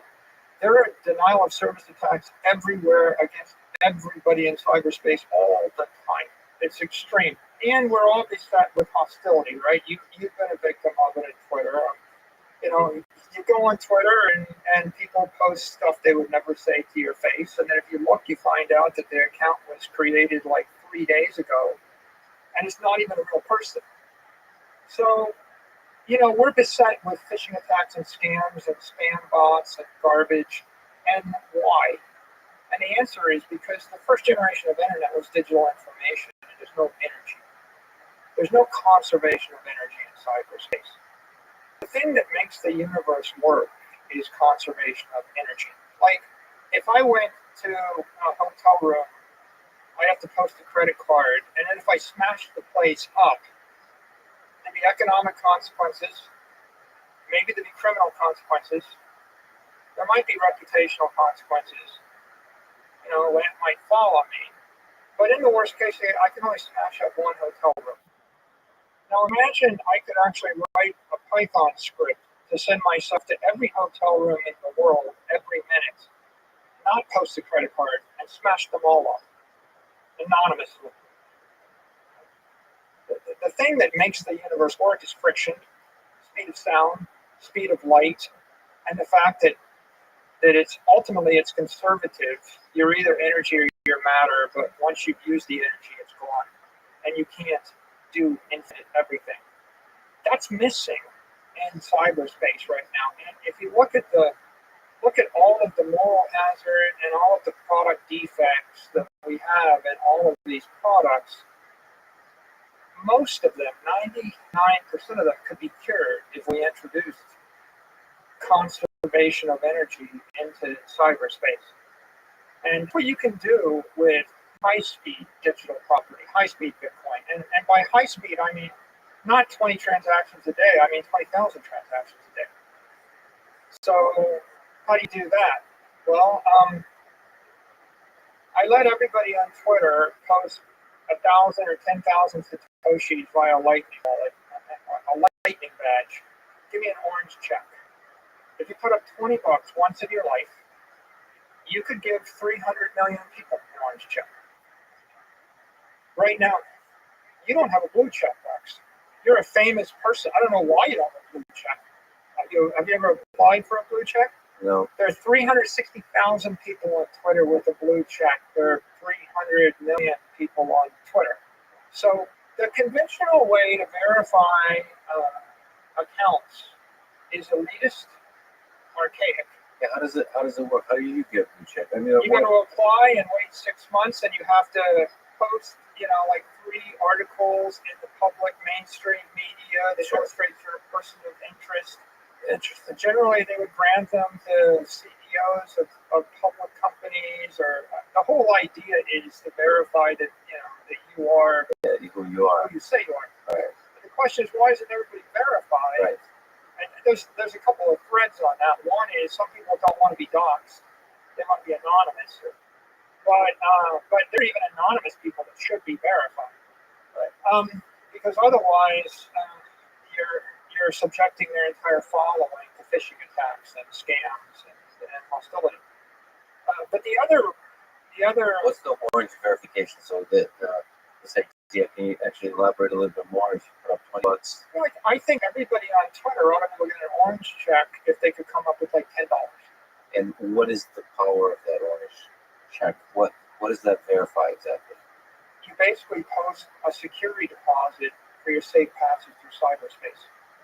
So the way it would work is if you've got $10 once in your life, you can basically show that you're credit worthy. And that's your pledge to me that you're going to act responsibly. So you put the $10 or the $20 into the Lightning wallet, you get an orange check. And Twitter just gives you a setting where I can say the only people who can DM me are orange checks. The only people who can post on my tweets are orange checks. So instead of locking out the public and just letting your followers, comment, you lock out all the unverified, and that means people that don't want to post $10 security deposit can't comment. Once you've done those two things, then you're in a position to monetize malice, or monetize motion or malice for that matter. But let's just say, for the sake of argument, you post something and 9,700 bots spin up, and pitch their whatever scam. Right now, you go report, and if you spend an hour, you get through half of them. You waste an hour in your life. They just spin up another 97 gazillion because they got a Python script spinning it up, so it's hopeless. But on the other hand, if you report them and they really are a bot, Twitter's got a method to actually delete the account. They know that they're bots. The problem is not they don't know how to delete the account. The problem is there are no consequences when they delete the account. So if there are consequences, Twitter could they could just seize the $10 or seize the $20 because it's a bot. It's a malicious criminal act or whatever. It is a violation of platform rules. Seizing $10,000, give half the money to the reporter and half the money to the Twitter platform. And it's a really powerful idea, but that's adding friction akin to the kind of friction you have in the physical world. You have consequences. Conservation of energy. There's no friction. There's nothing on this earth. I mean, you can't walk across the room without friction, right? So friction is not bad, right? Unnecessary friction is bad. So in this particular case, you're introducing conservation of energy, and in essence, you're introducing the concept of consequence or truth into cyberspace. And that means if you do want to spend out 10 million fakeless frameworks, right? Yes. It's going to cost you $100 million to spin up 10 million fake Lexes. But the thing is, you could do that with $1.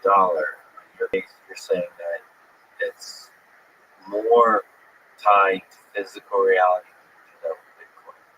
Yeah, well, let's follow up on that idea a bit more. If you did do it with the dollar, then the question is, how does 6 billion people deposit dollars? Because what you're doing is, could you do it with a credit card? Like, how do you send dollars? You have to dox yourself.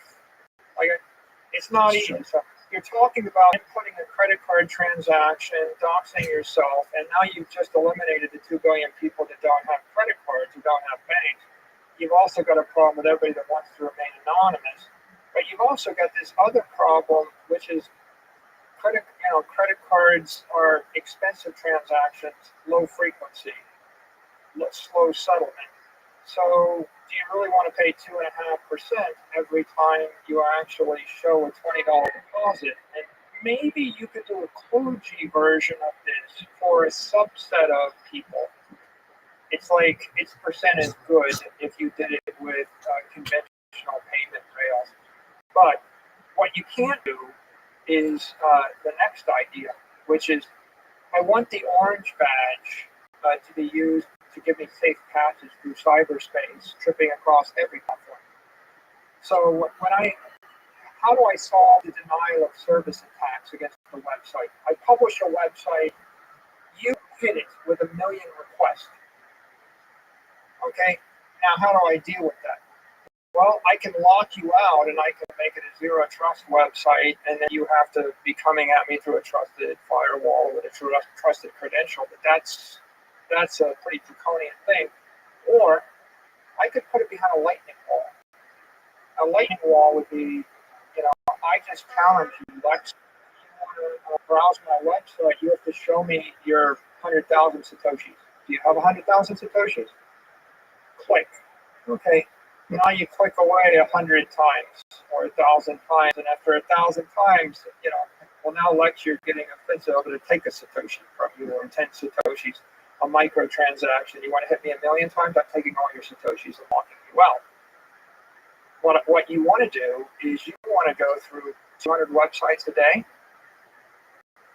and what you want every time you cross a domain, you need to be able to, in a split second, prove that you've got some asset. And now when you cross back, when you exit domain, you want to fetch your asset back. So how do I, in a friction-free fashion, browse through dozens or hundreds of websites, post a security deposit for safe passage, and then get it back? You couldn't afford to pay a credit card fee each time. When you think about 2.5% as a transaction fee, it means you trade the money 40 times and it's gone. Yeah. It's gone. Yeah, so you can't do this kind of hopping around through the internet with this kind of verification that grounds you to physical reality. It's a really, really interesting idea. Why hasn't that been done? I think you need two things. You need an idea like a digital asset like Bitcoin. It's a bearer instrument for final settlement. And then you need a high-speed transaction network like Lightning, where the transaction cost might be a 20th of a penny or less. And if you roll the clock back 24 months, I don't think you had the Lightning network in a stable point. It's really just the past 12 months. It's an idea you could think about this year, and I think you need to be aware of Bitcoin as something other than like a scary speculative asset. So I really think we're just the beginning. The embryonic stage. I have to ask, Michael, you said before, there's no second best to Bitcoin. What would be the second best? Traditionally, there's Ethereum with smart contracts, Cardano, proof of stake, Polkadot with interoperability between blockchains. Dogecoin has the incredible power of the meme. Privacy with Monero, it just can keep going. There's of course after the block size wars, the different offshoots of Bitcoin. I think if you decompose or segment the crypto market, you've got crypto property. Bitcoin's the king of that. Another Bitcoin forks that want to be a bearer instrument store of value. It would be a property, Bitcoin Cash or Litecoin, something like that. You've got cryptocurrencies. I don't think Bitcoin's a currency because a currency I define in the nation state sense. A currency is a digital asset that you can transfer in a transaction without incurring a taxable obligation. So that means it has to be a stable dollar or a stable euro or a stable coin. So I think you've got cryptocurrency, Heather Circle most famous. So I think you've got crypto platforms, and Ethereum is the most famous of the crypto platforms, the platform upon which, with smart contract functionality, etc. And then I think you got just crypto securities. It's just like my favorite whatever meme coin. I love it because I love it, and it's attached to my game or my company or my persona or my whatever. I think if you pushed me and said, well, what's the second best? I'd say the world wants two things. It wants crypto property as a savings account, and it wants cryptocurrency as a checking account. And that means that the most popular thing really is going to be a stablecoin dollar, right? And there's maybe a fight right now, it might be Tether, right? But a stable dollar, because I feel like the market opportunity, it's not clear that there'll be one that will win. The class of stable dollars is probably a $1 to $10 trillion market easily. I think that in the crypto platform space, Ethereum will compete with Solana and Binance Smart Chain and the like. Are there certain characteristics of any of them that kind of stand out to you? Or don't you think the competition is based on a set of features? Also, so the set of features that cryptocurrency provides, but also the community that it provides.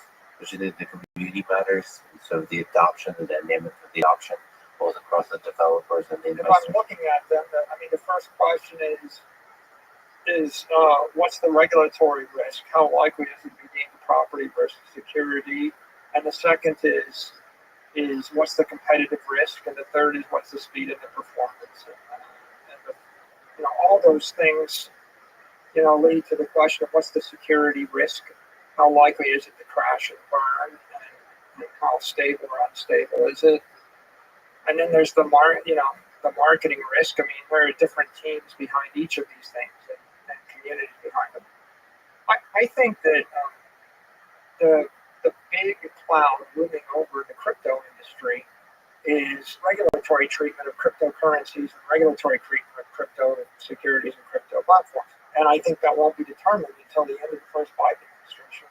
For example, there are people that would like only U.S. FDIC insured banks to issue cryptocurrencies. They want JP Morgan to issue a crypto dollar backed one to one. But then in the U.S. right now, we have Circle and we have other companies that are licensed entities that are backed by cash and cash equivalents, but they're not FDIC insured banks. There's all about whether state chartered banks should be able to issue these things. And then we have Tether and others that are outside of the U.S. jurisdiction. They're not backed by cash and cash equivalent. They're backed by stuff, and we don't know what stuff. And then finally, you have, UST and DAI, which are algorithmic stablecoins, right? That are even more innovative, further outside the compliance framework. So if you ask who's going to win, the question is really, I don't know, will the market decide or will the regulators decide? If the regulators get out of the way and the market, well then interesting discussion. Yeah. And then I think that all bets are off if the regulators get more heavy-handed with this. And I think you could have the same discussion with crypto property, like the DeFi exchanges and the crypto exchanges. The SEC would like to regulate the crypto exchanges. They'd like to regulate the DeFi exchanges. That means they may regulate the crypto platforms and at what rate and in what fashion. And so I think that I could give you an opinion if it was limited to competition under the current regulatory regime. But I think that the regulations are so fast moving and it's so that you can't make a decision without considering the potential options of the regulators. I hope the regulators get out of the way. Can you still make the case that Dogecoin is, I guess, the best cryptocurrency if you would consider Bitcoin a cryptocurrency, but it's not a crypto property? I would classify it as crypto property because the U.S. dollar is a currency. So unless your crypto asset is pegged algorithmically or stably to the value of the dollar, it's not a currency, it's a property or it's an asset. So that can you still make the case that Dogecoin is the best cryptocurrency? Because Bitcoin is not even in that list. The debate is going to be whether it's property or security. And there's a debate whether it's decentralized enough. So let's assume it was decentralized. Yeah. Well, it's increasing at not quite 5% a year inflation rate. It's not 5% exponentially. It's like a plus 5 million, 5% something. Captain, it's less. I forget the exact number, but it's an inflationary property. It's got a lower inflation rate than the U.S. dollar, and it's got a much lower inflation rate than many other fiat currencies. So I'd say that. But don't you see the power of meme, the power of ideas, the power of fun, or whatever mechanism is used, captivate a community? I do, but there are meme stocks. It doesn't absolve you of your ethical and securities liability if you're promoting it. So I don't have a problem with people buying a stock. It's just the way I divide the world is, right, there's investment, there's saving, and there's speculation, and there's trading. So Bitcoin is an asset for saving. If you want to save money for 100 years, you don't really want to take on execution risk or the like. So you're just buying something to hold forever. For you to actually endorse something as a property, like if you said to me, Mike, what should I buy for the next 100 years? I'd say, well, some amount of real estate, some amount of scarce collectibles, some amount of Bitcoin, right? You can run your company, right? But running your company is an investment. So the savings are property. If you said, what should I invest in? I'd say, well, here's a list of good companies, private companies. You can start your own company. That's an investment, right? If you said, what should I trade? Well, trading is a proprietary thing. Like I don't have any special insight into that. If you're a good trader, you know you are. If you said to me, what should you speculate in? We talk about meme stocks, right? Meme coins, and it kind of sits up there. It sits right in the same space with what horse should you bet on and what sports team should you gamble on, and should you bet on black 6 times in a row and double down each time. It's fun, but at the end of the day, it's a speculation, right? You can't build a civilization On speculation. on it. It's not an institutional asset. And in fact, where I'd leave it, right, is Bitcoin is clearly digital property, which makes it an institutional grade investable asset for a public company, a public figure, a public investor, or anybody that's risk adverse. I think that the top 100 other cryptos are like venture capital investments, and if you're a VC and if you're a qualified technical investor, pool of capital, you can take that kind of risk, then you can parse through that and form opinions. It's just orders of magnitude more risky because of competition, because of ambition, because of regulation. And if you take the meme coins, when some rapper comes out with a meme coin, maybe it'll peak when I hear about it, right? It's like the chip was created as a coin such that it had so many zeros after the decimal point that when you looked at it, changes, it always showed 0, 0, 0, 0. Mm-hmm. It wasn't until like 6 months after it got popular that they started expanding the display so you could see whether the price had changed. That's speculation. You've been, maybe you can correct me, but you've been critical of Elon Musk in the past in the crypto space. Where do you stand on Elon and the effect on Bitcoin and cryptocurrency in general these days? I believe that Bitcoin is a massive breakthrough for the human race that will cure half the problems in the world and generate hundreds of trillions of dollars of economic value to the civilization. And I believe that it's an early stage where many people don't understand it and they're afraid of it, and there's FUD, and there's uncertainty, there's doubt, there's fear. And it's a very noisy crypto world, and there's 15,000 other cryptos that are seeking relevance. And I think most of the FUD is actually fueled by the other crypto entrepreneurs. So the environmental FUD and the other types of uncertainty that surround Bitcoin, generally, they're not coming from legitimate environmentalists. They don't come from legitimate critics. They actually are guerrilla marketing campaigns that are being financed and fueled by other crypto entrepreneurs because they have an interest in doing so.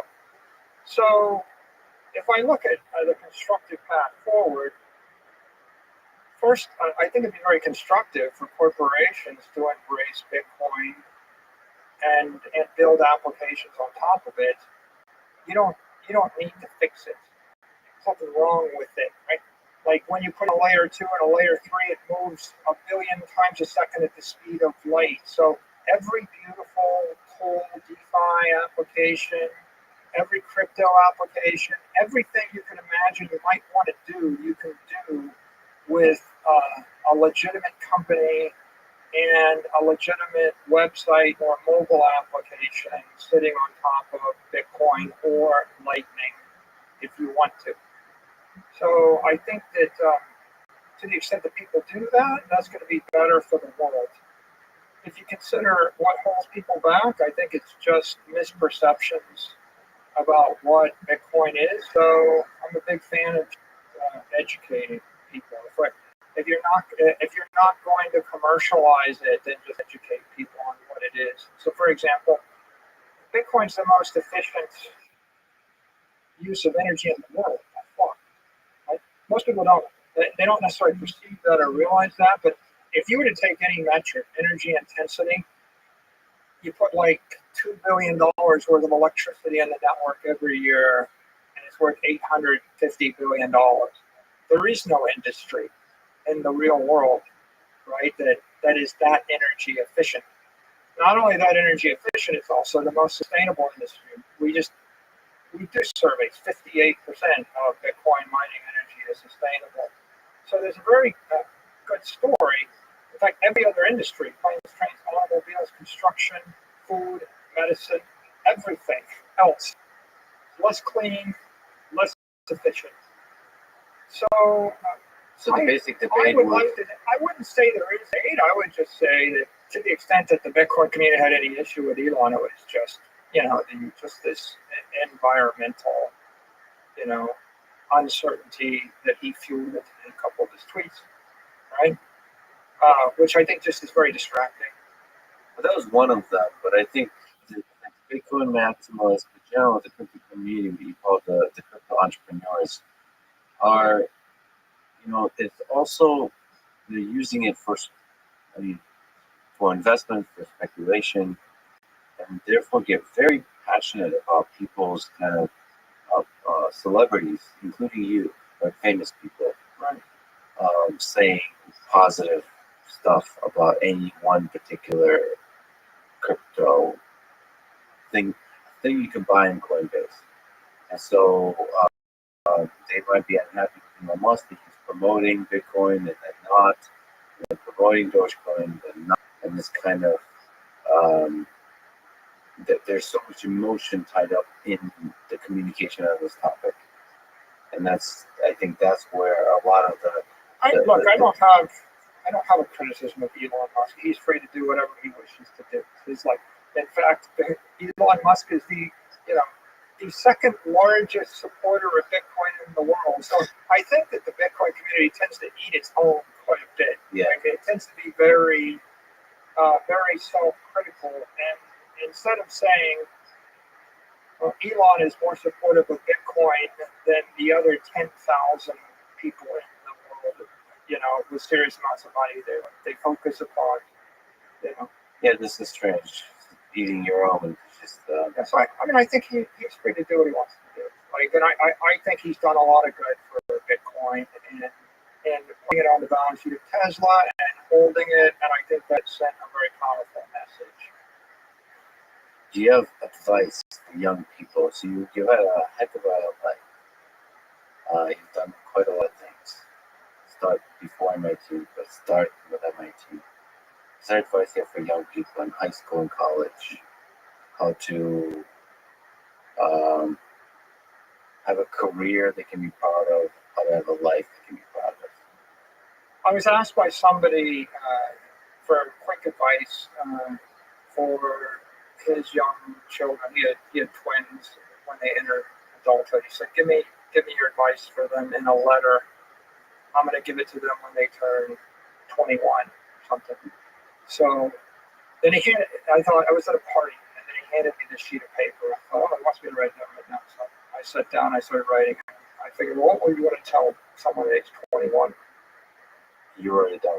So I wrote it down. And then I tweeted it, and it's sitting on Twitter, but I tell you what I said. I said, my advice if you're entering adulthood: focus your energy, guard your time, train your mind, train your body, think for yourself, curate your friends, curate your environment, keep your promises, stay cheerful and constructive, and upgrade the world. That was the 10. Upgrade the world. That's an interesting choice of words. Upgrade the world. Upgrade the world. It's like an engineer. Strategy. It's a very engineering theme. Keep your promises to finish things. I think most people suffer because they don't focus. You got to figure out. I think the big risk in this world is there's too much of everything. Like, you can sit and watch chess videos 100 hours a week, and you'll never get through all the chess videos. Right? There's too much of every possible thing, too much of every good thing. So figuring out what you want to do, and then everything will suck up your time. Right? There's 100 streaming channels to binge watch on. So you got to guard your time, and then train your body, train your mind, and control who's around you, control what surrounds you. So ultimately, in a world where there's too much of everything, then It's you're like those successful. laser eyes. It's like those laser eyes. You have to focus on just a few of those things. Yeah, I mean, I got 1,000 opinions we could talk about. I can pursue 1,000 things, but I don't expect to be successful. And I'm not sure that my opinion in any of the 999 is any more valid than the leader of thought in that area. So how about if I just focus upon one thing and then deliver the best I can on the one thing? That's the laser eye message. The rest get you distracted. Well, how do you achieve that? Do you find yourself, even where you are in life, kind of saying no a lot? Or just focus comes naturally, you just sitting there. So how do you achieve that focus? I think it helps if people know what you're focused on. So everything about you just radiates that people know. People know this. If they know what you're focused on, then you won't get so many other things coming your way. If you dally, or if you flirt with 27 different things, then you're going to get approached by people in each of the 27 communities, right? You mentioned that getting a PhD and giving your roots at MIT. You think there's all kinds of journeys you can take to educate? You think a PhD or school is still worth it? Or is there other paths through life that... Is it worth it if you have to pay for it? Is it worth it to spend the time on? The time and the money is a big cost. I think time probably the bigger one, right? It seems clear to me that the world wants more specialists. It wants you to be an expert and to focus on in one area, and it's punishing generalist, jack of all trades, especially people that are generalists in the physical realm. Because if you're a specialist in the digital realm, you might very well, you're the person with 700,000 followers on Twitter, and you show them how to tie knots. Or, you're the banjo player, with 1.8 million followers, and whenever he types banjo, it's you, right? Mm. And so the world wants people that do something well, and then it wants to stamp out 18 million copies of them. And so that argues in favor of focus. Now, the definition of a PhD is someone with enough of an education that they're capable of or have made. I guess to get a PhD, technically, you have to have done a dissertation where you made a seminal contribution to the body of human knowledge. And if you haven't done that, technically, you have a master's degree, but you're not a doctor.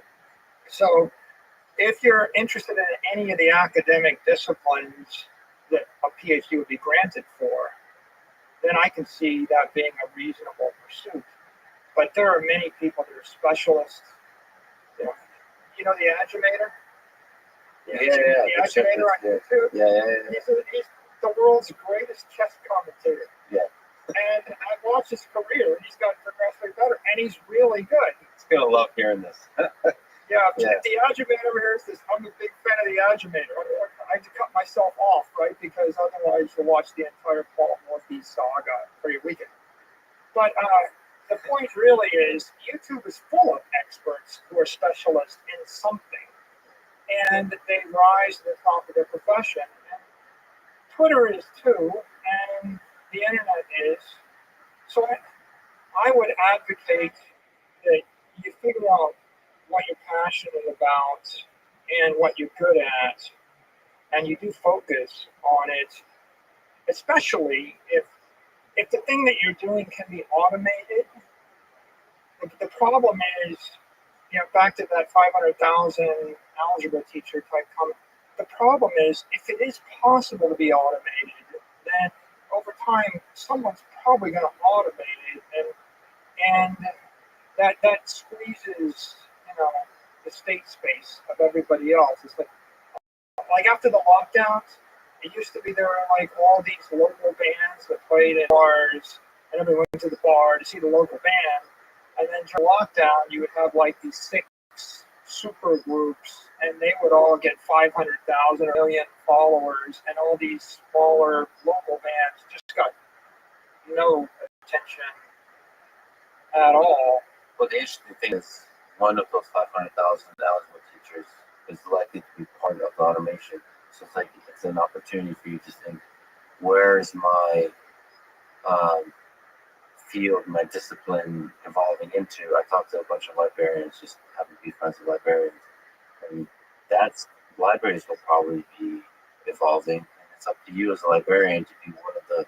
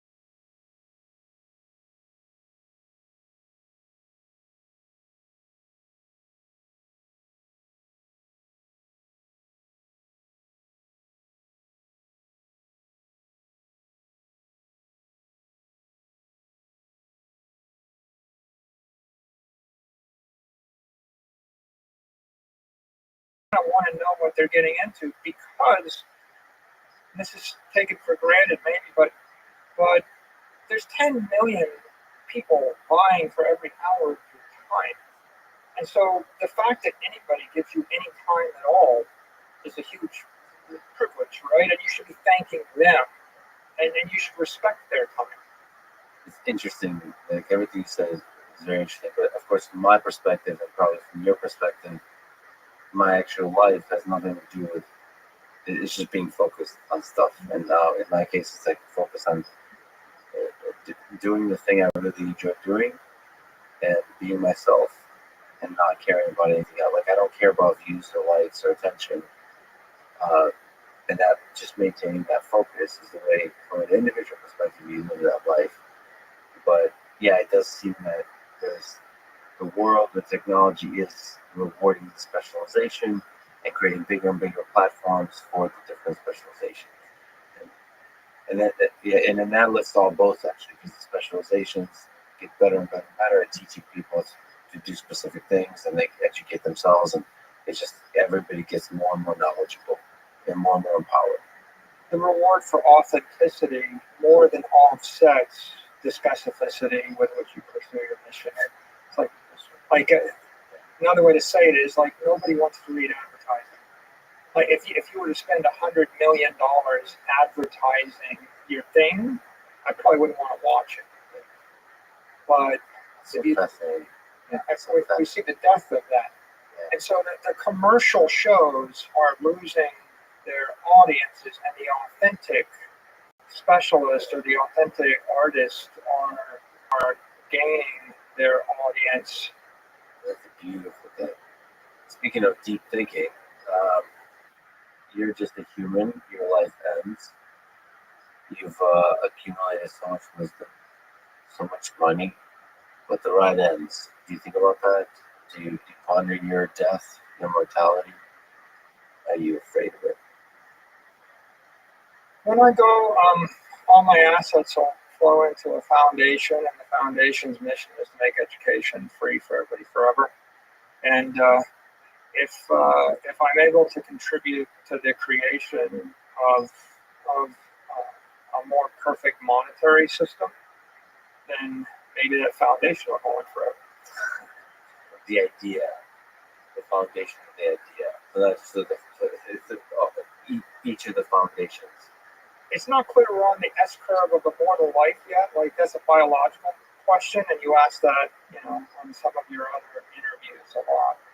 I think that we are on the threshold of immortal life for ideas, or immortal life for certain institutions or computer programs. So if we can fix the money, then you can create a technically perfected endowment.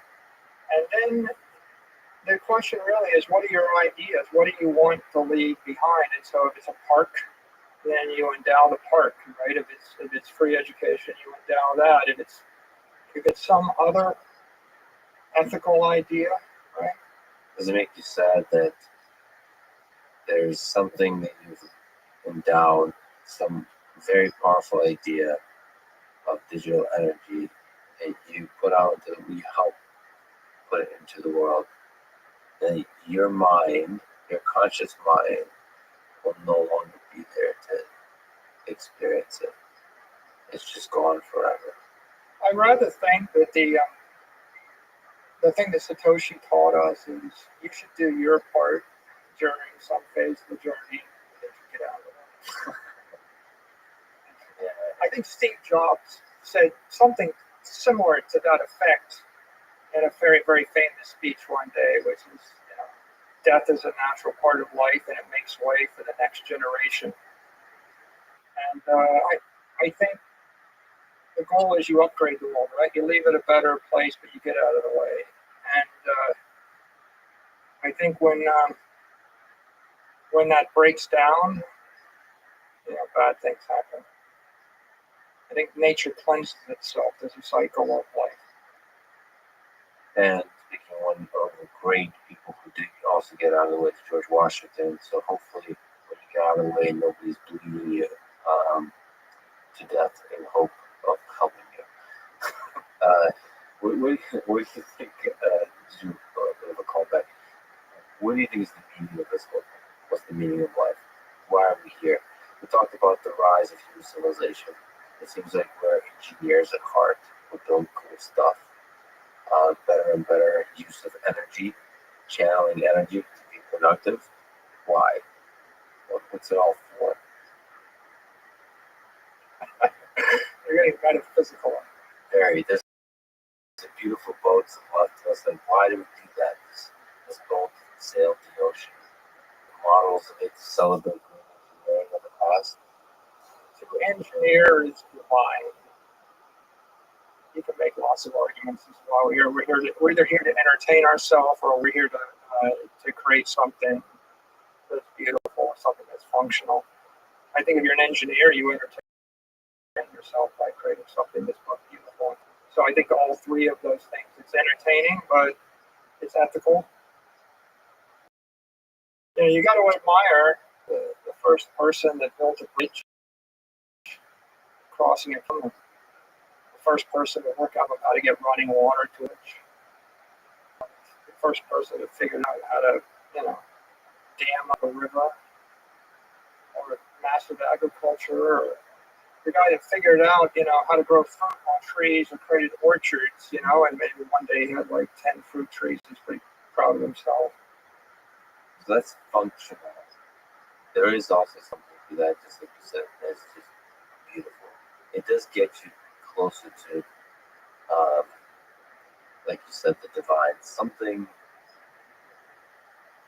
when you step back and look at the entirety of it, a collective of humans using a beautiful invention or creation, which is just something about this instrument is creating a beautiful piece of music. That seems just right. That's what we're here for. Whatever the divine is, it seems like we're here for that. And I, of course, love talking to you because from an engineering perspective, the function was ultimately the mechanism for it. Isn't there something beautiful about making the world a better place for people that you love, your friends, your family, or yourself?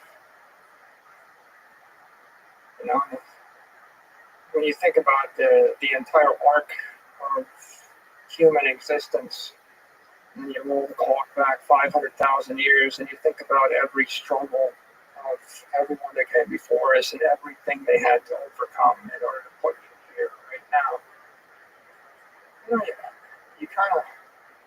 You got to admire that. Right? You got to respect that. That's a heck of a gift they gave us. It's also a heck of a responsibility. Don't screw it up. I dropped you 500,000 years ago, I said figure out steel refining, or figure out silicon chips reproduction, or whatever it is. Fly or We're like, fire. and so now we're here, and I guess the way you repay them is you fix everything in front of your face you can, right? That means to someone like Elon, it means get us off the planet, right? To someone like me, it's like, I think, fix the energy in the system. And that gives me hope.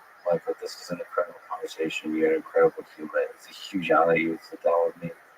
Thank you so much for talking today. Yeah, thanks for having me. Thanks for listening to this conversation with Michael Saylor. To support this podcast, please check out our sponsors and subscription. Now, let me leave you with a few words from Francis Bacon. Money is a great servant, but a bad master. Thank you for listening. Hope to see you next time.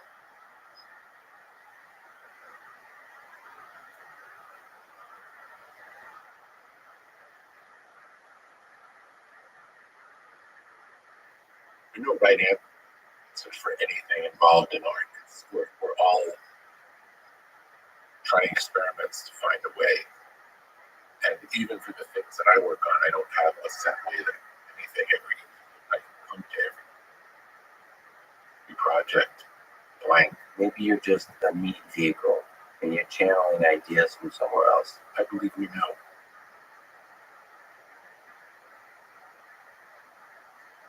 Close to nothing. Close to nothing.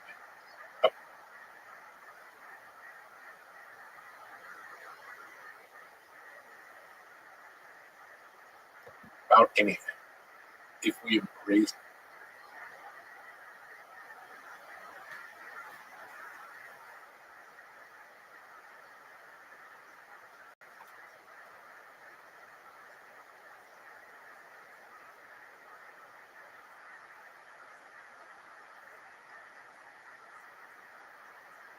how would you, as a higher intelligence, represent yourself to a lesser intelligence?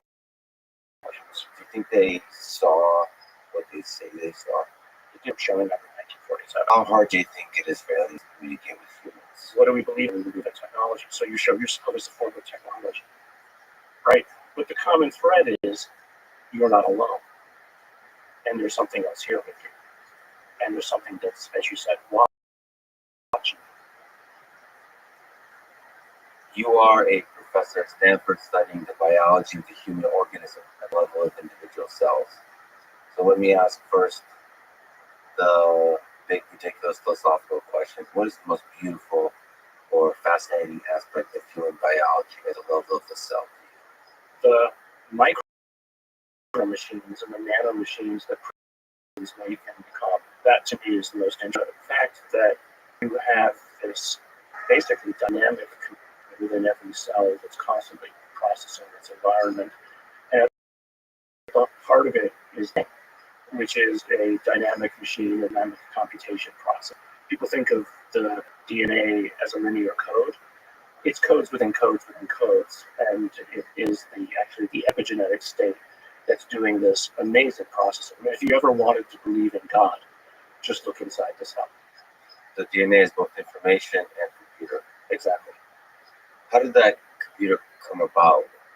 The big, continuing on the philosophical question, is this both scientific and philosophical? How did life originate on Earth, do you think?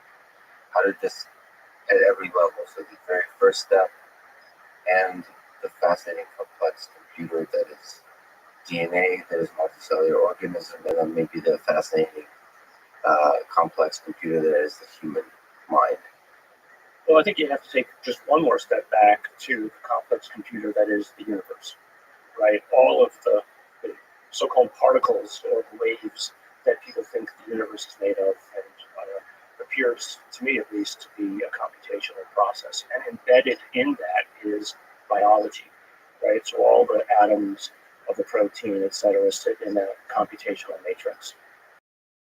From my point of view, it's computing something. It's computing towards something. It was created in some ways. If you want to believe in God, and I don't know that I do, but if you want to believe in something, the universe was created, or at least enabled, to allow for life to form. And so the DNA, if you ask where does DNA come from, then you can go all the way back to Richard Dawkins and the selfish gene hypotheses. The way I look at DNA, though, is it is not a moment in time. It assumes the context of the body and the environment in which it's going to. If you ask the question of where and how does information get stored, DNA, although it's only 3 billion base pairs long, contains more information. I think the entire computational memory, our current technology, because who and what you are is both what you were as an egg all the way through to the day you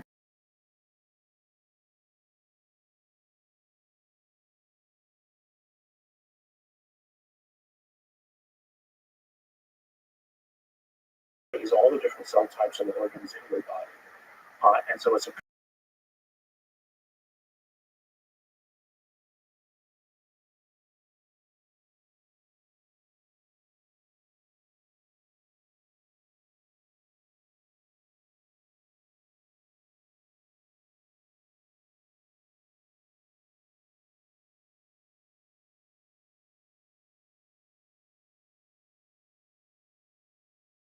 Come up with an optimal computer for this particular environment.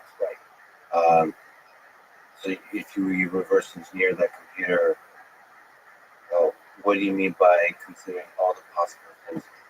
So who you are today, right? So 3 billion bits of information does not explain that's 3 billion. It doesn't explain me, right? But the DNA embodies the expectation of the environment in which you will live and grow and become. So all the information that is you, right, is actually not only embedded in the DNA, but it's embedded in the context of the world in which you grow into and develop, right? But so all that information, though, is packed in the expectation of what the DNA expects to see. Interesting. So, like, some of the information, is that accurate to say is stored outside the body? Exactly. Yeah. The information is stored outside because there's a context of expectation. Isn't that interesting? Yeah, it's fascinating. I mean, to linger on this point, if we were to run Earth over again 1,000,000 times, how many different versions of this type of computer would we get? I think it would be different each time. There's no such thing as fate, right? And it's not all pre-programmed, and that there is some sort of, let's say, variation on the end of this at the beginning. Like you get as many different versions of life as you could imagine. And I don't think it would all be, unless there's something built into the, into the substrate of the universe. It wouldn't always be